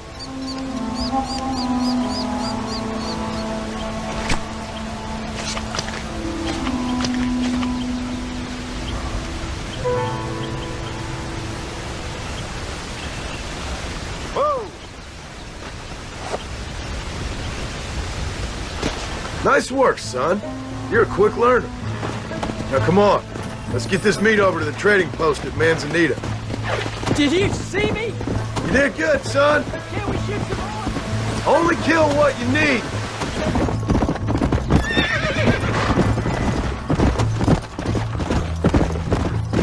All right, here we are. Welcome.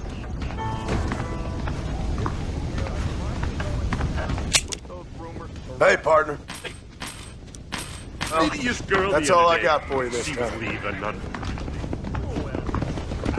All done. Let's head home. Oh, Paul, that was so much fun! I can't rightly believe it. Just like in the books. We'll do it again soon. Now get to your chores.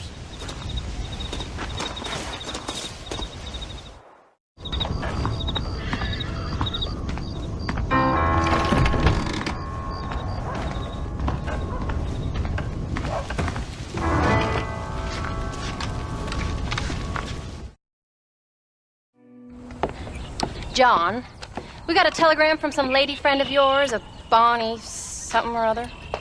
Something you ain't telling me? Bonnie McFarland. She's a friend. Saved my life when I went after Bill and nearly got myself killed again. Oh, now you two's in the habit of sending each other letters. How very nice. It weren't nothing like that. What's it say? I don't know. I can't... Well, you know I can't read. Give it here. You read that thing out loud? I ain't hiding nothing. Dear Mr. Marston, stop. Need corn sacks. Stop. Emergency. Stop. Weevils and moths ate entire county supply. Stop. Can you help? Not exactly the most romantic request now, is it? I guess not. And she saved your life, you say? Yes, ma'am. Well, then you're gonna have to help her and her family out. We've got a plentiful supply of corn sacks over near the silo. About the one thing Uncle didn't manage to have stolen while we was gone. Okay. Hurry back, John. And John, what's she like? You know. A little bit like you, I guess. She's a woman in a man's world.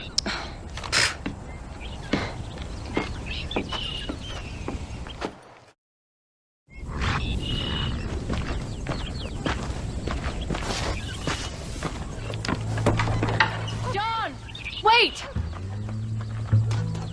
I changed my mind. I'm coming with you. What are you waiting for? We better hurry.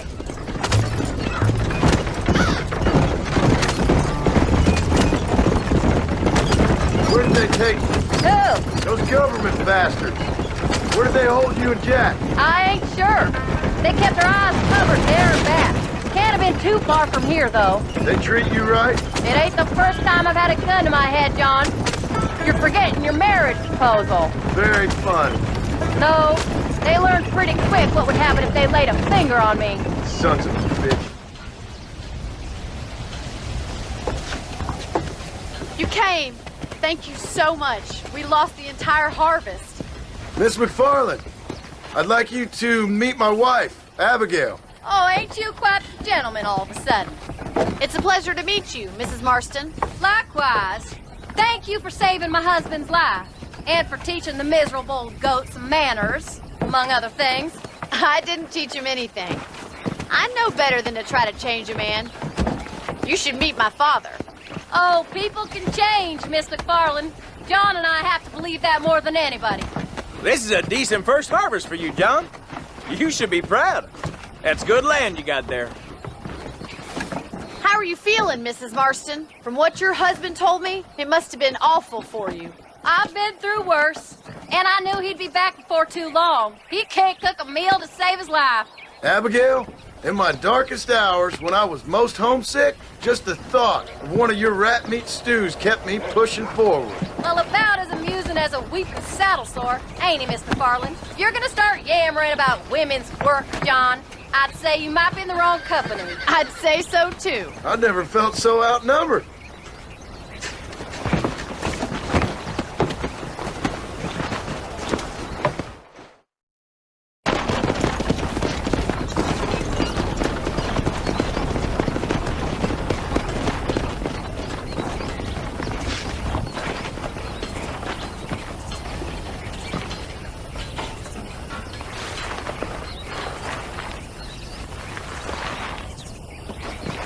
Ma'am? So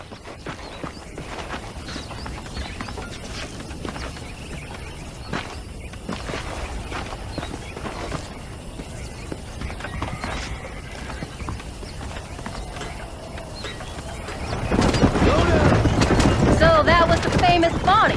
That was her, all right. She's pretty. She's normal, like I said. Well, you always wanted to be a rancher. I'd have thought she'd be just your thing. The perfect rancher's wife, if I ever saw one. I already got a rancher's wife. I'm only teasing. I like her, and I'm glad she saved your life. Most of the time, anyways. The McFarlands are good people. She did blush redder than a shepherd's sunset when she saw you, though. I have that effect on women. You clearly had one too many blows to the head. You ain't wrong about that, Mrs. Marston. How's Jack doing? Angry, upset. He's been through a lot. I hope he's gonna be all right. It's gonna take time. For a while, his world was safe, normal even. Then it got turned upside down again. You ain't saying much about it. I've tried to talk to him, but how do you explain any of this? What do you say when he asks about Uncle Bill and Uncle Dutch? They were family when he was a little boy. He hides away in those books of his. Wouldn't you? It ain't like the real world's done him many favors. He's just been kidnapped. He grew up with the gang. That's no life for a boy. We did our best to protect him. Come on, John. He saw things no boy should see. Well, now we got a chance to make it right.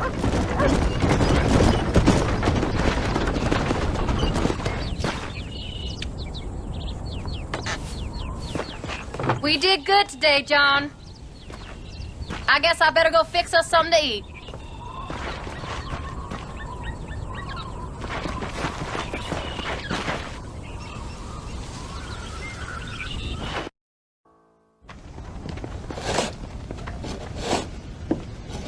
Hey, Jack. Hey, Paul. Need a hand with that? No, sir, I got it. Looks like you have. You know, you're real good with them tools. Thank you, Paul. You'll make this land real nice one day. Me and your mother will do our part. By the time your turn comes, hell, this could be the nicest farm in the county. Maybe, Paul.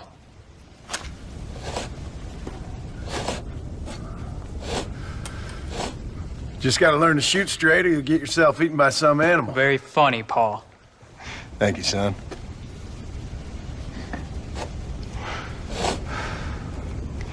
Soon it'll be quail season. We should have some fun then. Is there anything you don't like shooting, Paul? Well, I ain't met the thing yet, but as soon as I do, I'll let you know. You can even put it in one of them books you read. Yeah, maybe I'll do that. The day John Marston stops shooting. Now, I ain't no literary man, but I don't think that'll sell. People like shooting in them things. I think you may be right there, Paul. So, you ever hear talk about them machines that can make a man fly? Well, sure, Paul. Everybody knows about that. You know they're going to be bringing one of those machines around the country next year for a demonstration? One of them machines can turn men into angels. One of them machines can turn men into angels. John, come here. John, come here, quick. Take a look at that. Jack, go into the house, lock all the doors. Whatever happens, don't come outside. You hear me? Whatever happens. Okay. Come here, son. Whatever happens, keep the doors locked and your mother inside. Promise me, son. Promise me. Who is it, Pa? It's just some old friends. Me and Uncle take care of it. Now you go inside and you keep the doors and the windows locked. I hear you. Then run! Yeah, run, boy. Well, old man, looks like things is about to get settled once and for all. So it seems. This way! There's still time for you to run, old man.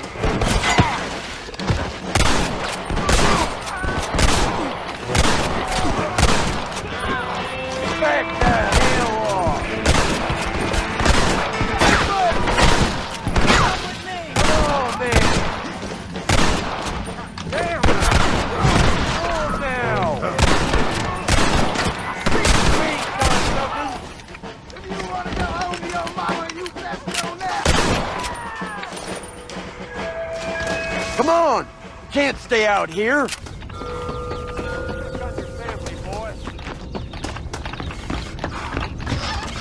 What are we gonna do now? What's wrong? What's happened? Stay inside, you hear? Like I said, there'll be more coming. Pa, what do they want? I don't know, son. Whatever it is, it ends here. Oh, look how many there are. They're gonna kill us, aren't they? No, I ain't gonna let that happen. This is bad! Government crook! Move your shit!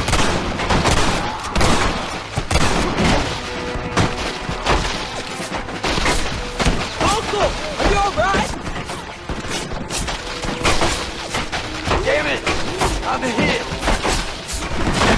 If you lay a finger on my way!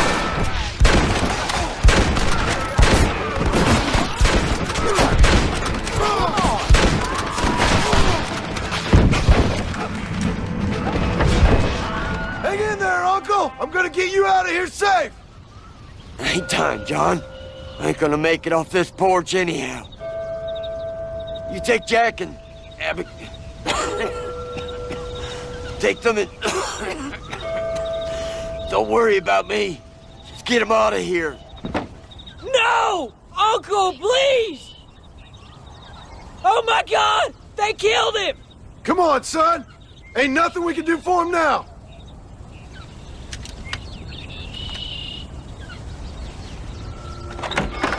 We're leaving the farm. I'll watch from the silo. You two go to the barn, get the horses ready.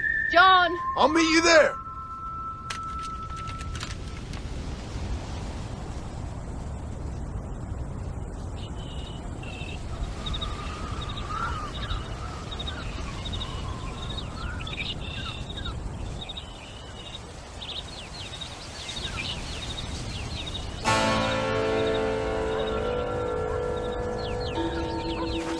Quick, this way! We're gonna head for the barn! God damn it!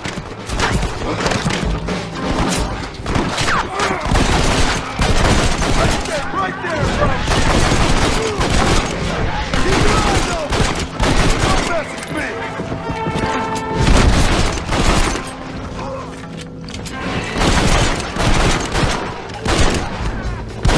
Put your gun down, friend! All right, you're covered! Now go! Go! Leave my family alone! Really? Now! Quick! Run for it! It'll be fun! For heaven's sake. Ah, you see. I guess that's that then.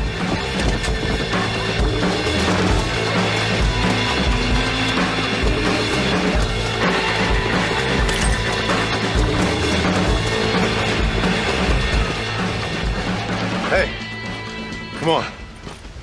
Now listen. Jack, darling, get on this horse. Get out of here. Go find a place to hide. You're coming with us, Paul. I'll catch up. You keep riding and don't look back. And don't be worrying about me, you hear? Now get going. You stay out of trouble, John. Ain't no trouble, Abigail. Ain't no trouble. I love you. I love you. Now go! Get!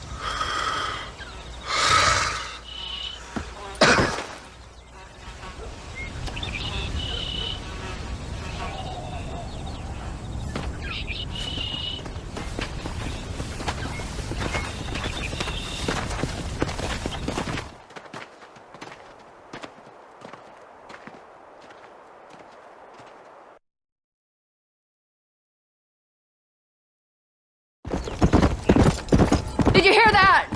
Jack, we have to go back for Pa. Let's go!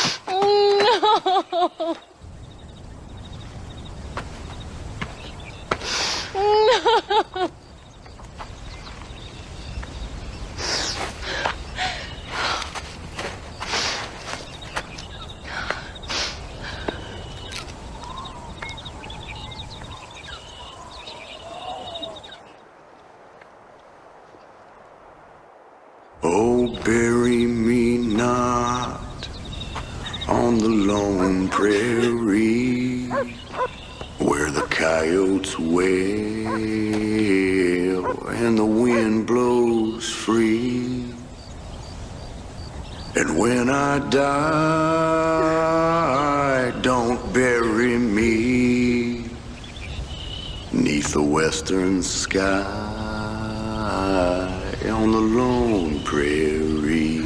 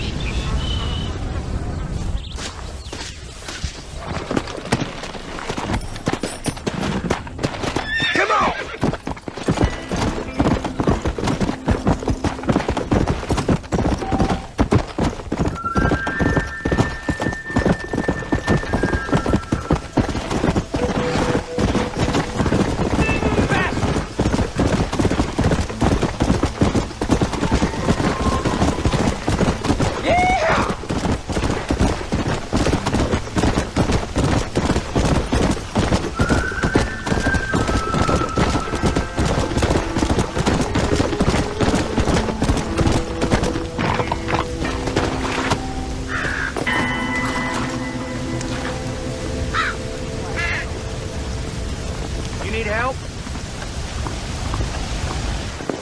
Hello, sir. You work with the government? You one of them agents? Sure, son. Why you ask? Did you work with a man named Edgar Ross? I have something for him. Edgar Ross? No, but well knew of him. A fine man if you wanted results. Won himself a chest full of medals. I think he went and retired about a year ago. Last I heard, him and his wife moved out to a cabin on Lake Don Julio. Lucky guy, getting to take it easy. He's fighting crime in this dump, that's for sure. Well, thank you for the information, mister.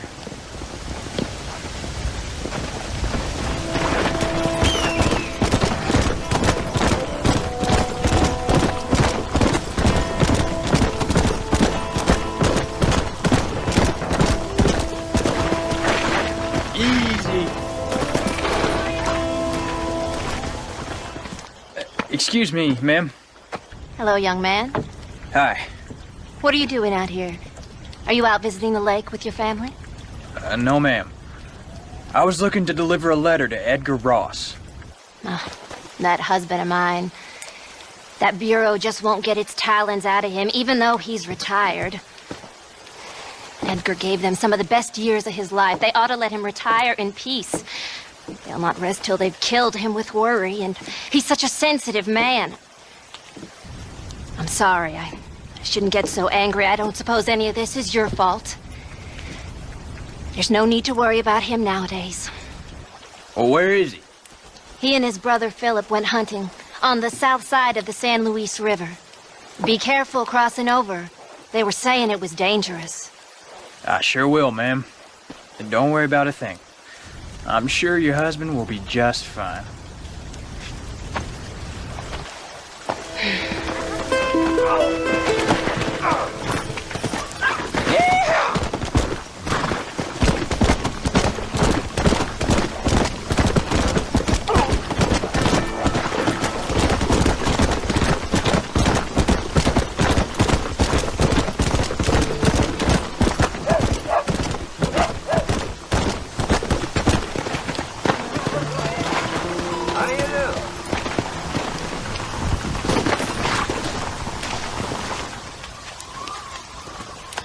Hey there, mister. How's the hunting? Oh, pretty good, son. Got me a few rabbits, coyote, elk. Still looking for some trophies for the parlor. I've got a letter here for Edgar Ross. You know him? I heard he was down in these parts with his wife. Yes, I know him. He's my brother. Gone down river, duck hunt. Must be a pretty important letter to have come all this way. Oh, yes, sir. Real important. I'll be on my way home as soon as I deliver this message. You best be off then. Just don't get on his bad side. He's got a filthy temper.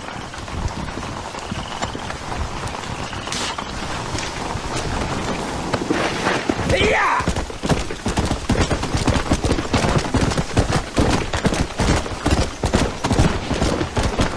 Easy there. Whoa, easy. Damn it! Excuse me. You Edgar Ross? Do I know you? Forgive me for startling you, sir. I have a message for you. My name is Jack Marston. You knew my father. I see. I remember your father. I've come for you, Ross. And you, boy, have sure as shit found me. You killed my father. Your father killed himself with the life he lived. You killed him. I saw you. You keep saying that. You sent him to do your dirty work. Then you shot him like a dog. And I'll shoot you like one too, you little piece of trash. Now get out of here before I kill you as well. I ain't going nowhere, old man.